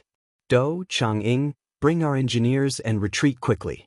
Leave Qin Yao's team to me. His comrades were still in shock. Xia Jinyuan's cold voice was transmitted to everyone's ears through the earpiece. Baihe, Zouwan, don't move for now. Wait for Qin Yao and I to finish sniping, then cover for them. Yes. The captain was here. Even if the two teams had different missions, now that they were on the same island, they could still listen to his commands. Moreover, with him fighting alongside Qin Yao, they didn't have to worry about Qin Yao's safety. Yi Qian put the bone conduction earpiece back on. His bright black eyes contained a deep smile as he stared unblinkingly at the handsome face in front of him. Even though he could only see the outline of his handsome face, Yi Qian couldn't take his eyes off him. His face was deeply imprinted in her heart. Even though she could only see the outline of his face, she could still clearly see his eyelashes in her heart and eyes. No wonder she didn't feel any danger just now. It turned out that Captain Xia was hiding himself. That meant that he had been watching from the sidelines for a long time. He knew of her existence, but he didn't know who she was? Yi Qian raised his eyebrows slightly, revealing a slightly thought-provoking smile. He knew of her existence but did not know who she was. Captain Xia, oh Captain Xia, I have to have a heart-to-heart talk with you. The major didn't know that his girlfriend was going to have a chat with him. Seeing that she was staring at him, he smiled and said, "Little guy, there's no way for you to look and touch as much as you want in the rain of bullets. When I return home, I'll let you have a good look and touch." If there wasn't the word, touch, it would be the most serious sentence. However, with the word, touch, there was an indecent air. It sounded frivolous, but the look in his eyes was very serious. He was actually trying to remind Yi Qian of the current situation in another way. Affectionate gazes were not suitable for now. Yi Qian heard a hint of seriousness in her voice and immediately looked away. When the smile in her eyes returned to her heart, the coldness returned to her face. She turned sideways and pointed at the crooked tree parallel to them. She asked him, "Sniping position, how about it?" The position was good. From here, the line of sight was wide, but from the front, it was blocked by a rock and became a blind spot.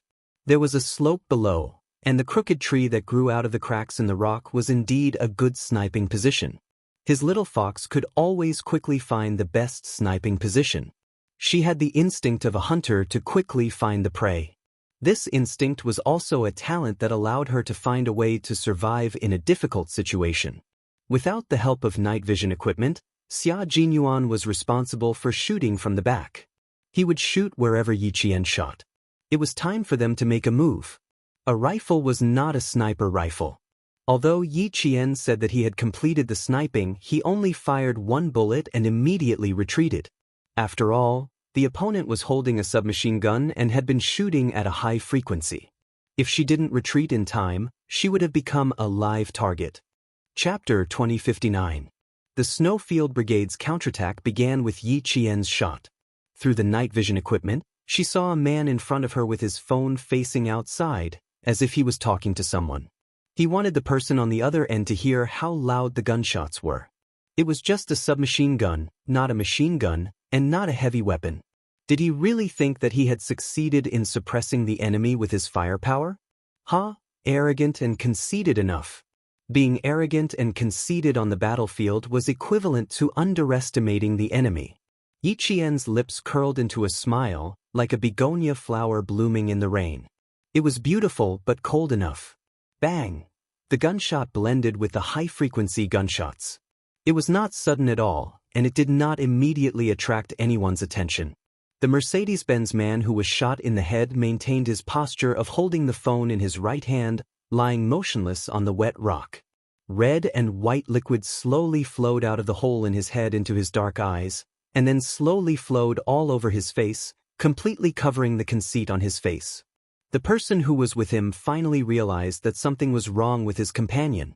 He shouted his name but did not get an answer, so he hurriedly reached out to push him. This push ruined everything. The firepower on one side began to slowly rise after Jane's counterattack. The special forces were no longer suppressed by the firepower, and the imbalance was no longer tilted to one side. Yi Qian and the others would fight their way out of the predicament and turn the situation around, finally achieving a suppressive victory. The Snowfield Brigade's counterattack began. Bai He and Zhou Wan were the vanguard, and the two of them held up their rifles and pressed forward. Yi Qian and Xia Jinyuan cooperated well and advanced all the way from the rear, rolling, running. Every time they advanced 1 meter from the hail of bullets, it was a display of the professional skills of the special forces. The one-sided high-frequency gunshots became high-frequency gunshots from both sides, and the Mercedes-Benz who were all asking for credit from their boss were caught off guard. Amidst the intense gunfire, someone trembled as he dialed a group number on his phone. Mr. Antonio, we need backup, we need backup. The words that were repeated a second time were forever stuck in his mouth, and he would never be able to say it again. Even though his entire body was hidden behind a rock, a bullet directly pierced through his throat and through his cervical vertebrae, bringing with it red blood and white bone fragments as they fell to the ground. These people had received a certain amount of training, but after all, it was not long-term training. They were used to playing with all kinds of guns with the arms dealers. They had been dominating this beautiful city in the northern part of the Caribbean Sea, at the northern end of the Yucatan half-island, for too long, so much so that their self-confidence had inflated and become arrogant conceit. It was this kind of conceit that made them lower their vigilance. They thought that as long as they kept shooting with their guns, they would be able to get things done. Reality had given them a hard slap in the face, a hard slap in the face. After a few slaps, they saw stars before their eyes. Faced with the intense gunfire and the fact that 4 people had been shot in succession, the remaining people panicked. The small island was just a deserted island that the arms dealers would only visit during normal times. He would not send his elites to stay on the island.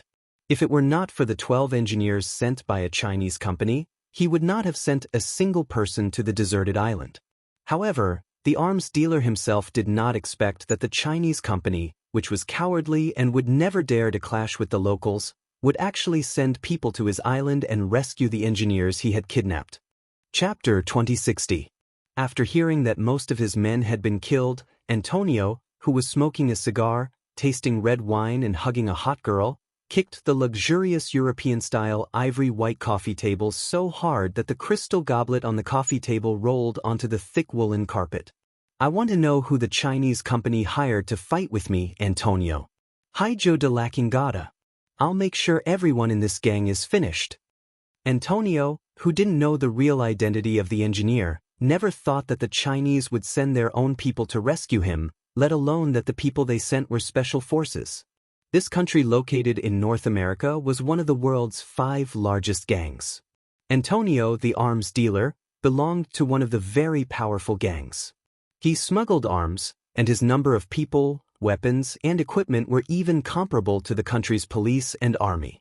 Although the Chinese military had investigated Antonio thoroughly, they had never thought of eliminating him. He belonged to another country, and the Chinese would not overstep their boundaries. They also wouldn't go against an arms dealer for no reason. They carried out the rescue in secret and secretly found out who exactly had arms dealings with Antonio. The fact that the Chinese had only come secretly and not openly showed their attitude. Antonio didn't know that the Chinese had sent people, so he didn't know their attitude. Now, his anger wasn't because the Chinese company's engineer had been rescued, but because he felt that his dignity had been challenged and seriously insulted. Tell the people on the island that I will give a lot of money to anyone who catches him alive. Find out who the fucking bastard is going against me, Antonio. This was a result that even the low-key Chinese company didn't expect. In order to give Antonio the impression that the Chinese company was weak, he didn't expect the Chinese to send their own special forces to rescue him. He didn't know who took the blame, but it was expected that the already chaotic city would become even more chaotic. Soon, Antonio's subordinates received such an answer from the fierce gunfire. He only felt waves of despair. How could they catch someone alive when they needed reinforcements? Maybe it would be his turn next. The people around him fell down one by one. In the end, there were only 3 people left, and 2 of them were injured. The suppressive firepower had reached its end. Pigeon and the others had successfully boarded the ship and left the island with the Chinese engineers. Yi Qian, Bai He, and Zhou Wan, who were now completely relieved, stopped attacking under Xia Jinyuan's signal. The 4 of them no longer fired at the same time. Instead, they fired individually. Keeping the bullets flying in the air was enough. The 3 of you go to the beach and leave as soon as possible. Leave the rest alive. Xia Jinyuan took Yi Qian's bone conduction headset and said in a low voice, "Get the embassy to arrange for everyone to leave tonight, including the engineering team. Let them all return to China. The one who exchanged fire with you is Antonio, an arms dealer who is famous for his brutality. His armed forces are more powerful than the armed forces of the government and the military. Now that you have rescued them, he will definitely make a big move. Go back to your country tonight. No one is allowed to stay." He arranged for his people to leave, but he didn't think about whether it would be dangerous for him to stay. Yi Qian bit his lip and asked him softly, "What about you? Will you be okay?" "Don't worry, I'll be fine. Aren't there still a few survivors? I won't let Antonio vent all his anger on me." Xia Jinyuan could hear Yi Qian's uneasiness. Under the cover of the night, he held Yi Qian's hand. She was wearing a combat glove, so he could only touch her fingers. "Don't be afraid. I have a way to divert his anger." That meant that something would definitely happen when they returned. Chapter 2061. Xia Jinyuan's answer didn't reassure Yi Qian. Instead, it made him even more worried. They had coincidentally bumped into him, who was also on a mission. He didn't need to think too deeply to know that he was now in hiding. In a situation like this, only he and a few people who had intentionally stayed behind could return alive. What kind of consequences awaited them when they returned? Yi Qian couldn't calm himself down. The moment he held her hand, Yi Qian gripped his hand even harder. "What ideas do you have? Can you share them with us?" "That's right, Q King. What ideas do you have? Let's work together to perfect them so that you won't be too implicated in this matter."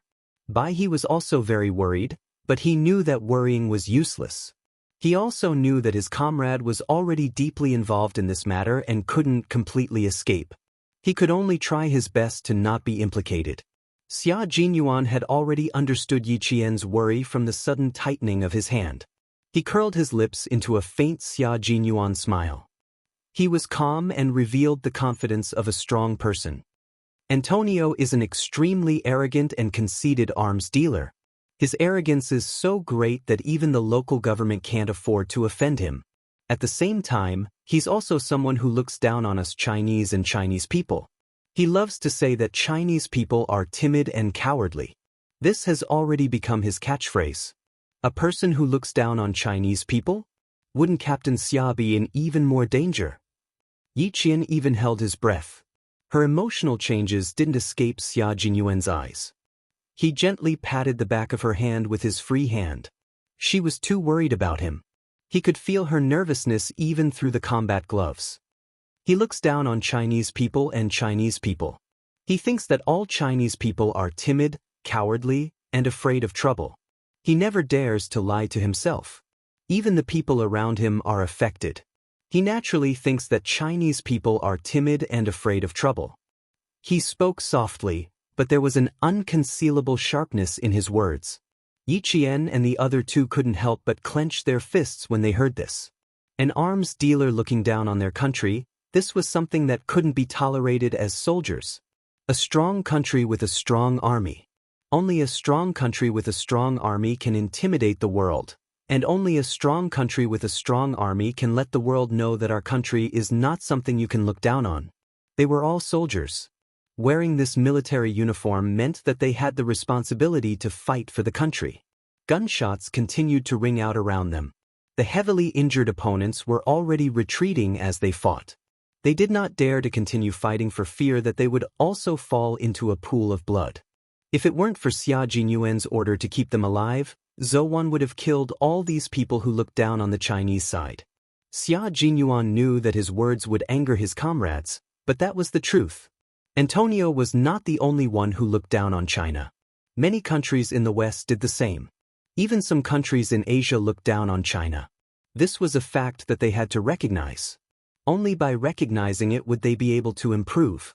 He continued in a low voice, "I'm sure that he must be thinking that some local gang has been paid by a Chinese company to wage war against him.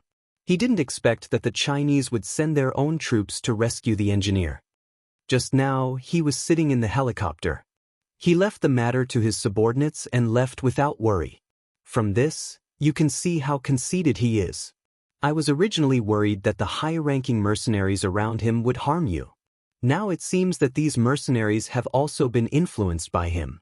They think that they can easily solve the problem that Antonio gave them." Chapter 2062. Their contempt would become Xia Jinyuan's shield. Of course, it would also become our country's shield. One day, they would pay the price for their contempt. Yiqian was not as flustered as she was at the beginning. She glanced at Bai He beside her. With just one glance, she could see her own shortcomings. She was already flustered, but Bai He's breathing was steady and steady. It was facing Captain Xia with a normal attitude. Bai He, who didn't notice Yi Jian's attention, asked calmly, "You're going to face Antonio with a few survivors and escape, aren't you?" Xia Jinyuan nodded. "That's right.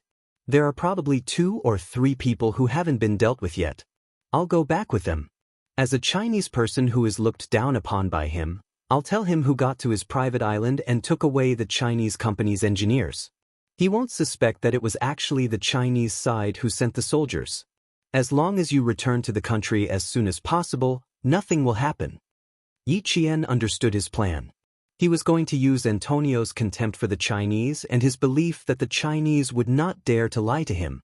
He was going to make use of this to get himself out of trouble. In addition, the mercenaries who had also underestimated the enemy would definitely speak the same way as Captain Xia in order not to be punished by Antonio. This would make Antonio believe Captain Xia's words even more. But how was it possible for him to escape unscathed? But he didn't say much, so she wouldn't get anything out of him even if she asked. All her comrades knew that Captain Xia would definitely not be safe when he returned. They all knew this, but she also knew it herself. This was the ordeal that any special forces soldier would go through. Everyone was the same. There was nothing special about it. How to protect oneself in the enemy's camp depended on one's own ability. And this outstanding soldier in front of her was not worried about his own safety. On the contrary, when he mentioned Antonio's contempt for the Chinese and the Chinese, his deep voice was full of sharpness. A dignified country was looked down upon by a criminal, and its citizens were looked down upon by a criminal. This kind of contempt meant nothing to a Chinese soldier who shouldered the glory and responsibility of the motherland. What Xia Jinyuan wanted to do was to protect the glory of the motherland and let this arms dealer see the majesty of a great country. Of course, he was not stupid enough to take the initiative to run to the arms dealer and tell him what the majesty of a great country was. The Chinese side had always been modest. One day, they would tell those arrogant people who looked down on the Chinese side that a great country had risen. And as a soldier, Xia Jinyuan would use his strength and life to protect the dignity of the motherland. This was Xia Jinyuan, a soldier of the Chinese side. He also represented thousands of soldiers of the Chinese side. Hearing his determination, Yi Qian Xia Jinyuan, she gently placed her right and slowly said, "We're all waiting for your safe return. Please come back safe, of course." As long as he could come back, he was Xia Jinyuan. Being injured, being injured, it was being. A glory that was not shameful, but rather glorious. "Don't worry, we'll all come back safe and sound." Xia Jinyuan's hands overlapped Yi Qian's hands, and then clenched them tightly. He looked at the 2 male soldiers coldly and said in a deep voice, Baiha, Zouwan, you two protect Qingyao well. Do you understand?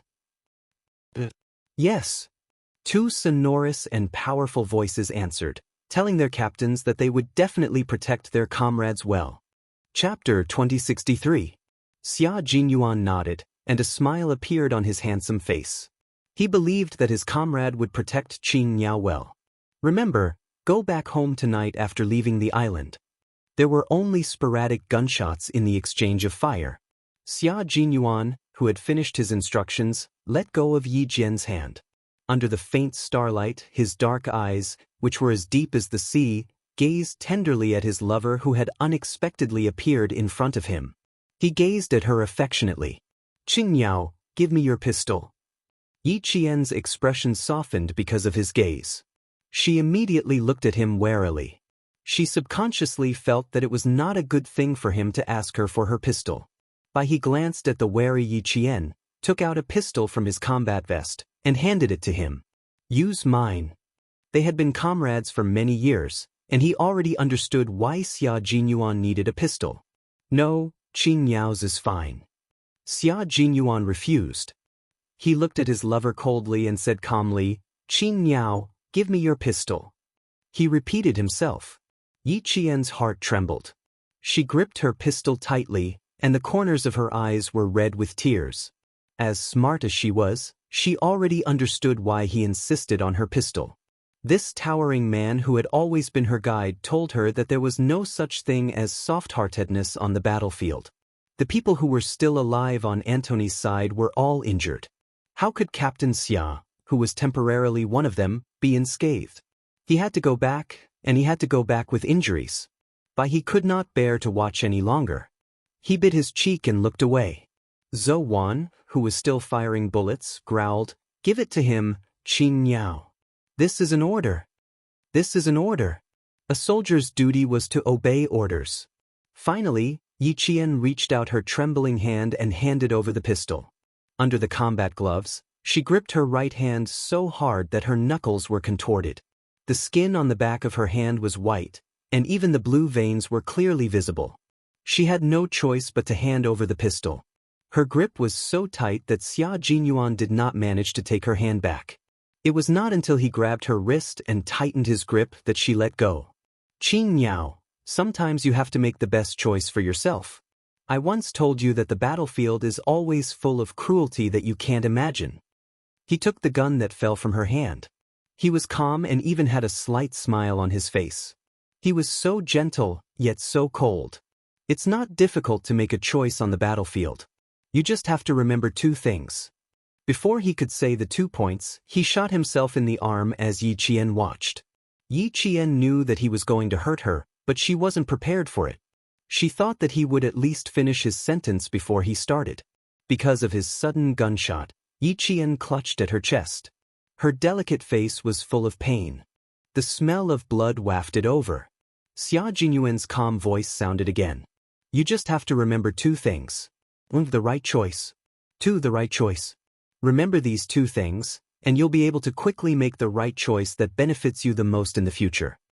As long as Xia Jinyuan found her shortcomings, he would only make one choice: to tell her seriously and teach her. A low gunshot rang out. Compared to Zouwan's gunshots, the sound of a pistol with a silencer was as soft as a stone thrown into a pond. However, it sounded like a clap of thunder in Yi Jian's ears. Chapter 2064. It was such a small gunshot, but it shocked Yi Jian so much that her heart hurt. It hurt so much that it was as if there was a hole in her heart. Countless cold air rushed out of the hole. It was so cold that she couldn't stop the cold air from entering her heart even if she covered her heart with all her might. The smell of blood drifted to the tip of her nose, and in an instant, the tears in her eyes burst out. This was a bloody battlefield, a battlefield full of cruelty, but one that had to be faced. Wearing the dark green military uniform meant that you had to accept the cruel baptism of blood, and only by accepting the cruel baptism of blood could you become a qualified soldier. Tears dripped onto the back of Xia Jinyuan's hand. His fingers moved slightly as he returned the gun. He did not comfort her, but only handed the gun back to her. He maintained his usual calmness and said, "After 10 minutes, I will lead them to chase after you. You must complete the retreat within 10 minutes. The speedboat is only about 8 minutes away from you. Go back to your country with peace of mind. Antonio might not even meet a small fry like me. He said this to Yi Qian. He knew that she was worried, so he didn't say anything else. It was his duty, so he could only tell her that he would return safely. Xia Jinyuan patted by his shoulder with a faint smile. Protect Qing Niao. Have a safe journey, my comrade. Don't worry. Bai He nodded solemnly. They came out together, so they naturally had to go back together. When he raised his hand to pat Yi Qian's shoulder, Yi Qian reacted faster and grabbed his hand. She wanted to say something, but her heart was in so much pain that she felt as if she was going to suffocate. His arm was still bleeding, and Yi Qian had bite marks on her lower lip. She kept adjusting her breathing. She really wanted to hug him. She thought about it and hugged him. In front of Bai He, Yi Jian pulled her hand out of his grasp and hugged the man who had been leading her forward all the time. She avoided the gunshot wound on his arm and hugged him tightly, as if she was afraid of losing him. I'll wait for you to come back. I'll wait for you to come back. Please come back safely. She didn't ask how serious his injuries were. She was afraid that if she opened her mouth, she would start sobbing. Xia Jinyuan hugged her back naturally and gently patted her back. Little Fox's heart ached for him. I'll definitely come back safely. I've said it before, I'll always be by your side. This was a man's promise to a woman. He would always walk side by side with her and never leave her. Her tears seeped into his collar. 1 drop, 2 drops. It was just a short hug, but his collar was already stained with her tears. Yes, I'll remember it. Captain Xia, I'll remember everything you said. She cared about him very much. She cared so much that she wished she could stay by his side and face the danger together. Xia Jinyuan's heart melted like water. He closed his eyes, tilted his head, and lightly and quickly kissed her ear. Remember, if I go back on my word, you can punish me however you want. Good girl, let go. It won't be good if you continue to hug me, he said sympathetically. Perhaps his kiss gave her strength, or perhaps his promise calmed her down. Yi Qian let go of his arm and turned to Bai He. Zhou Wan has already shot the 4th magazine. It'll be too late if we don't leave now. She had never let her guard down. This was a habit. She tried very hard to control her emotions. She didn't want Captain Xia, who was on a mission, to worry about her. No matter how much her heart ached, she wanted him to see that she was strong. Chapter 2065. Sensing her emotions, Bai He patted her on the back and said to Xia Jinyuan, "We'll wait for you to come back." The departing comrade patted Xia Jinyuan on the shoulder and rushed out of the forest in the dark with a Qing Niao whose heart was trembling. It was a brief encounter, and they parted before they could even share their feelings. Xia Jinyuan waited until he could no longer see Yi Qian's figure before he gently touched the back of her hand that was dripping with her tears. His fingers were wet with cold tears, and he pursed his lips tightly. The tears were cold, but they still burned his skin. Little fox, this is war. You have no way out and have to face its cruelty. You have no other choice. Wiping away the tears on the back of his hand, Xia Jinyuan began his own operation. He had to meet up with Antonio's subordinates first. The distance between the two sides was not far, and Xia Jinyuan only took 5 minutes to sneak into the vicinity. Yi Qian and the other two had just rushed out of the forest and were looking for a speedboat according to Xia Jinyuan's instructions. They tried their best to arrive within 6 minutes of an 8-minute journey.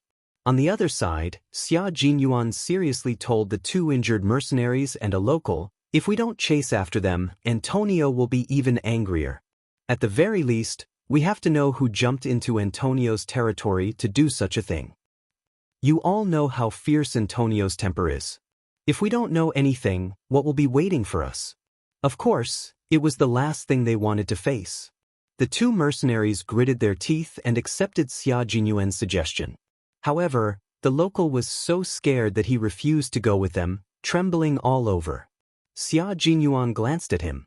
The famous arms dealer, Antonio, although his equipment and subordinates were all very powerful, there were still a few cowards among them. Xia Jinyuan was used to seeing these tyrannical people, so he couldn't get used to the sudden cowardice. When Yi Qian and the others saw the speedboat, Xia Jinyuan and 2 other mercenaries rushed out of the trees and onto the beach. The speedboat started, and the noise alerted the mercenaries who were looking for it. One of them shouted, "Damn it, they took our speedboat." The speedboat was steered by the white crane, and after a beautiful turn, it rushed into the sea. Yi Qian turned her head to look at the sea. She could vaguely make out someone running from the beach. She gripped the railing tightly and pursed her lips into a straight line. Q King is an all-round soldier king. His overall skills, stamina, and quality are much stronger than us Snowfield Brigade veterans. Back then, when he was parachuted into the Snowfield Brigade to become the captain, we were all unconvinced. He was still a young Q King. However, in less than 3 months, all of us were convinced. We were completely convinced. Seeing that Qin Miao was still worried about Q King, Zhou told her some things about Q King in the Snowfield Brigade. When she mentioned these things, there was only admiration in his voice. The pilot test should be the responsibility of the Air Force, but because our brigade needed to import a new batch of fighter jets, the military ordered the Snowfield Brigade to send 6 Special Forces soldiers to test the new fighter jets. The test was a high-risk test. When Q King completed a high-altitude spinning dive, one of the control buttons suddenly malfunctioned. In order to protect this new fighter jet, Q King refused even when the command center ordered him to abandon the jet and jump out. In the end, he successfully drove the jet back to the airport. This time, I was completely convinced by his courage and skills. Qin Miao, he is our king, the captain of the Snowfield Brigade, and the soul of our team. Since he said that he will return safely, Qin Miao, you have to choose to believe in him. Because he is the soul of all of us, he is one with us. We have to believe in him. This was a lesson from a veteran to a new recruit. Chapter 2066. We have to believe in him. Yi Qian looked at the small island that was getting further and further away from her. She retracted her gaze and softly told Zhou, I know we have to believe in him. I just feel sorry for him. He wasn't a god. He also needed someone to dote on him. She felt sorry for him because he had to face so many difficulties. She felt sorry for him because he had to be at the forefront of everything he did. He wanted to protect her, but she also wanted to protect him. Zhou heard something strange, but she didn't know what it was. Qin Miao felt sorry for Q King? Why did it sound so strange? For a moment, Zhou didn't know what to say. However, he knew that Qin Miao wasn't at ease. She was still worried about Q King facing the arms dealer alone. From the small island to the port, Zhou kept talking about Xia Jinyuan's time in the army and his missions. Every incident was like a brush with death. Every incident made Yi Qian's heart palpitate. Q King used his ability to tell us that other than him, no one else in the Snowfield Brigade is qualified to be the leader. He is the leader. Every word he says is an order to us. We have no choice but to obey. It's useless to feel sorry for him. You can't stay behind to accompany Q King. It's useless to worry. You can't reach out to help him. However, Q King isn't fighting alone. J5 and the others aren't at the base. Maybe they're on a mission with Q King. He had already said this. If Qin Miao still couldn't feel at ease, then there was nothing he could do. Even though he didn't know if J5 and the others were really on a mission with Q King, he could only say this to comfort Qin Miao. He, who was driving the speedboat, saw that Zhou was at a loss for words and Qin Miao still didn't feel at ease. He frowned and said in a deep voice, Qin Miao, we're also on a mission. Before we bring the engineers back, our mission will continue. You can't be distracted by Q King's appearance, understand? You have your mission, and Q King has his mission. Completing our missions perfectly is the greatest consolation for each other. His words made Yi Qian's heart skip a beat. Yes, she had not protected the engineers back to their country. Her mission had always been there. He had made a very serious mistake. He had been swayed by his personal feelings. When Yi Qian realized this, her face turned pale. How could she neglect her mission because of her personal feelings? Captain Xia had once told her very clearly that they were no longer lovers on the battlefield, but comrades in arms. Personal feelings must not affect the entire battle situation. How could she forget his teachings? How could she let him down? I'm sorry, I was wrong. Yi Qian was willing to admit her mistake. She was now a soldier on a mission, not Captain Xiao's girlfriend. She could not be swayed by personal feelings. If she failed the mission because of personal feelings, not only would Captain Xia look down on her, but she would also look down on herself. In exchange for her apology, Bai He and Zhou Wan gave her a forgiving smile. You didn't do anything wrong.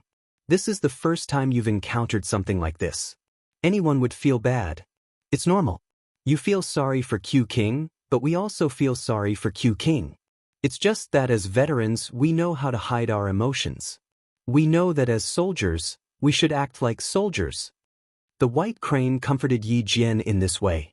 Every word it said was sincere and not perfunctory. Chapter 2067. Yi Qian was a female soldier who was personally taught by a world-class sniper and a first-class sergeant major. Once she realized her mistake, she quickly corrected it and no longer let it affect her. She was a soldier who was on a mission. At this moment, personal feelings had to take a back seat. Nothing was more important than her mission. This was the responsibility a soldier should have. It was also the responsibility a soldier must have. The three of them departed from the island nearly 2 hours later than Dove and the others. When Dove and the others got into the car arranged by the embassy, the three of them who had received the port's location were still at sea driving a speedboat.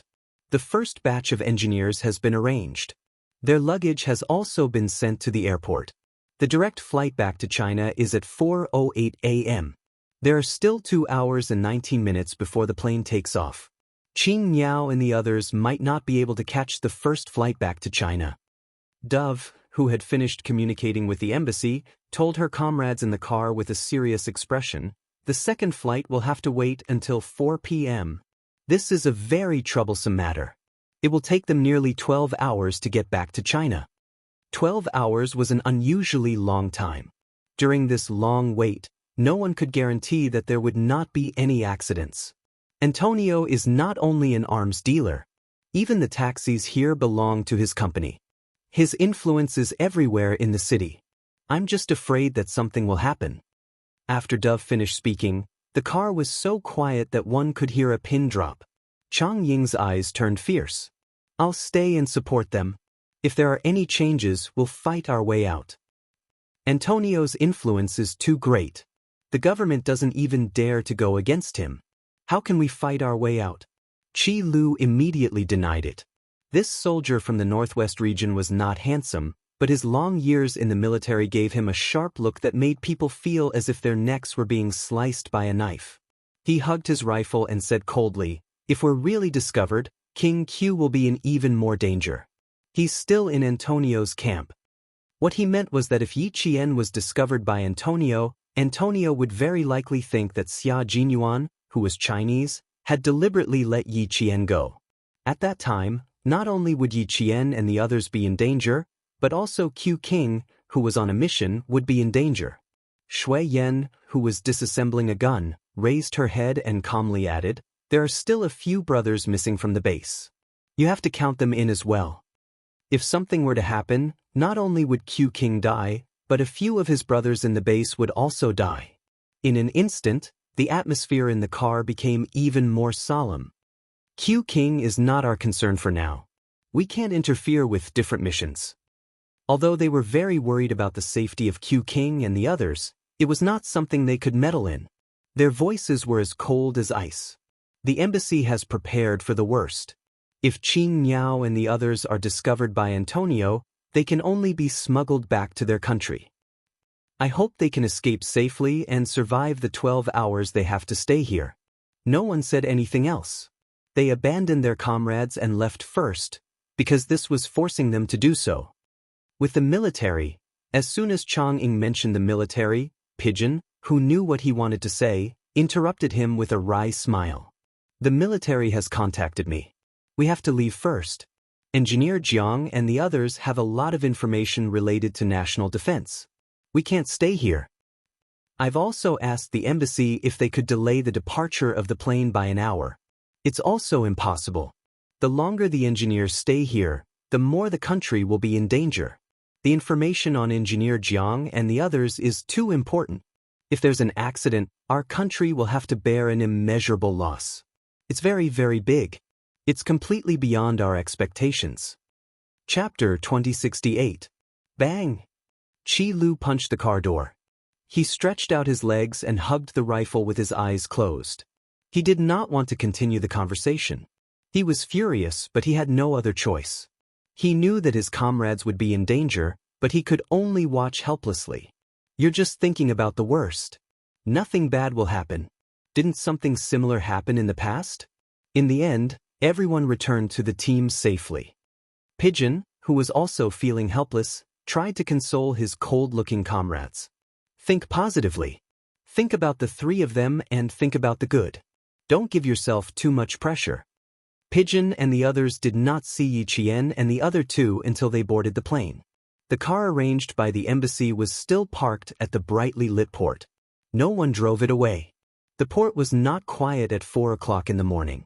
There were people driving motorcycles from one side of the port to the other. There were also people climbing onto cargo ships filled with containers and walking back and forth. There were people on the lighthouse with binoculars looking out at the sea from time to time as if they were looking for something. These people were holding knives in their hands. Some of their chests bulged, revealing the outline of a gun. They walked back and forth around the port without stopping for a moment. There was a gentle breeze on the surface of the sea. The sea breeze carried a salty and fishy smell, mixed with the smell of fuel. The rumbling sound of the speedboat drifted faintly from the dark sea. It gradually got closer and closer until the figure of the driver could be seen clearly from the port. They did not dock at the port. After making a 180-degree turn, they sailed back into the sea. There was not only one speedboat on the sea. There were 10 speedboats. They circled the area and moved forward, then moved closer. From time to time, the people on the speedboats would shout at the top of their lungs. They were all looking for a speedboat, as well as the people on the speedboat. Expand, expand, expand the search area. It's too dark. I can't see anything at all. What the hell? Where did they go? As the speedboats dispersed, some curses could be heard faintly. In less than 5 minutes, the people on one of the speedboats shouted to their companions. Suddenly, all the speedboats turned into arrows and rushed over. 3 figures dove under a ship.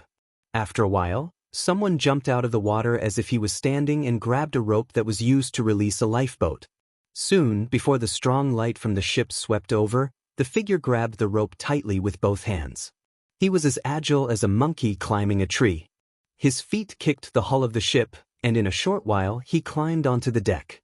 Someone walked over with a light on the deck.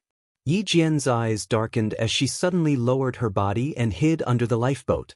Since she was soaking wet, she couldn't just roll across the deck. The water stains she left behind would tell the guys with the knives that someone had been here before. When the sound of footsteps faded away, Yi Qian immediately climbed onto the deck.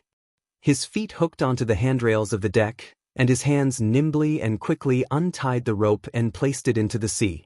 Earlier, she had stepped on Zhou Wan's shoulder to touch the rope that had not been released into the sea. Now she had to release the rope so that her comrades could successfully board the ship. To prevent the water droplets from dripping onto the deck and attracting attention, Yi Qian quickly took off her clothes in the dark. She wrung the water from her clothes tightly. She couldn't take off her pants and wrung them dry, so she could only grab a corner and wring it. The water flowed along the hull of the ship. Not a single drop of water fell into the sea. Soon, Bai He and Zhou Wan came up and used the same method to tighten their clothes and pants.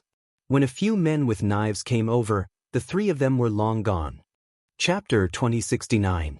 Xia Jinyuan told Yi Qian and the other 2 that Antonio's power was so great that even the government's army couldn't compete with it. He wasn't lying at all.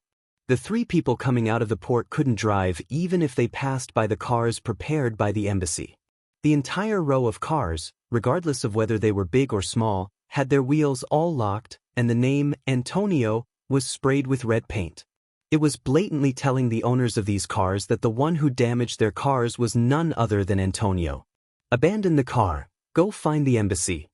Bai He saw the car lock and the red paint, and decided to go find the embassy immediately. According to the agreement, A comrade in the car would pick them up and go to the airport together. Now that there was no one in the car and the car was locked, it was obvious that Chang Ying, who was supposed to stay behind, had left with them.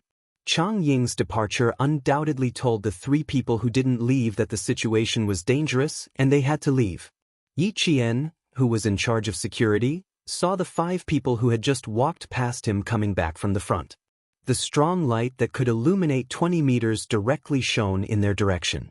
He whispered, "Hide." The 3 people's backs seemed to be equipped with wheels, and each of them slid under the car's chassis. Most of the cars parked at the side of the port belonged to tourists who were going to the island for sightseeing and accommodation. These people didn't seriously search under the car's chassis. They just kept sweeping around with the strong light, looking for suspicious people. The 3 people under the chassis watched several pairs of big feet pass by under their eyes, and only came out when the footsteps disappeared one by one. When they came out, Chang Ying had something in a black plastic bag in his hand. The 3 people who didn't have time to open it didn't stay at the port any longer. They took advantage of the light gray sky to leave silently. The embassy is well prepared. Zhou took out a passport from the black plastic bag and waved it. It saves us half the trouble. The passports that the 3 of them forged before boarding the plane were still on their bodies except for the photos. The entire passport was torn apart and sunk into the sea together with their rifles and equipment. Now, they had nothing on them except a pistol, a GPS tracker, a dagger, and the clothes they were wearing. The things prepared by the embassies solved the problem of their passage. The bus card, cash, mobile phone, passport, and immigration card were enough for the 3 of them to cross half of the city and head to the airport. At dawn, the faint golden light broke through the clouds and illuminated the city where sin and beauty coexisted. The cars on the street kept honking as they passed through the narrow streets and arrived at the place they needed to go. Yi Qian, who had already changed his clothes, learned a little about the city he was in with the help of the convenience store clerk. Then he came out of the convenience store with breakfast for the 3 of them, chicken rolls and warm milk. Zhou and Bai He were waiting for her by the roadside. One of them was wearing a black short-sleeved t-shirt, while the other was wearing a white short-sleeved t-shirt. At this moment, the 2 of them, who were dressed casually, did not have the sharpness of a soldier. They were no different from tourists on the streets. They were holding a map and were gesturing, as if they were discussing how to proceed from here. Little Yi is out. Zhou, who seemed to be focusing all her attention on the map, smiled and waved at Yi Qian. Bai He, who was wearing a white short-sleeved shirt, looked at Yi Qian with a smile and whispered to Zhou, "I have good taste, don't you think Xiao Yi looks good in this?" "Not bad." Zhou nodded. She was indeed beautiful. She was refreshing like a girl who came walking on the waves early in the morning. Her eyes were pure and innocent, and her smile was like a flower. She was so beautiful that just looking at her made one feel happy. Chapter 2070. Bai He, who came from a wealthy family in Jiangnan, had a better sense of aesthetics than his comrades. When Yi Qian took out a pair of jeans and a white t-shirt, he couldn't bear to look at her. He couldn't help but ask her, "Do you like jeans and a white t-shirt?" Yi Qian only answered him with one word, "Convenient." The word, "convenient," stunned Bai He for at least 3 seconds. The girls he had interacted with could spend hours dressing themselves up, and his mother was even more so. She could start preparing for what she was going to wear the next day the night before.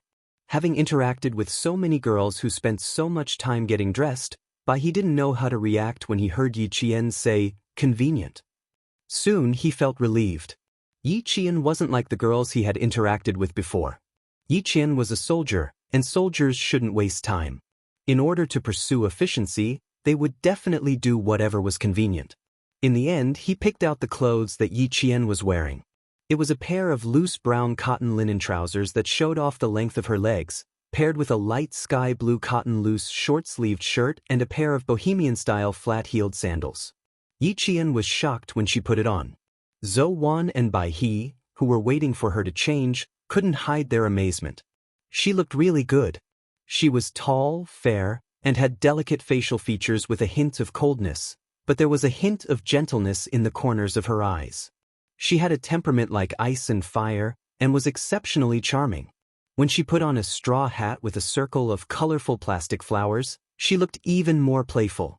Seeing that Yi Qian was still some distance away from them, Bai He whispered, "In the future, little Yi will be the flower in our team and the kind that stands out from the rest." Life will be more exciting, Zhou Wan concluded.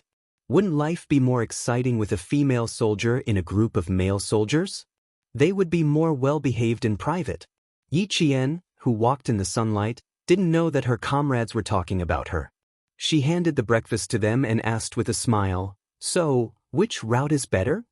There was no way to grasp the entire route. At the very least, they had to know the rough route. The map was their way of grasping the rough route. It was convenient for them to escape immediately if anything happened. Although the transportation is convenient, the roads in the city are complicated. Even experienced drivers would get lost. The white crane rolled the map into its hand and took a bite of the chicken roll. Coin, who was paying attention to the surroundings, saw a few people with totems tattooed on their arms knocking on the glass window of a taxi. With a dark gaze, it said in a low voice, "Looks like this street isn't peaceful anymore. Let's talk while we walk." He understood the language here, so he could clearly understand what these strong men were saying. Yi Qian's eyes darkened slightly. Antonio's influence had already exceeded their expectations. What about Captain Xia after he returned? Was he doing well?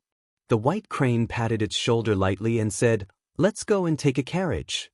"All right." Yi Qian hid his worries well and didn't let his comrades notice anything strange. He smiled faintly and got into the taxi. She believed in Captain Xia's ability, but she couldn't believe that he could really escape unscathed. The taxi drove for less than 3 kilometers before it blocked the road at a corner. The horn was blaring so loudly that it was deafening. As the car moved slowly, the three of them encountered a few strong men knocking on the glass window. The taxi driver lowered the window after the first knock, afraid that these people would smash his car. One of the strong men leaned on the window with one hand and looked at Yi Qian with a somewhat presumptuous gaze. Bai He and Long Ying behind them were also being sized up by 2 strong men. Chapter 2071. It wasn't just one taxi that was stopped by them. In less than 10 kilometers, Yi Qian saw countless taxis being stopped by them. Some people resisted and shouted, but it was no use. The only good thing was that they didn't hurt anyone. It was probably because of this, and the other party didn't do anything too outrageous. They only knocked on the windows and asked the tourists where to get on the bus, where to go later, and chatted with the driver. When they felt that there was no problem, they let the taxi leave. Yi Qian and the others stopped the taxi twice, and it took them 2 hours to reach the designated location of the embassy. It was an old 2-story residential building. The person who received them was the deputy ambassador, who had been in contact with the military. When he saw the 3 of them standing outside the door, he couldn't hide the joy on his face. "We're safe here, we're safe here." The ambassador was a middle-aged man in his early 50s. He warmly welcomed the 3 of them into the living room and immediately poured them a cup of tea. The joy on his face hadn't completely disappeared. "The country has been waiting for news of the 3 of you. Now that the 3 of you have returned safely, the country is relieved." The military was indeed relieved. Major General Yang received Yi Jian's call and heard her voice coming from the other end. Major General Yang, who was pressing down on the steel cup, slowly grasped it tightly. The heavy stone in his heart was finally put down. From now on, listen to the embassy's arrangements. Don't act on your own. Wait for the 4 p.m. flight to fly back to China. Also, don't worry about Q King. We have our own people working with him. You can rest assured. Since this was the first time Yi Qian knew that the members of the Snowfield Brigade had to infiltrate the enemy's camp to complete their mission, the Major General couldn't help but explain. If it were anyone else, they wouldn't have said a word. Yi Qian felt guilty when she saw that even the Major General was comforting her. She pursed her lips and said softly, "I know, you don't have to worry about me. He has his mission and I have mine. We're all working hard for our respective missions. We'll meet again when we return to China." That's right. Her words made the Major General smile involuntarily. Qin Miao's ability to accept things was very strong, and her self-control was also very strong. At that time, when she said she wanted to leave, she did not hesitate at all. From this, it could be seen that she knew her responsibility very well. A soldier who knew his responsibilities would not let his country down. As for Xia Jinyuan, he was afraid that there would be some trouble. After hanging up the phone, the Major General's face turned serious. He was going to suffer some physical injuries. For a soldier, flesh wounds were common even during training. He just had to grit his teeth and bear with it.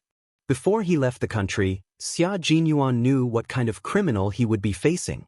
He was mentally prepared and would not be defeated so easily. Right now, the military didn't know where he was, and J5 and the others couldn't contact him either. They could only wait for him to contact the military. As for when to contact the J5, with Xia Jinyuan's ability, he would send out the news within 3 days. All-round Soldier King was not a title that could be easily given. When Yi Qian found out about Xia Jinyuan, she was accompanying Principal Chen to the hospital for a checkup. Although Principal Chen had been discharged, his body was still injured and had to undergo monthly checkups for half a year. Yi Qian, who was sitting outside waiting for Principal Chen to finish his checkup, saw the familiar number. When she pressed the answer button, she had already taken 2 deep breaths. Chapter 2072. From the nervousness when she answered the phone to the joy when she hung up, Yi Jian, who was holding the phone, covered her face in the end. The corners of her eyes were already wet. This is great, this is great, this is really great. He didn't go back on his word. The man she believed in and loved deeply didn't go back on his word. J5 has sent the latest news back to the country. Q King is currently safe and has successfully approached Antonio. This is beneficial for the completion of the mission. That was what the Major General told her. She could tell that the Major General was very happy. She had been back for 3 days.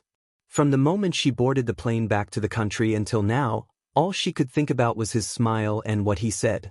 Even in her dreams, she dreamed of him wearing a neat and fitting military uniform, standing under the sun with his right hand holding his military cap.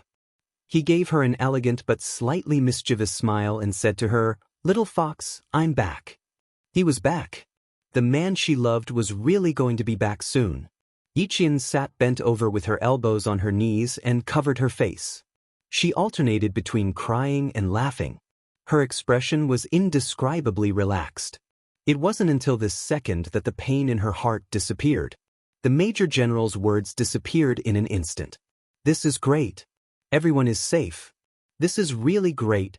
Wiping her tears, Yi Qian took a deep breath of the disinfectant smell that she hated. Her delicate face revealed a smile that was as bright as the sun outside the window. Her watery black eyes were full of vitality, sweeping away the darkness from before. Yi Jian stood up and was about to walk around when she suddenly felt an unfriendly gaze coming from the front. Yi Jian raised her eyes and glanced over. The corners of her mouth curled up slightly. She and Yi Ying were fated to meet each other.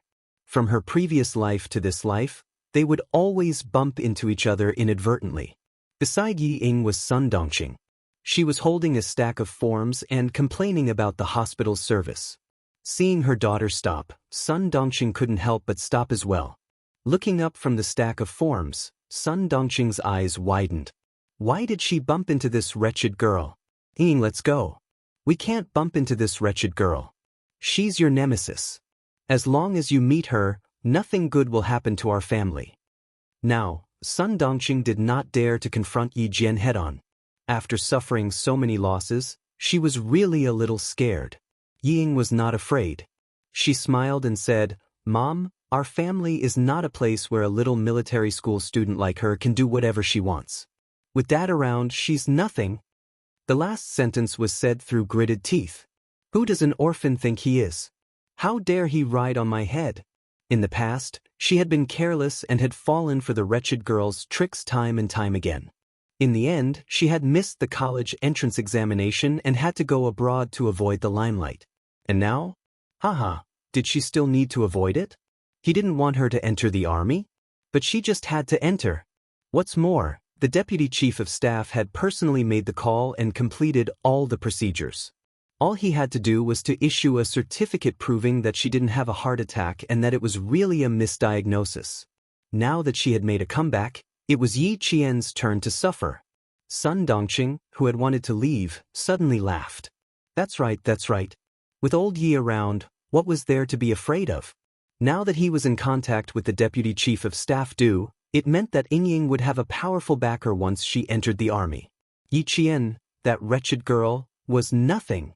Once Ying entered the army, with a few tricks, Yi Qian would be dead.